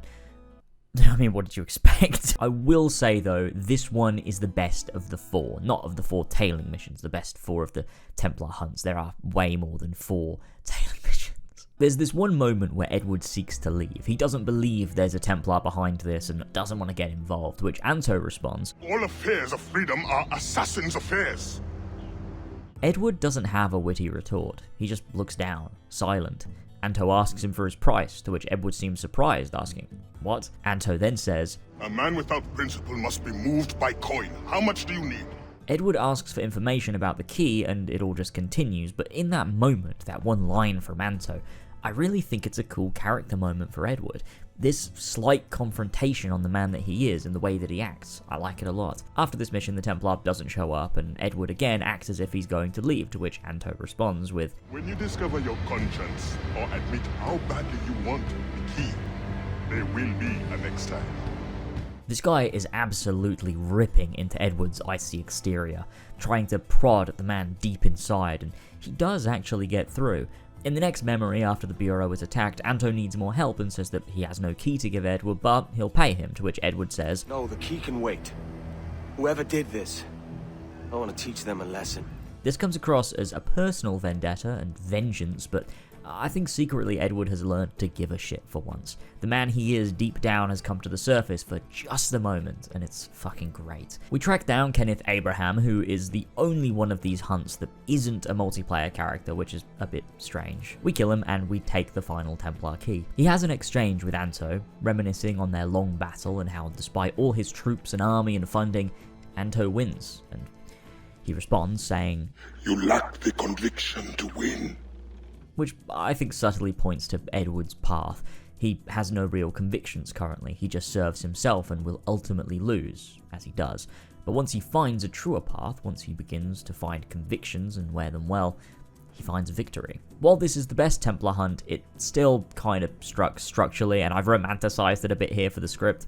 In practice, it does feel a lot more shallow, but I still find value here nonetheless. With all of those done though, we can now head back to Greater Nagua and finally open the door to retrieve some of the worst looking armor I've ever worked for. I'm really just not a fan of it. Nothing has ever come close to reaching how good the armor of Altair looks. I don't think it could be done. Back to the core events of the game though, we're heading back to Kingston, and we have to— oh my god, dude, I don't think I can do this anymore. What the fuck is up with this game?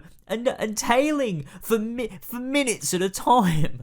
Dude, this is horrendous mission design. What were they thinking? Hornigold is here though to meet with the Templars. He's speaking with Torres and Rogers, and they've clearly made an alliance. This is where Edward confronts him. Hornigold spots the jackdaw and calls him out, assuming he's been tailing them, because Edward does that a lot, obviously. I think that even the characters are aware of it now. Honestly, it would have been really funny though if he wasn't tailing them and Ben was just talking to thin air. A pox on you, traitor! You sold us downriver. Because I found a better path. The Templars know order, discipline, structure. But you never could fathom these subtleties. Goodbye, old friend. You were a soldier once, when you fought for something real. Something beyond yourself. Ben might be wrong, being with the Templars, but he also has a point. While he saw the downfall of Nassau as proof that freedom causes suffering and joined an order that seeks to create peace and equality through control and domination, he at least saw a path forward. The Templars might be wrong, but at least they have conviction. At least they fight for something other than themselves. Edward doesn't. He has no ambition beyond money and status, and he continues constantly down this path, especially after Nassau. Escaping from these guys, we head to Africa, which is supposedly where Roberts is hanging out. Africa is a pretty cool location with a unique design and vibe. There isn't too much to truly say about this location though, outside of what happens within the story. It's cool, but it's just that. When you leave the wheel and head to shore, Adewale notes to not stay long as the crew is getting restless, yet again showing that disillusion with the way Edward captains. He cares about his own goals and doesn't seem to care much for his crew. Once we reach the shore, we finally find Roberts, who I will talk about in just a minute. After an exchange with Roberts, he sends us off to kill Burgess and Cochrane. Yeah, I know. Who? Their confession is a whole spiel similar to the confrontation with Hornigold. They found a home and a place in the Templars, so at least they felt part of something. They felt they had the means to affect the world they were disillusioned with, and that Edward's incessant selfishness is a negative trait, which he of course ignores. Leaving, we meet back up with Roberts, who is giving a speech that we'll circle back to in a couple sequences time. But I finally want to actually discuss him as a character now, and his importance to Edward's journey, because I do believe there is some important symbolism as to why they introduced the sage at all. Roberts is a sage. A sage is a reincarnation of the first civilization person named Aita, the husband of Juno. Juno, as explained in Assassin's Creed 3 as part of their research into the methods of salvation, planted Aita's genetic memory into the human genome, which acted as a random mutation that could occur, and so throughout history we end up with humans who have both their own selves and the memories of the sage Aita too, often sending them mad. A lot of people misunderstand how this works because it's a random trigger. It's not that Aita is reborn again and again, it's that any human has the possibility of being born with the genetic memories of Aita, and so will have that conflicting with their own sense of self, usually developing the older that they get. This is also accompanied by the heterochromia, two different coloured eyes, of course illustrating the two minds competing for the one body. The sage in later Assassin's Creed games is really a lore point that's used as a recurring part of Assassin's Creed canon. It's just a thing in Assassin's Creed, like Pieces of Eden and the First Civilization, but in Assassin's Creed 4, it's actually done for a thematic reason. Roberts is a man who is torn between two senses of self, two selves that are at conflict with one another. He is simultaneously two people and one person at the same time, and this leads him down a path which ultimately causes his death. Roberts is a personification in Assassin's Creed lore of Edward's torn mental state. Edward is two men at once. He seeks one thing but feels another. He fights for justice and peace but aims for a life that will cause the opposite. Roberts works as a mirror to Edward's inner conflict, and they do it through the lore of Assassin's Creed. This is very similar to how the Apple of Forbidden Knowledge is crucial to the themes of Assassin's Creed 1. It's not just some innocuous piece of lore that is used as part of the plot, it's also integral to the story and themes and the biblical references and Altair's actual journey and the entire philosophy of that game's narrative. The Sage acts as the same thing here, but for Edward's journey in Assassin's Creed 4. It's brilliant. There's also the additional point that He's Welsh, just like Edward is. Making Roberts the Sage was an intentional choice that adds significant depth to the story. This is where we need to stop for a moment and talk about Thomas Kavanagh. He was the last recorded sage before Roberts, and he was around from 1652 to 1706. And in Black Flag, you can stumble upon letters from him in the form of messages in bottles as one of the many collectibles. These give us a greater insight into the mind of a sage from a first-hand source. I'm not going to tell you every detail because there's a lot. You can read all the letters either in-game as you collect them if you want to, waste your time, or you can go to the Assassin's Creed wiki that details all the epic lore. That said, these are deeply interesting, and once again show that Darby's writing shines when he's able to just write untethered from the game part of it all, when he can be wordy and experimental. These letters might be some of the best stuff Darby's ever written for Assassin's Creed. This man needs to be given more novel work, or simply just games built around his story rather than the other way. Linear games, I don't know, but I feel like he's wasted working on these generic open-world Assassin's Creed games that have to fit the stories into a tired formula. This stuff is all written like a piece that was written in the 17th century. Maybe not quite as confusing as some of the John Locke essays I read for this video, but it's still very much period appropriate, and I think that's pretty cool. The story tells the tale of the life of Thomas Kavanagh, a very different man to Roberts and one who became intimately familiar with his previous life as Aita. He came into contact with Templars and Assassins, and he found the Observatory. The final letter is beside his grave. I find these entries enthralling. We learn about the psyche of a sage, of the memories and how they were experienced. He would often fall into dreams and be able to experience memories long since past, conversations between Aita, Juno, Minerva and Jupiter, the decision to instill humans with genetic memory passed down. He had memories of ancient cities, of flying vehicles and glass towers. We also learn of how torn his mind was. He loved his parents, yet wasn't sad at leaving them. He could remember people he loved, yet had never met. A whole other life that was as familiar as it was foreign. It's really quite a tragic and painful life in many ways. It's lonely and isolating and moving. I find Thomas Kavanagh infinitely more compelling than Roberts by a significant margin, because he's incredibly nuanced. Roberts really isn't all that much. He's an Assassin's Creed villain. And it feels a little bit of a shame given how deeply interesting Kavanagh is. The fact Edward is the one to find these and not Roberts is pretty meaningful as well, showing that these letters from Thomas speak to something that, while not the same as Edward's inner conflict, resonates and plays into his own personal journey. I really like that. They're the best collectibles in the game. Definitely go and read them. I have no secrets to share with you now. But if you'll lend me your aid, in 2 months' time west of the Leeward Islands, well, it's there you'll get some answers, I promise you.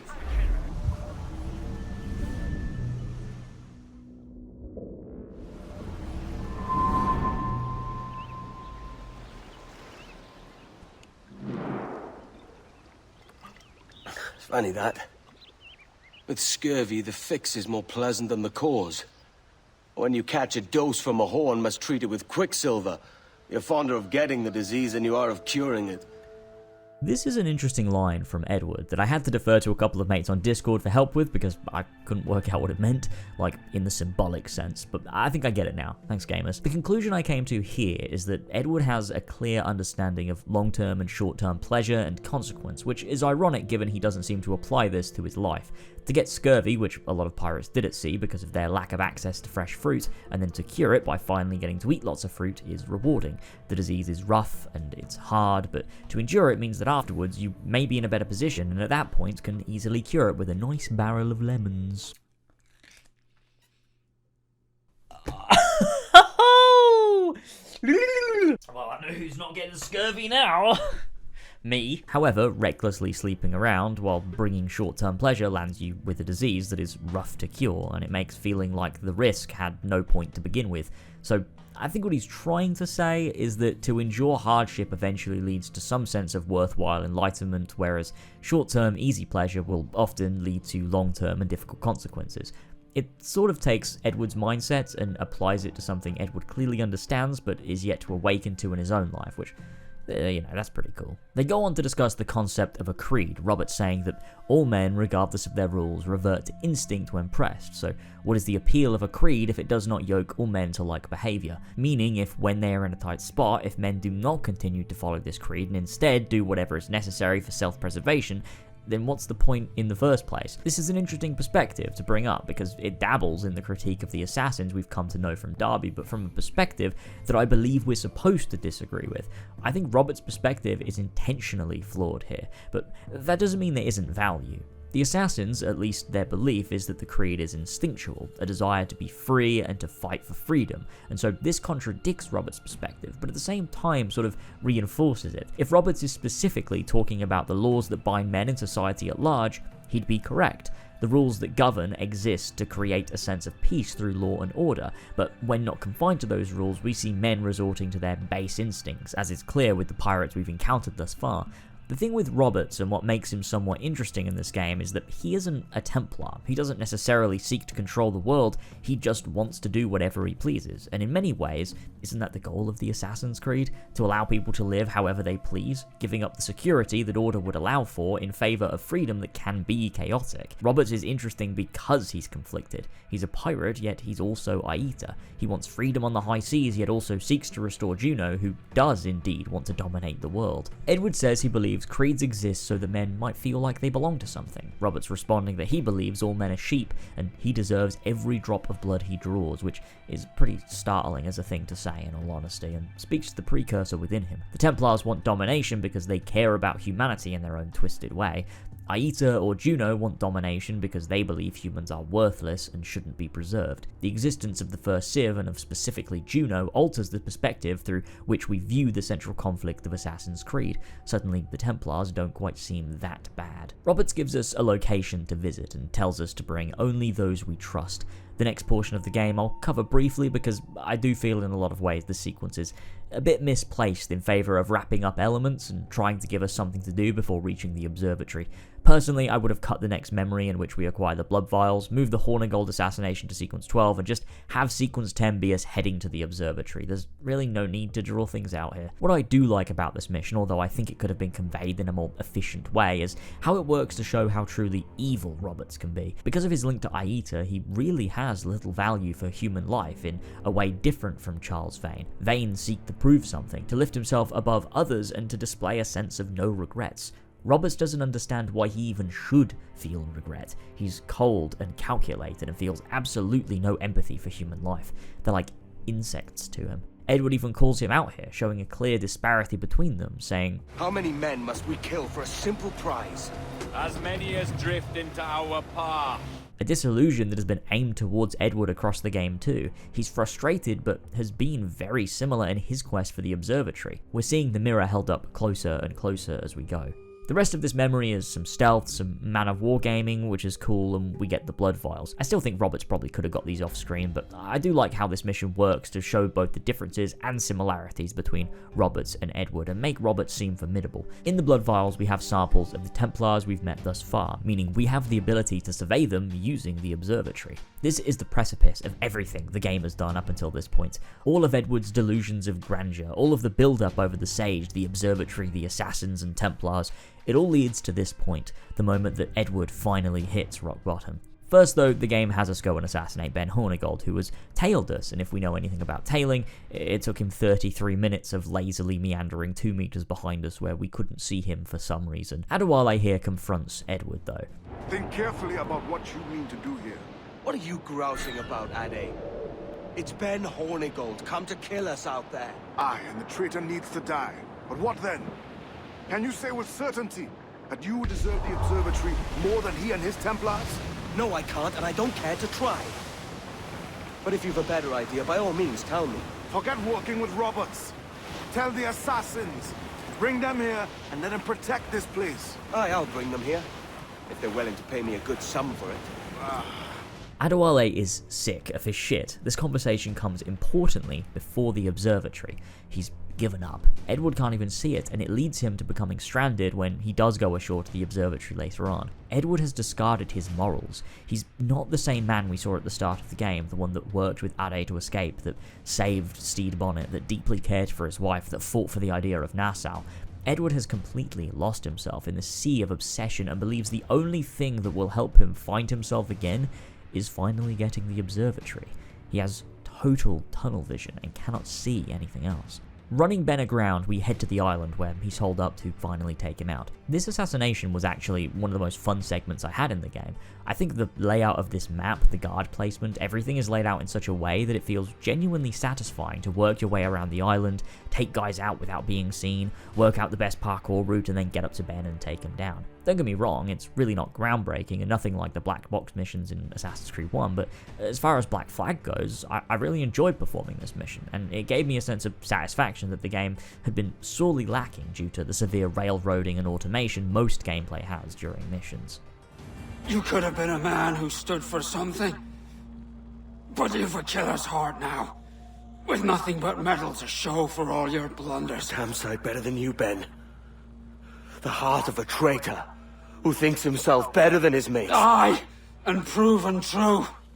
What have you done since Nassau fell, huh? Nothing but murder and mayhem. You threw in with the very kind we once hated! No! These Templars are different. I wish you could see that. But if you continue on your present course, you'll find you're the only one walking it. With the gallows at its end.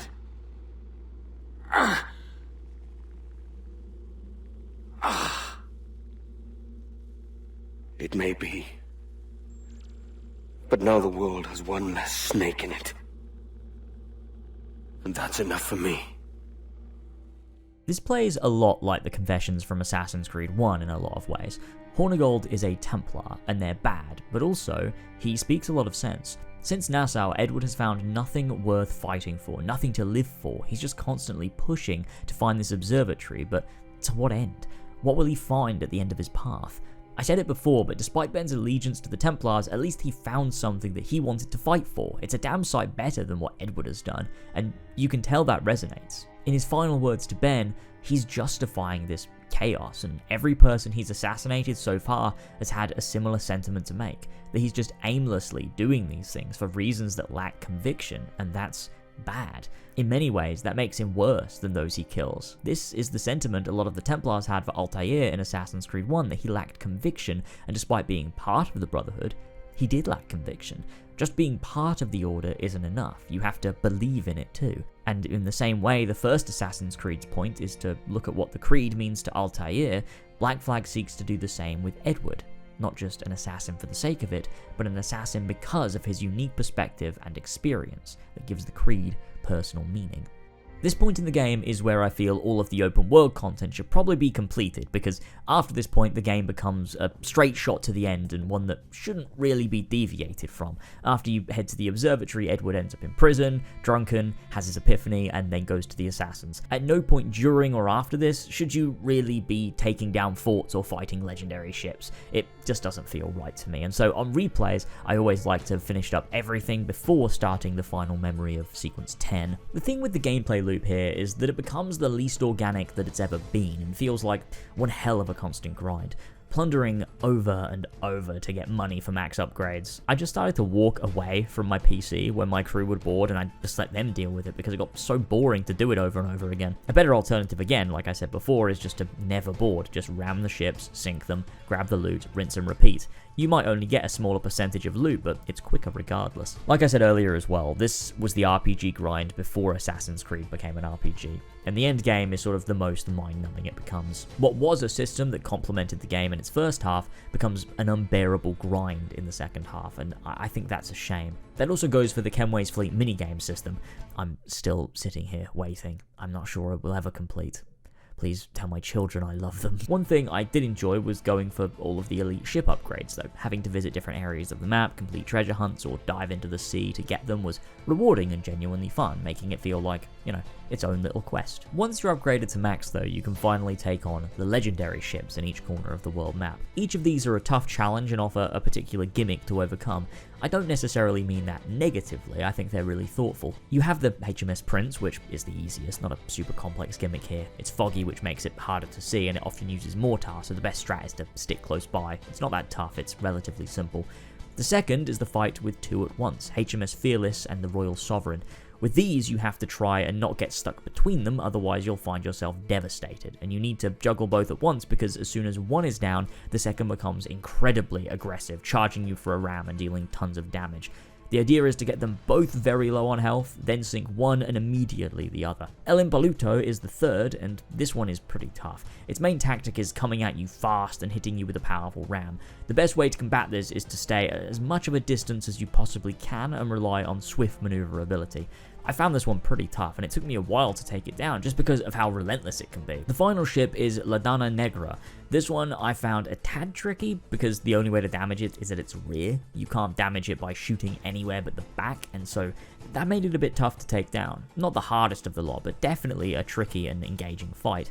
I think what makes these battles so refreshing after a long game of pretty mindless naval combat is that it becomes a dance between two ships. It's no longer a matter of power and stats, it's a battle of actual skill too. How fast can you turn your ship? Can you remember to brace for impact? Are you using all of your tools to the best of your ability?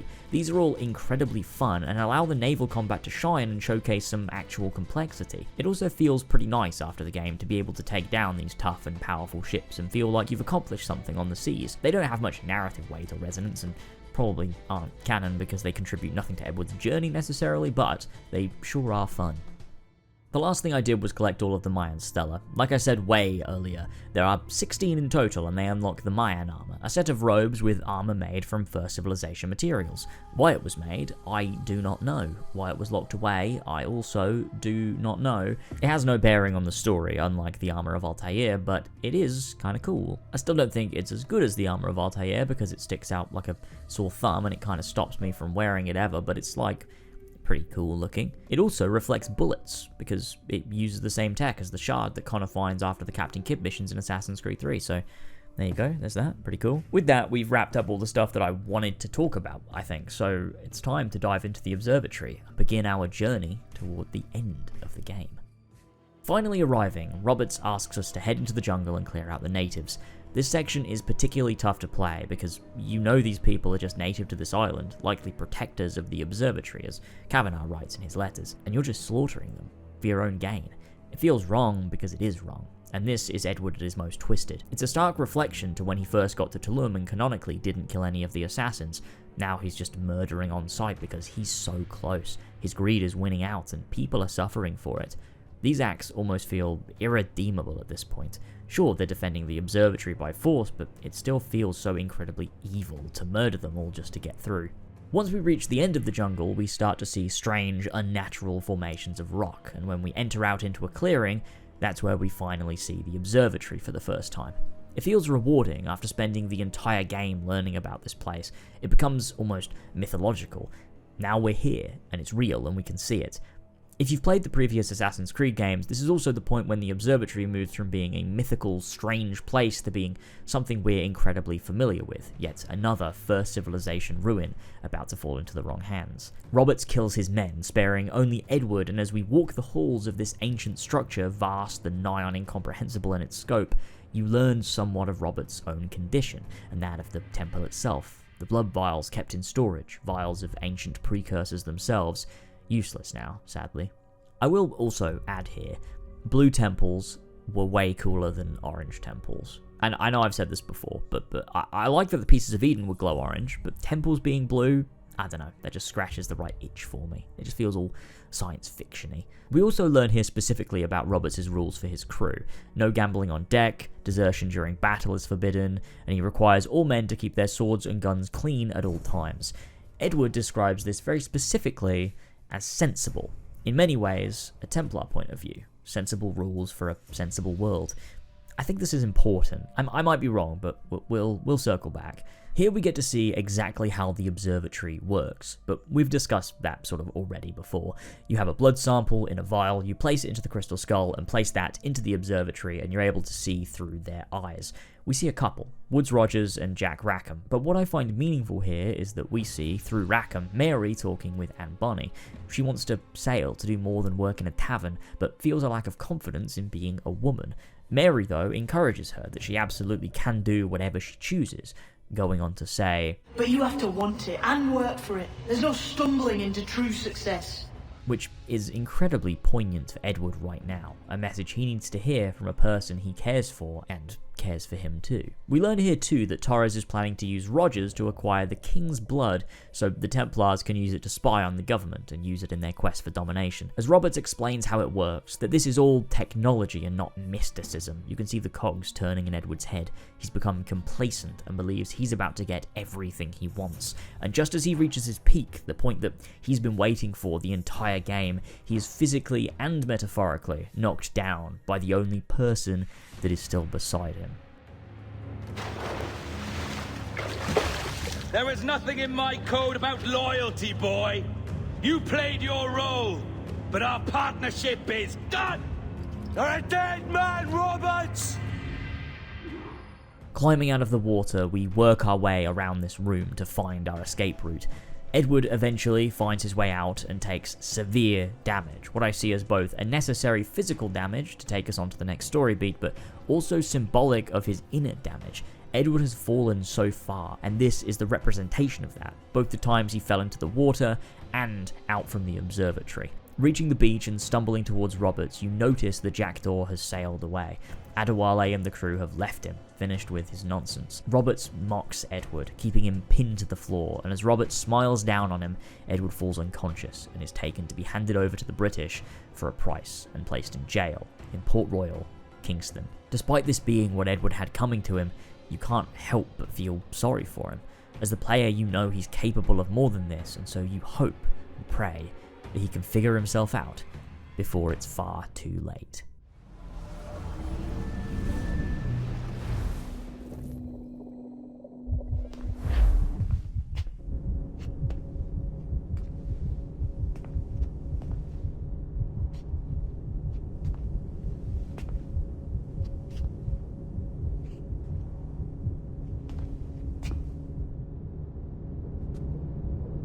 Hello?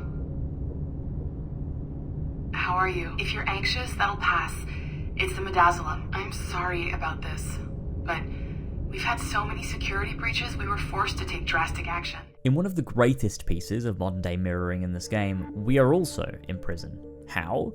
I don't quite know how the fuck we ended up in prison during an Animus session. Maybe they carried our limp body down here and left the headset on. I can't really be sure. The reason for this is because they found out about the hacks, which definitely wasn't us. I don't know who did that. Also, Olivier is missing during his trip to Chicago. I'm sure he's probably fine though. This is kind of insane. Melanie says it's to do with their shareholders and shit, but like, I mean, regardless of that, you have literally imprisoned me because you had a security breach. This is insane. I could sue you for this.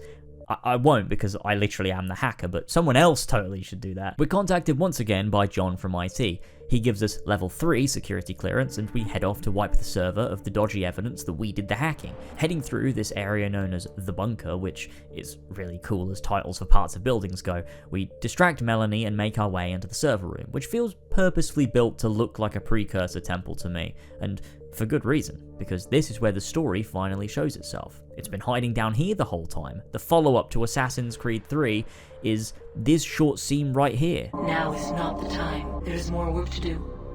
More samples to acquire. More artifacts to find before my will can obtain. Well, fucking brilliant that. Thanks, Juno. Amazing story work. I'm so glad this is what the story amounted to. You've done it again, Ubisoft. That's a really good one. A really good Monday. That was a really good Monday as well. They did really awesome with the Monday. Actually added more of a story layer onto it than they did with Assassin's Creed. Like, dude, it's so crazy how into this shit I used to be back when it was good. I'd be hanging off of every word. When this happened in Assassin's Creed 4, it was such a joke. You kill Desmond, you set up this arc where Juno will now try to dominate the world. That's fucking interesting. And then you jump ahead a year and have some random first-person employee come into contact with her pixelated head as she says, "Sorry, more mindless AC games need to happen first. We decided not to do anything with this story. Just wait for tiny crumbs of lore like a good little AC fan," and vanishes into the ether. It's genuinely atrocious. I have nothing else to say. I'm not even going to grace this with any sort of analysis. It's just the whole thing. It's nothing. It means nothing. Let's move on. The only thing worth finding down here is a nice pin-up of Robert de Saab. Sorry, did I say worth finding? I meant that you could find it. I wouldn't say it's particularly worth it. But he does look pretty suave, doesn't he? That's all I have to talk about here. That was a really fucking short section, but I really don't have much else to say. The bunker's kind of cool. I kind of wish the entire game was set down here and was based around, you know, getting out. But then it would kind of just be Assassin's Creed 1 again, so scratch that idea. That's derivative. Yeah, I don't know. Look, I think it's pretty cool. Let's just get back into the Animus, I suppose, and catch up with Edward in prison. The charges, sir. I'll hear them again. My lord, His Majesty's court contends that the defendants, Mary Reed and Anne Bonny, did piratically, feloniously, and in an hostile manner attack, engage, and take 7 certain fishing boats. We open on a historical event, the sentencing of Mary Reed and Anne Bonny. The scene plays out just like it does in history, and I find that pretty cool. I find most of the history in this cool after actually having studied it. Seeing things I read about brought to life, it's really nice. I guess this is what every American feels like about Assassin's Creed 3. They studied like Paul Revere's Midnight Ride and Soy Jack over the mission where he keeps telling Connor to become a Democrat. Left! That was such a stupid joke. Mary and Anne both plead to being pregnant, which of course stops them from being hanged for the moment. Fucking women. Always having it bloody easier. Being a straight white man is tough in the West Indies. I can't say I'm pregnant, I've got to get bloody hanged, mate. I'm alone in my office doing this. The Templars show up behind Edward, who is among the crowd, ready for his own sentencing. Rogers addresses Edward by his full name in an attempt to dox him. They know exactly who he is now. They want to know the location of the Observatory. In exchange, they'll release Edward. He doesn't say a word. Once Mary and Anne are removed and taken back to prison, Edward is also taken away. So I don't actually know why he was brought out in the first place. Maybe the Templars ordered it so they could speak with him? I actually have no idea. I thought it was for his own sentencing. I literally said that a minute ago, but that's clearly not why. We now time jump 4 months to Edward in a gibbet. This situation is typically not historically accurate. They weren't used as prisons, they were used to display freshly hanged corpses as a message to would-be criminals, but we can let that slide. It's a great setup for the scene. You hear the guards discussing Edward, and they don't even know his name. After everything he's done, they have no idea who he even is. That must be one hell of a wake-up call to a man who wants nothing but status. They even call him Walpole as one final sting. The man whose identity he stole, the man who was an assassin, made an even bigger impact than he ever could. As we sit in the cage, we see movement in the bushes, and so you can rattle the cage a little to distract the guards, and as you do, Atabai, Master of the Assassins, shows up to aid you. But not because he wants to help you, but because he needs your help to free Mary, likely because every assassin in the West Indies is utterly incompetent, I suppose. And so Atabai hands Edward a pair of hidden blades, and we set off to save Mary and Anne. At this point, there are a couple of things worth talking about. First of all, Edward escaping from prison at this crucial moment of rebirth felt poignant. For the whole game, he builds a prison around himself internally, and now, at the moment in which he finally frees his mind, he is also physically freeing himself too. On top of that, there's the specific prison that we're escaping from, Port Royal. This fort used to be a popular spot for pirates, a town not as big or ambitious as Nassau, but a town that was a frequent spot for pirates all the same many years ago. Now though, it had been occupied by the British and turned into a popular spot for hanging pirates. I find it meaningful, Edward breaking free of what was once a thriving pirate settlement, now a shell of its former self, the same as Nassau. There's a reflection here, Edward taking back who he is and who he wants to be in a place that has had its identity stripped by the British. You can also find some little secrets here. I do find it a shame that it's an optional objective because it sort of takes away from the fun of discovering these things, but there is one that is totally missable too. If you sneak through the fort, you'll come across these 2 guards discussing the fate of Stede Bonnet, and it's really quite sad. Stede was such a kind man, at least he was in Black Flag, and he ended up hanged, alone, and we never got to see him again. I find that so genuinely upsetting in the best way that it can be upsetting, because it actually meant something to me and made me feel. To hear these guards talking so dismissively and mockingly about a man I'd come to really respect felt bad, and I think that's brilliant. You can also find both Charles Vane and Jack Rackham. Rackham is dead and a skeleton in a cage, which Edward ruminates on. They weren't friends, but he does still feel sorry for him nonetheless, and I think that shows a sense of empathy being regained here. Edward feels tangibly different after being knocked down by Roberts. That fall was exactly what he needed, and the prison time clearly worked to add to that. He's lost a layer of arrogance. He's had time to think. That said, he's clearly forgotten that Rackham did want to sell Adewale into slavery. I don't think you should feel sorry for him, he sucks. Vane is alive, but locked away in a cell, seemingly having lost his mind. Edward shows pity and regret that they hadn't ended on better terms, and then we move to find Anne and Mary. This entire prison sequence works to show Edward the consequences of his actions, and the actions of those around him. It works to show the end path for him if he keeps on down this road, and the harm he caused to others. What comes next only accentuates that. Anne is still pregnant, but Mary's child has been taken and she is very sick. Atabai helps Anne and Edward gets Mary to her feet, and they head for the exit. Edward has lost friends. He's had to deal with Adewale leaving him and Thatch being cut down, Vane turning on him, Ben joining the Templars, and learning of Bonnet's death. But the thing that does it for Edward, the thing that really breaks him, is losing Mary. I think all of the weight of everything that's happened reached a point where he couldn't bear it anymore. The guilt, the regrets, and having to carry Mary, then put her down and watch her life fade away, is the push Edward needed to confront himself. Mary is the first assassin Edward knew, and the only person who stuck by him until the very end, and now he's lost her too. This game, despite being genuinely well written, emotionally resonant, and often beautiful, doesn't evoke tears from me often. But this scene, Mary's last words, after a game where we've seen Edward take and cause so much damage, it breaks me down every time, and I think that's intentional. I think that over the course of Edward's journey, you build up so much of a wall because Edward does too. He's never vulnerable enough for you to be vulnerable as well, and so you just keep piling on these emotional moments and letting them sit. It's not until right now that you don't just shed a tear for Mary, you shed a tear for everything that has happened. This is the emotional catharsis of the entire game, and it's the moment we finally see Edward broken down and pushed through to. After hours and hours of us slowly becoming more and more disillusioned with Edward, more frustrated with Edward, we're snapped back on the same page. We're synchronized. I've done my part. Will you? If you came with me, I could. Mary. I'll be with you, Kenway. I will.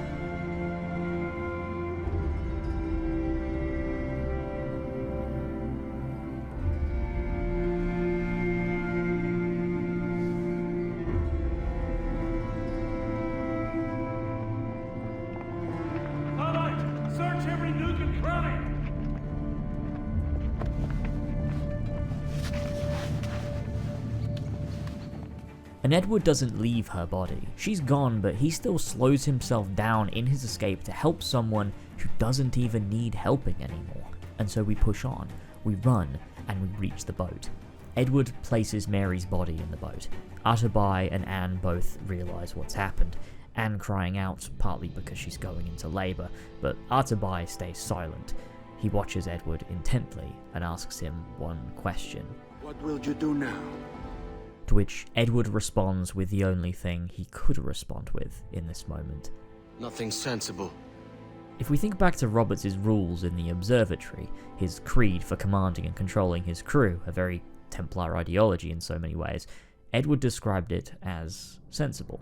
And now, with the loss of Mary, and with her last words, Edward wants to do anything but be sensible. Atabai takes a moment and hands Edward back his robes, and in a callback to Mary's words to him in Great Anagua all the way back in Sequence 4, Atabai finally pays that off. You haven't earned this, but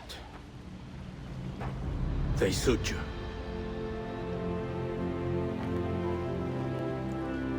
Good fortune to you, Edward Kenway.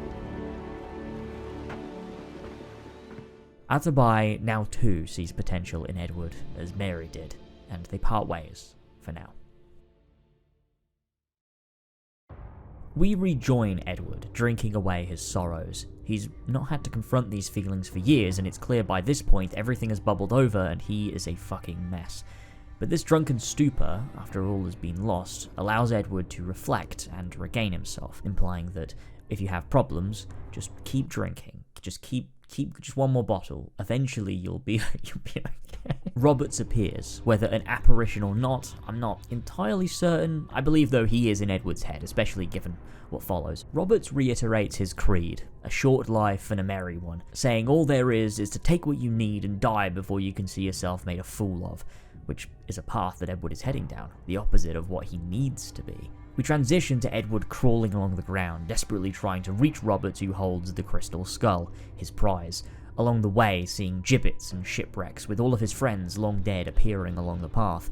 Ben welcomes Edward in, and Thatch and Mary remark on what Nassau stood for freedom and liberty, to fight back against the kings and queens that kept them submissive. This is where we hear Robert's speech from Africa once again, and I want to finally touch upon it here. As gentlemen of fortune, we enjoy plenty and satisfaction, pleasure and ease, liberty and power. What man with a sensible mind would choose the former life? For I have dipped my hands in muddied waters, and, withdrawing them, find 'tis better to be a commander than a common man! Robert speaks of the things men of fortune enjoy, of what pirates seek. Plenty and satisfaction, liberty and power. These things contrast. These are things which stop pirates from making meaningful changes, from having the staying power they needed, as I've said across this video, but it's shown here. They fight for freedom, but only the freedom to empower themselves. They don't fight for other people. It's very clear Roberts' speech is significant in displaying this idea. He says he finds it better to be a commander than a common man. And this is wrong.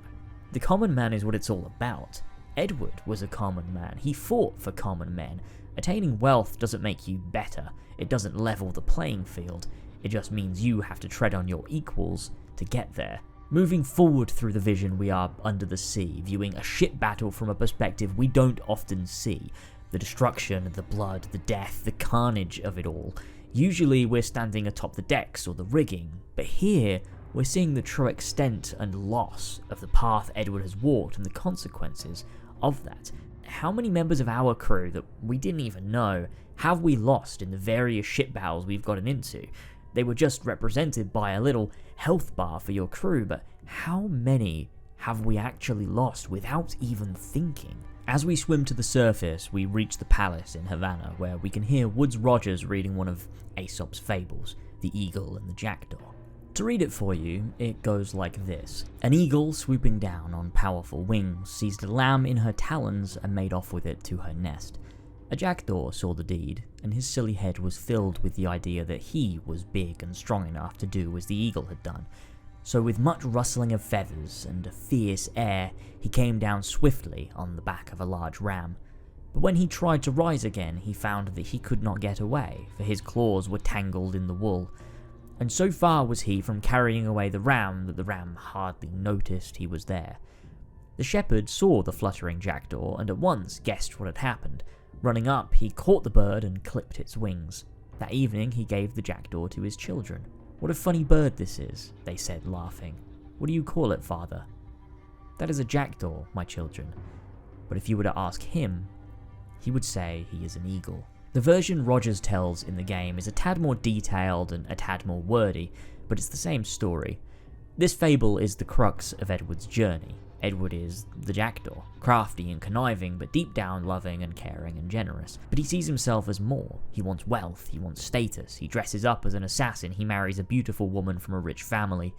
Yet he sees himself as a fraud. It's where his insecurities come from. It's how he's felt his entire life.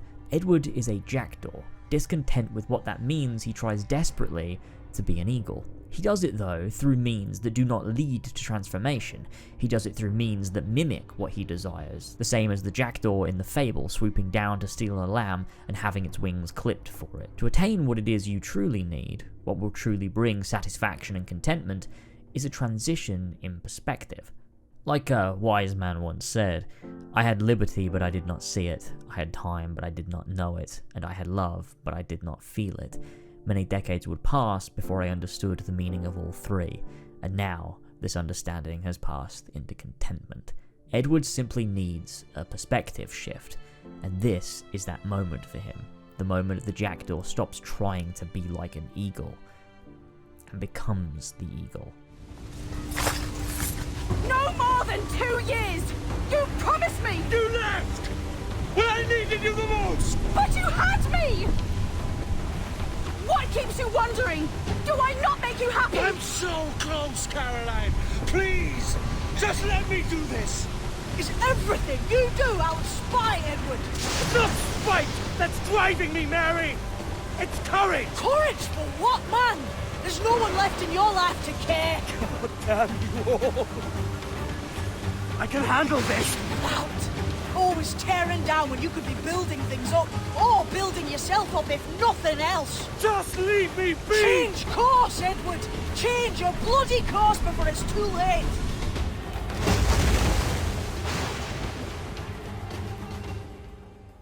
Edward awakes on a beach to the sight of an old friend. Adewale helps him to his feet, Edward just glad to see someone he recognises, and Adewale is too. Edward asks if they'll set sail, but Adewale has another calling. He tells Edward when his heart and his head are ready to visit the assassins, and that he'll understand then. And so we head back to the Jackdaw for one last lonely sail across the sea, to Tulum. I do find it funny though how Adewale just ditched you with the Jackdaw for months, like he became the captain, and then once he finds you he's like, oh, there you go, have it back. Like, are the crew okay with this? Like, what even happened, dude? This is kind of insane. I feel like in a game that didn't need you to revisit the open world, that wasn't afraid of locking that away from you, you really could have just had him lose his ship for good. Just have the rest of the game be linear. I don't know. I don't feel getting the Jackdaw back really helps the story at all here. It feels a little bit odd. I don't know. It doesn't bother me really that much, but something feels a little off here.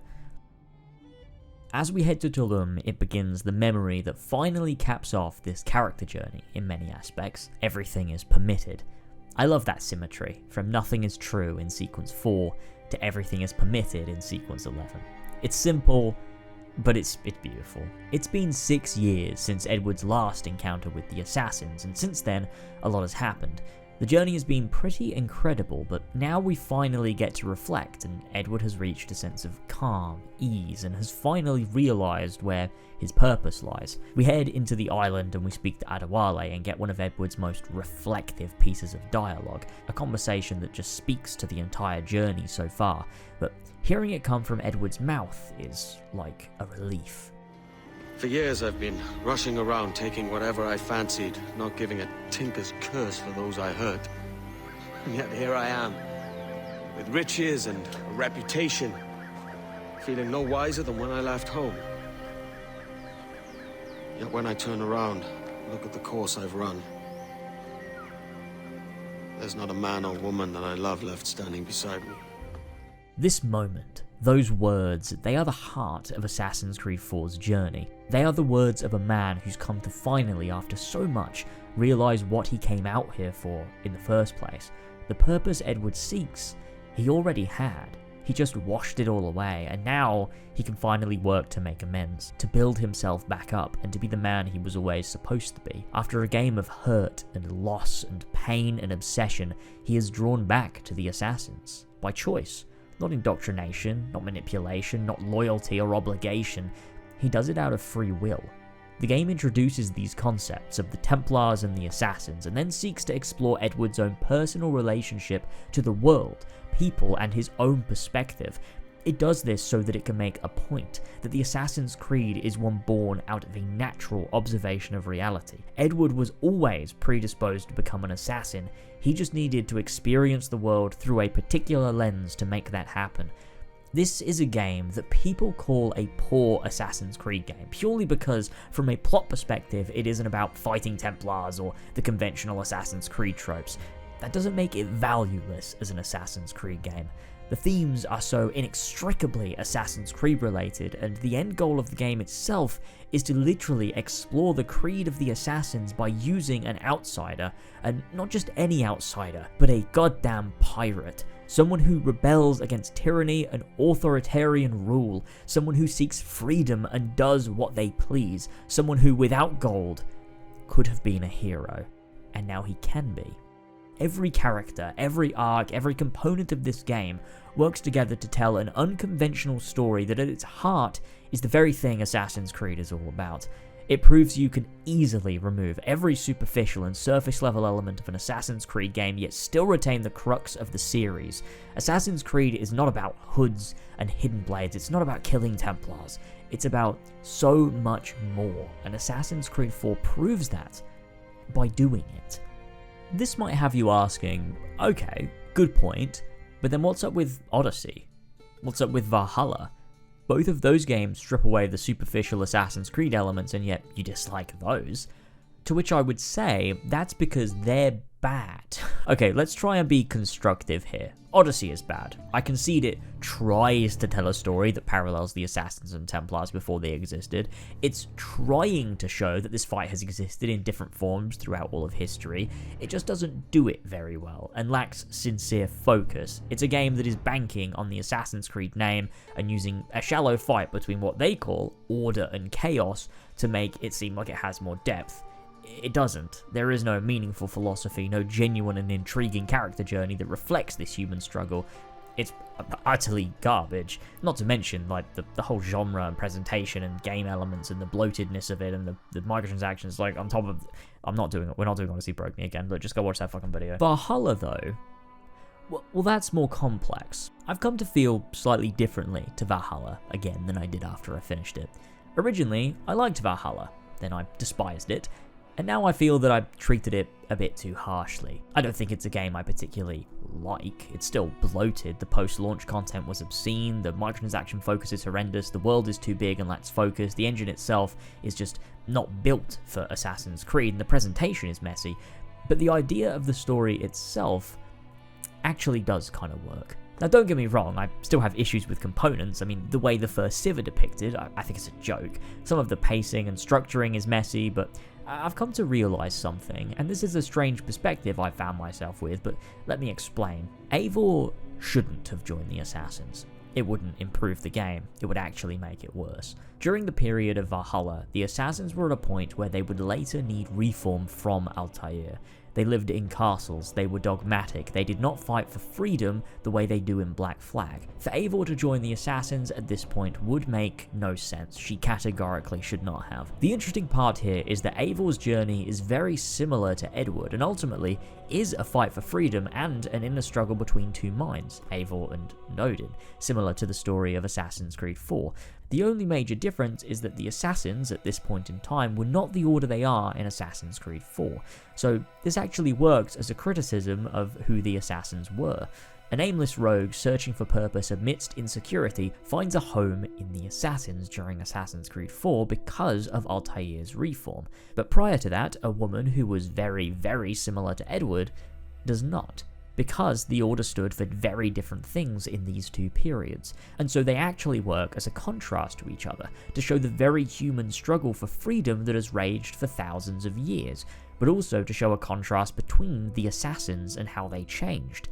A person seeking freedom finds a natural place in the Assassins in 1721. However, a person with a very similar trajectory rejects the Assassins in 879, and this is a reflection of how Altair's reform prioritizes the freedoms of the everyman, how the Assassins are more or less geared towards the actual people in these periods. And I actually think Black Flag and that one aspect of Valhalla make Assassin's Creed 1 better, because you can see the impact that Altair had on the living, ordinary world that he lived in. How that act of reform altered the lives of regular people. Don't get me wrong here, Valhalla has issues. It's absolutely a messy game, and the way they convey Eivor's decision not to join the Assassins is poorly executed, but the idea of it all, the concept of it, and a majority of its execution makes perfect sense, and I see that now. I see the value, even if I generally don't enjoy the game itself, mainly down to genre and presentation. Edward goes on a walk with Atabai. They discuss the maxim, nothing is true, everything is permitted, words that Edward didn't understand 6 years ago, he understands incredibly well now. And although I don't aim to deconstruct the maxim again, I already did that in my Assassin's Creed 1 video, Edward speaks words that are similar to something Altair once said, that the maxim is merely the beginning of wisdom, and not its final form. The maxim does not command them to be free, it commands them to be wise, to think on it and grow stronger for it. The same way that Altair's experience outside of the confines of Masyaf Castle allowed him to understand the deep-rooted and personal meaning of the Assassin's Creed, the same applies here to Edward. His own experience is applied to those words, and it allows him to interpret them in a specific way. The Creed is something everyone can understand if they only observe the world around them. It's beautiful. Here we also get the rope dart, a classic tool used by Xiao Yun and the Chinese Brotherhood, which was also in Assassin's Creed 3. It's a bit disappointing we didn't get the rope dart until this late point in the game, because we don't really have much time left to actually use it unless you've been saving up the assassin contracts, which is probably one of the only pieces of side content that actually makes sense to save for this point. It's a shame because the tool is really fun. I think it adds a new dimension to combat and stealth that we just don't really get to use that much. That said, I do think it's quite cool to save a tool for the very end. Most games just give you everything at the start, so I have to have respect for this decision. After dispatching these guys, we have one final scene with Anne, who just recently lost her child. As they sit, the two last ones left, under a tree in Tulum, they reflect on it all. Everyone is gone. Mary, Vane, Rackham, Thatch, Bonnet, Hornigold. They're all gone. Only Anne and Edward remain. Despite how heroic this sequence is in many ways, there are still consequences, and it's felt so strongly. I love this scene because it never felt romantic, it always felt completely platonic. Just two people who weren't really that close, leaning on each other because everyone else they know is dead, and they feel hollow. Do you feel that too? All empty inside? I do. Devil curse me. I do.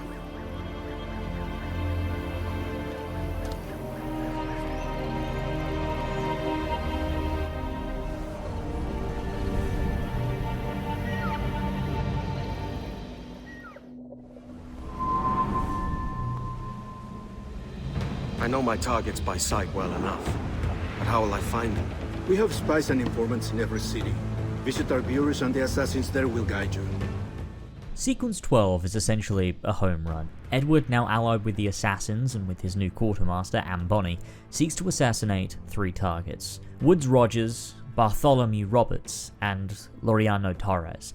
While I appreciate what this sequence does, I do feel it was potentially rushed somewhat. I believe the original plan was to do more here, to have a sequence dedicated to each target and for it to play a lot like Assassin's Creed 1, for Edward to do investigations and then partake in an open-ended black box mission, but sadly a lot ended up having to be cut. I could be wrong here, but I'm fairly certain I've heard that somewhere before. The only one that does play by this rule, somewhat, is the first one. The Rogers assassination in Kingston. He's hosting a party and we need to gain entrance. To do so, we head to visit the bureau leader, which is Anto, which is nice. I like that these guys show up again and come back around. It's a nice piece of continuity that grounds you in the journey. To gain entry to the party, we need a disguise, and to get a disguise, we have to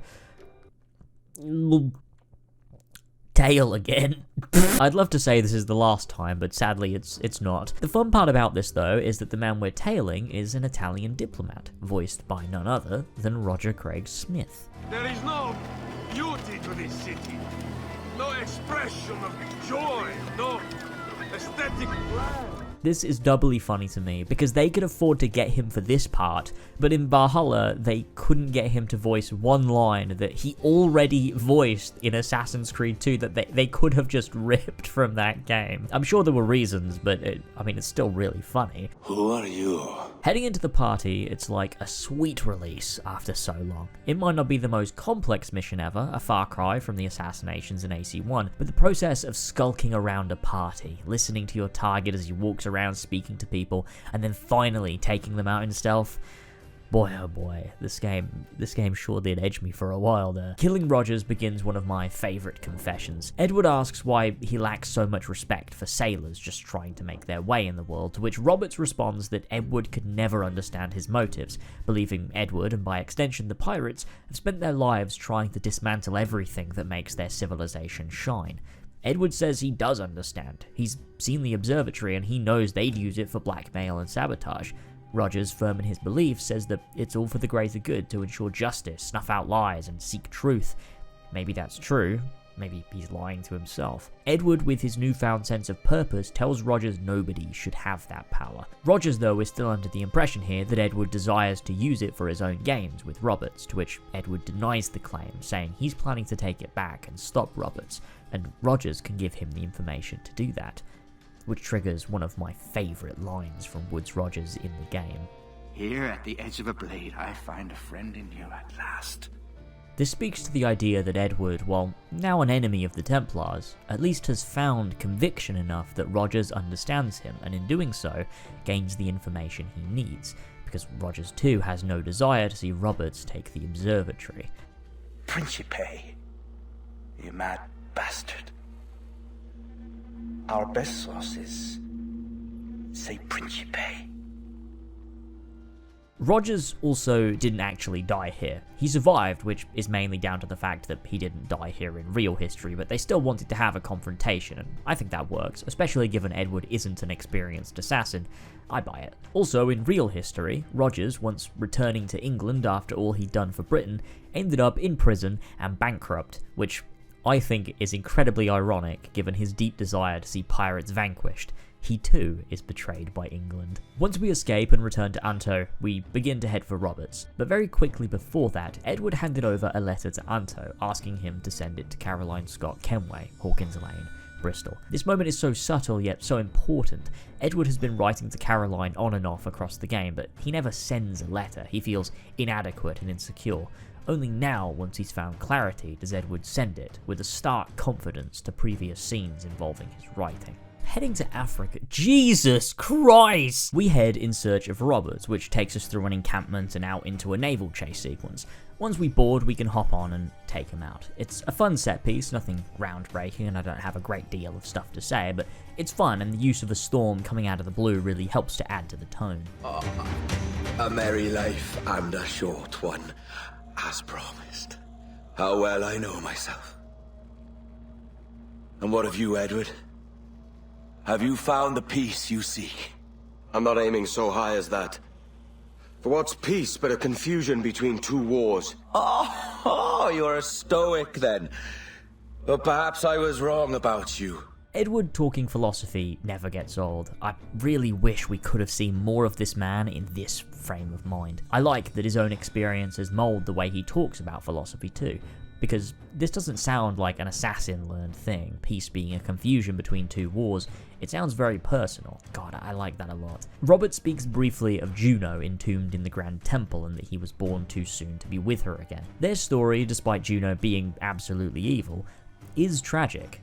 It's sad that she lost him. It's sad that he's destined to live his life on repeat through others waiting for the correct time when he'll finally get to see her again. Having to adjust to a confusing body, ruin the potential life of another human, figure it all out just to die again, over and over in a loop that resets every time. It would have been nice to see this storyline play out, to see it go somewhere in a game and not a comic. The idea that Desmond's son was a sage is such a brilliant one, and that could have made for such an interesting game, especially if Elijah Miles, Desmond's son, had in fact been the one to kill Juno. Both the son of Desmond and the husband of Juno, it could have been painfully tragic to see. You also could have used his son as such a strong and interesting protagonist had you time jumped a little bit. We could have seen him struggle with Aita and those memories, but also we could have seen him possibly contacted by Desmond in the Grey 2, conflicting legacies that resolve the plot started in Assassin's Creed 3. But alas, Ubisoft doesn't know how to plan anything. It's been 8 years since that comic, and I'm still salty. It's a shame also with Roberts that there's no real link to the modern day in a thematic sense, really just a lore one. It's pretty shallow despite Roberts being used to great effect within Edward's journey. Next up is Torres, but spoiler alert, it's fake Torres wearing a wig. One of the funniest parts about this memory, and I said we'd touch upon this way earlier, is that we discover here that you could just use the crystal skull independent from the observatory. So I have to fucking ask, what the hell is the point of the observatory? I guess it's like, I don't know, a Nintendo Switch. You can use the crystal skull docked or undocked. Maybe it's higher resolution when it's being used in the temple itself. I have no idea. Anyway, so we do our final tailing mission. Let's fucking go. Let's fucking go. It's over. It's finally over. This is amazing. I couldn't have asked for anything more. And discover Torres is in fact not Torres and is some guy who was not paid enough to take the fall for this. I think this is supposed to mimic the final Jerusalem assassination from Assassin's Creed 1, you know, fake repair being a trap. Maybe I'm wrong and it's just a common trope, but I don't know, maybe. Here we finally fight with El Tiburon, who is the most boring character I think ever to exist. Remember way earlier, again, in sequence 2, when I said to remember this moment where he smacks Edward across the head? Well, that was originally supposed to be a whole fight sequence where Edward is forced to lose and is humbled. But because it was cut, this confession with El Tiburon feels like it just comes out of nowhere because he's just some brute who punches Edward once. Keeping in that fight in sequence 2 would have helped this moment a lot, although I do like Edward's final line here, acknowledging what set him on the path to be where he is now. Die, knowing that for all of our conflict, you helped make a soldier out of a scoundrel. And with that, we have our final target, Laureano Torres. Definitely one of the most interesting characters in this game, and one that I don't think is given nearly enough credit. We head for the Observatory to end things. I really like this exchange here between Edward and Anne, by the way, where he's trying to describe how the Crystal Skull and the Observatory would harm the world in seemingly intangible ways. The violence you cause with this thing would be subtle but heavy, deadly, yet leaving no mark. Does that make sense? Like, if there was a drought and people was thirsty, and one man had a large cask of water but gave a sip to none, he'd be a killer with no blood in his hands. Aye, like that. It really speaks to what the war between the Assassins and Templars is in such an eloquent way that acts to try and draw attention to the silent atrocities that are committed all the time by governments. Everyone knows that murder is bad and war is bad, but we don't often hold accountable the people in charge of the systems that systematically harm large groups of people. This is literally the thing assassins really fight against. This is a great moment. Heading through the jungle, we see the massacred bodies of the indigenous people, reminding us of what Edward did the last time he was here. A different man now. To right this wrong, you can also free the prisoners on the island that the Spanish are holding captive. It doesn't totally right your wrong, but it's a start. Heading through the trees and the slaughter and the fire, we come upon the Observatory again. Heading inside, we see the security system has been activated, and Torres is desperately trying to operate the temple, to no avail. We make our way through the temple, climbing across dynamic platforms and moving environments, which I think is really clever. This is cool, I'm a big fan of this. I still wish it was blue, but that's okay. As you reach the very top, Torres begins to plead with Edward, to the pirate he knows him as, saying they could work together to bring empires to their knees, appealing to Edward's sense of discovery, but it's to no avail. Torres isn't aware of the man Edward has become, and so we leap down for the kill. This confession is my favourite of the game, and is one of my favourites full stop.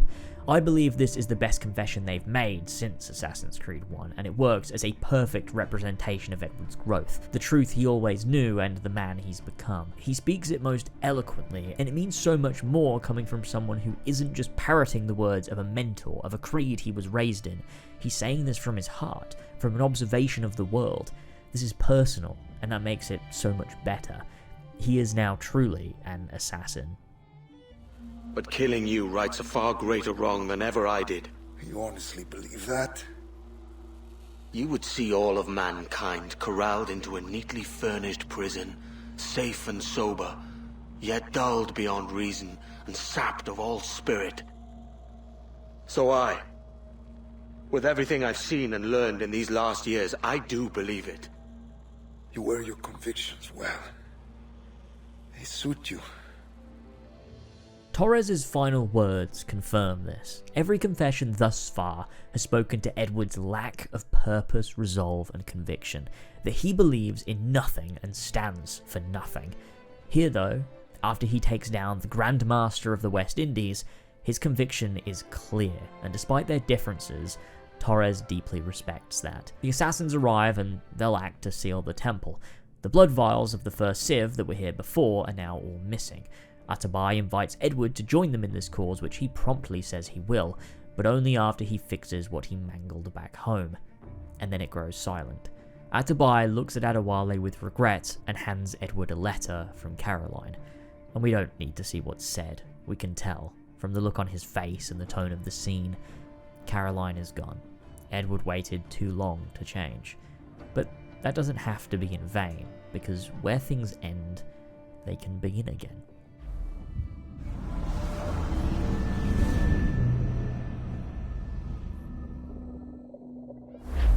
Wakey, wakey.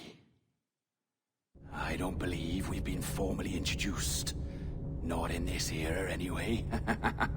Oh no, John from IT is the sage. Oh my god, I don't believe this. John spouts some lore, injects us with something, doesn't elaborate, then fucking dies. Thankfully though, he takes the fall for our hacking shenanigans, so we get to keep our incredible job that isn't a health liability. To help us out after that deeply traumatic experience, Melanie lets us see the new trailer for Skull and Bones. Oh my god, yes! They're doing it! They're doing it! I've wanted this for so long. I've always said they need to do this. Are you fucking kidding me?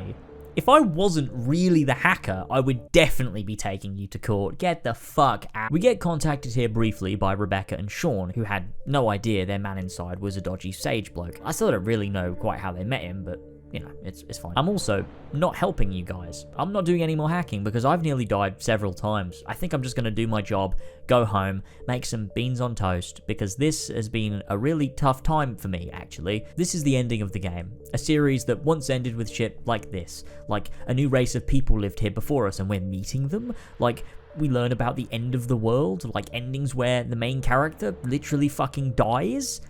And this is the modern day ending we get.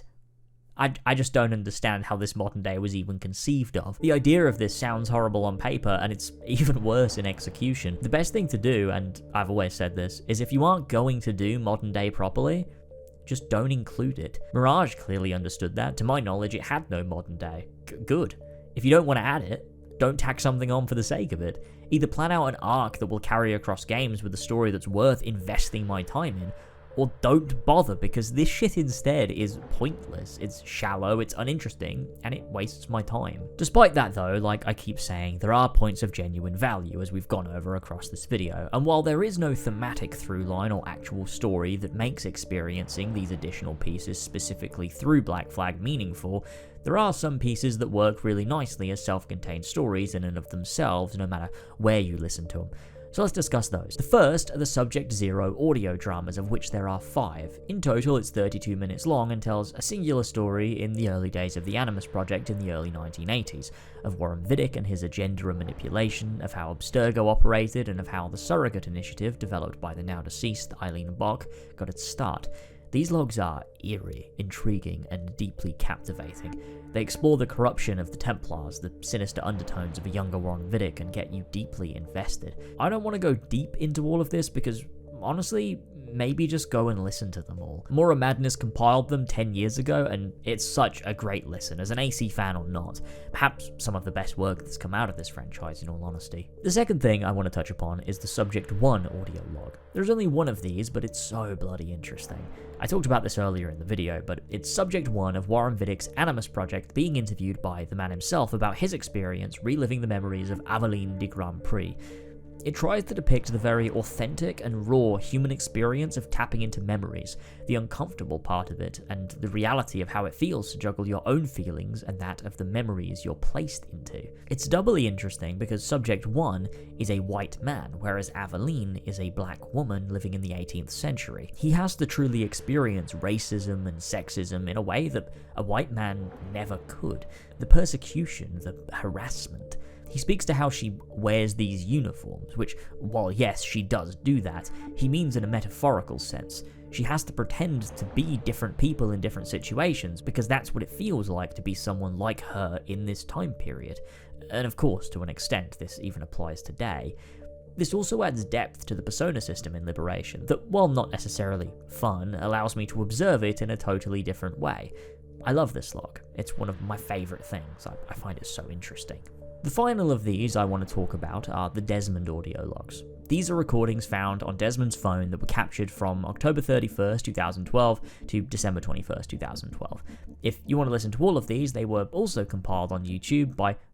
Wait, What? These total out at 14 minutes, half the length of the audio dramas, but they contain no less depth. The first memo discusses sort of the aftermath of Revelations, because it hadn't really been touched on since, and of course that was the last game that Darby wrote. It makes sense he'd probably want to clarify a few things, answer some questions, and delve into what it all meant to Desmond. He talks about how much he's learned over the last few weeks, of how amazing it is, but also how sad that he keeps seeing these wonderful, intelligent, and brave people fight the same fights over and over again. Altair, and Ezio, and Connor, across centuries, the same fight is fought. He goes on to talk about Clay Kaczmarek, Subject 16. That transfer we see in Revelations, that was Clay passing on his memories to Desmond. Everything he'd seen, Desmond could now see too. He saw how Clay cherished William and looked up to him, and that he showed him some really incredible things too. Before he can go on, the memo is cut off by a phone call. In Memo 2, Desmond continues the story about Clay. He talks about when he woke up in the Black Room, how all his life in the past couple of weeks faded away, that he felt it was nothing but a dream. But when he saw Clay, when they spoke, it all flooded back piece by piece. He talks further on about what Clay showed him, his memories, glimpses of Adam and Eve and their escape, the beginning and end of the war between humans of the first Civ. He saw Minerva, Juno, and Tinia trying to work out their calculations, using machines that could predict possible futures through probability. I think it's very clear in hindsight, looking back at Revelations and Black Flag and then Valhalla, there was one through line, one clear idea that Darby kept tapping back into.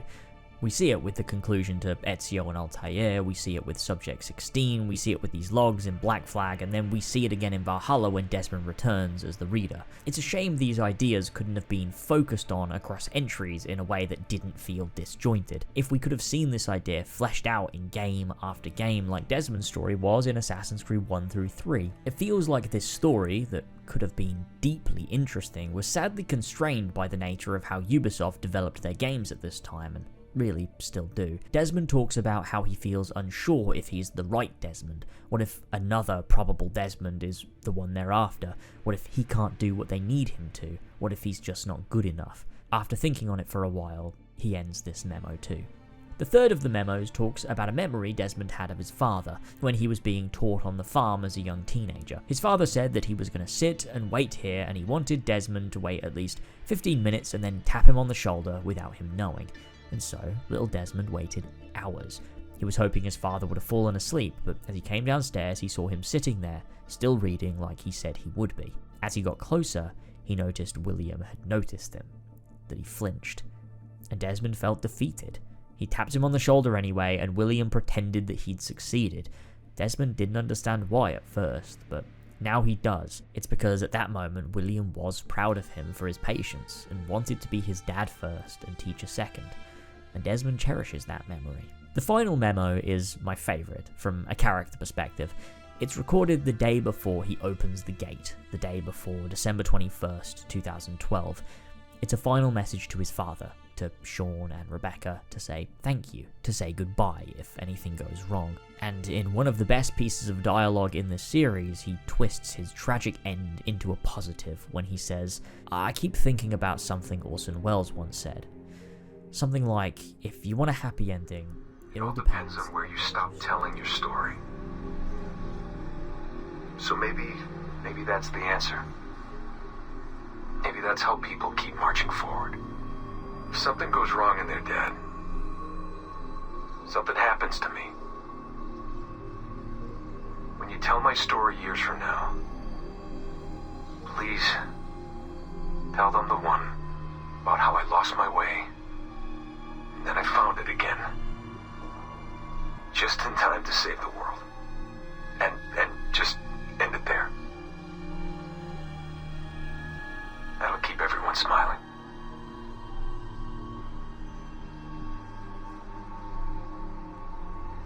Goodbye, Dad. Say hello to Mom. Tell her I love her, okay? Tell her I love you both. I love you both.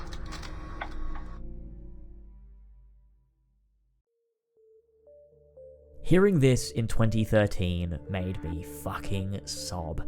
It still does to this day. It's the most vulnerable we've ever heard Desmond, the most human, the most real. His story is a tragic one, but it does depend on where you stop telling it. And Desmond did lose himself, to find himself again, just in time to save the world. And it's one hell of a way to go out.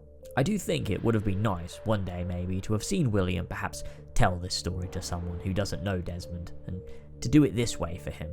You'd have to assume at some point the assassins procured Desmond's phone and heard these messages. I mean, it's why we're doing all this hacking, you'd think. But despite that, it's a really nice message and a really well executed conclusion to Desmond's story in a game that didn't really need to do all of this. It's sad, but it's human, and that's really the heart of Assassin's Creed. And with that, the modern day is done. There's nothing really more for me to say here. There are a few extra little bits to hack and find, but none of it's really worth me sitting here and talking about. Unless I'm, forgetting something major that I forgot to note down. That would be a really big shame, wouldn't it? Oh, I almost forgot the damn sticky notes. These are scattered around Abstergo, and they essentially work as a manifesto for the instruments of the First Will, something they established briefly in Lost Archives and expanded on here, and then sadly later in the comics. They're a new faction that work to restore the First Civ, separate from Assassins and Templars, and they slowly sort of fizzle out of existence because Assassin's Creed is completely cooked. It's a really interesting concept, and a lot of the writings in these sticky notes does perk my interest, but I find it hard to care given they never develop into much and are then stuck in comic books. So do I really want to sit here and talk about them? Not especially. Okay, well, that's the modern day ending. That's how the game ends. Let's jump back into the Animus and wrap everything up in a nice little bow.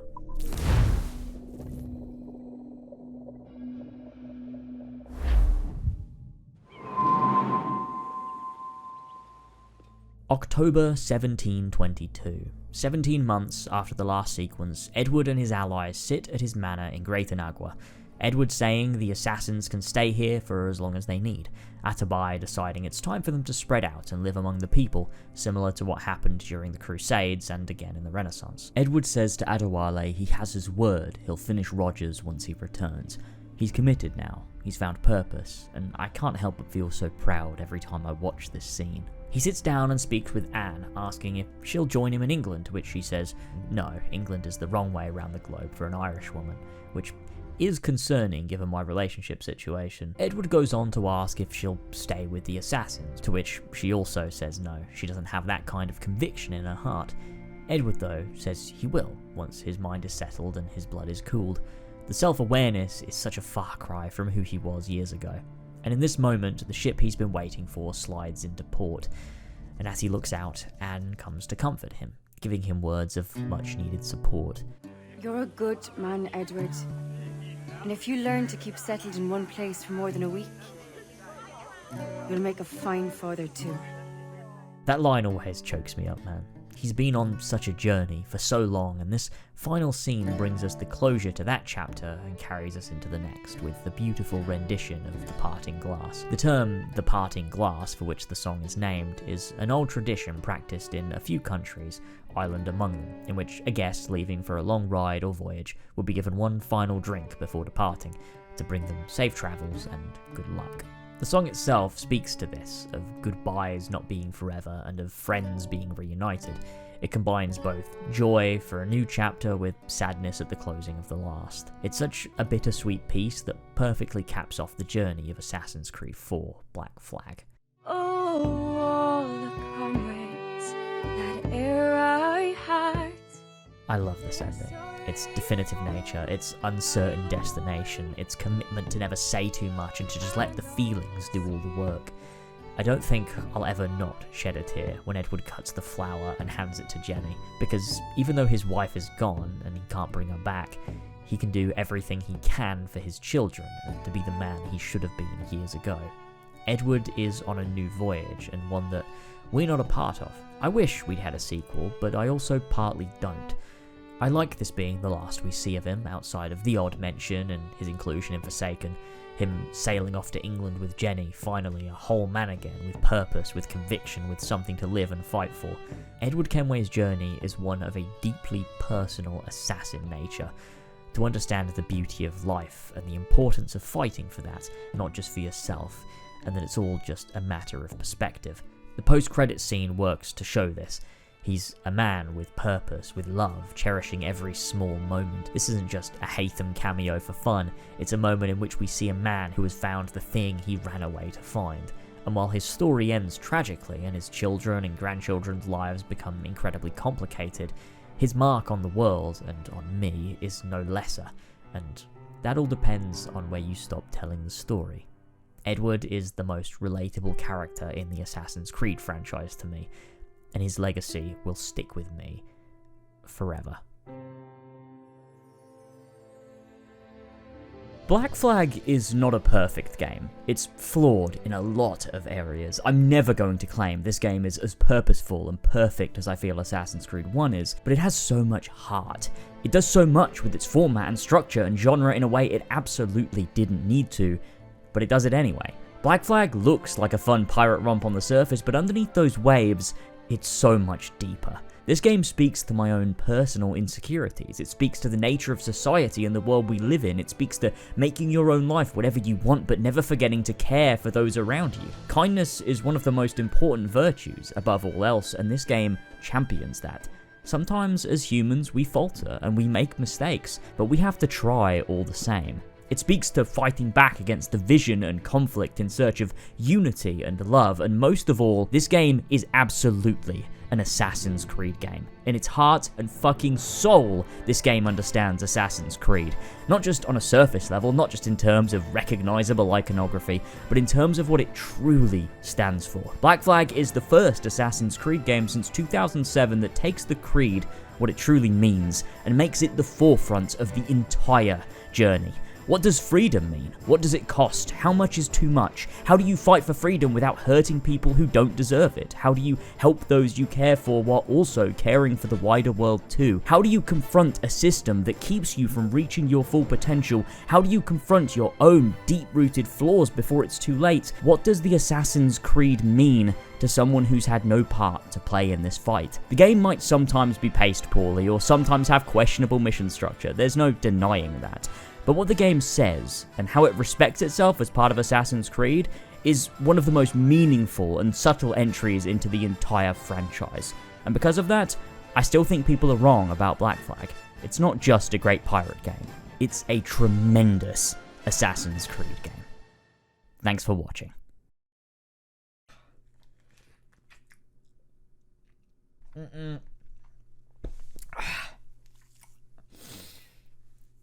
At least I'm not getting scurvy anytime soon. Thank you so much for watching this video. I really do hope you enjoyed. If you watched the whole thing, I'm not expecting many people to, but then again, I've been wrong before. Many times. Numerous times, in fact. Oh, that lemon is...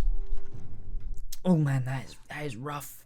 I've spent months working on this, from reading the books, to playing the game, to making notes, to coming up with the script, to everything, man. I've poured a lot into this, and I love making stuff like this. I love making these big videos. I love taking time to make stupid on-camera bits and buy fucking barrels with lemons that I can put in them. Like, what? Oh shit. I will actually use these, by the way. Not the one that I took a big bite out of across multiple takes. That's fucked up. That's gnarly, man. But I will eat the rest of the lemons. I do actually use lemons, so it's not like they're going to waste, don't worry. But I couldn't spend the time that I do working on videos like this without Patreon. I appreciate every single one of you that is over there supporting me.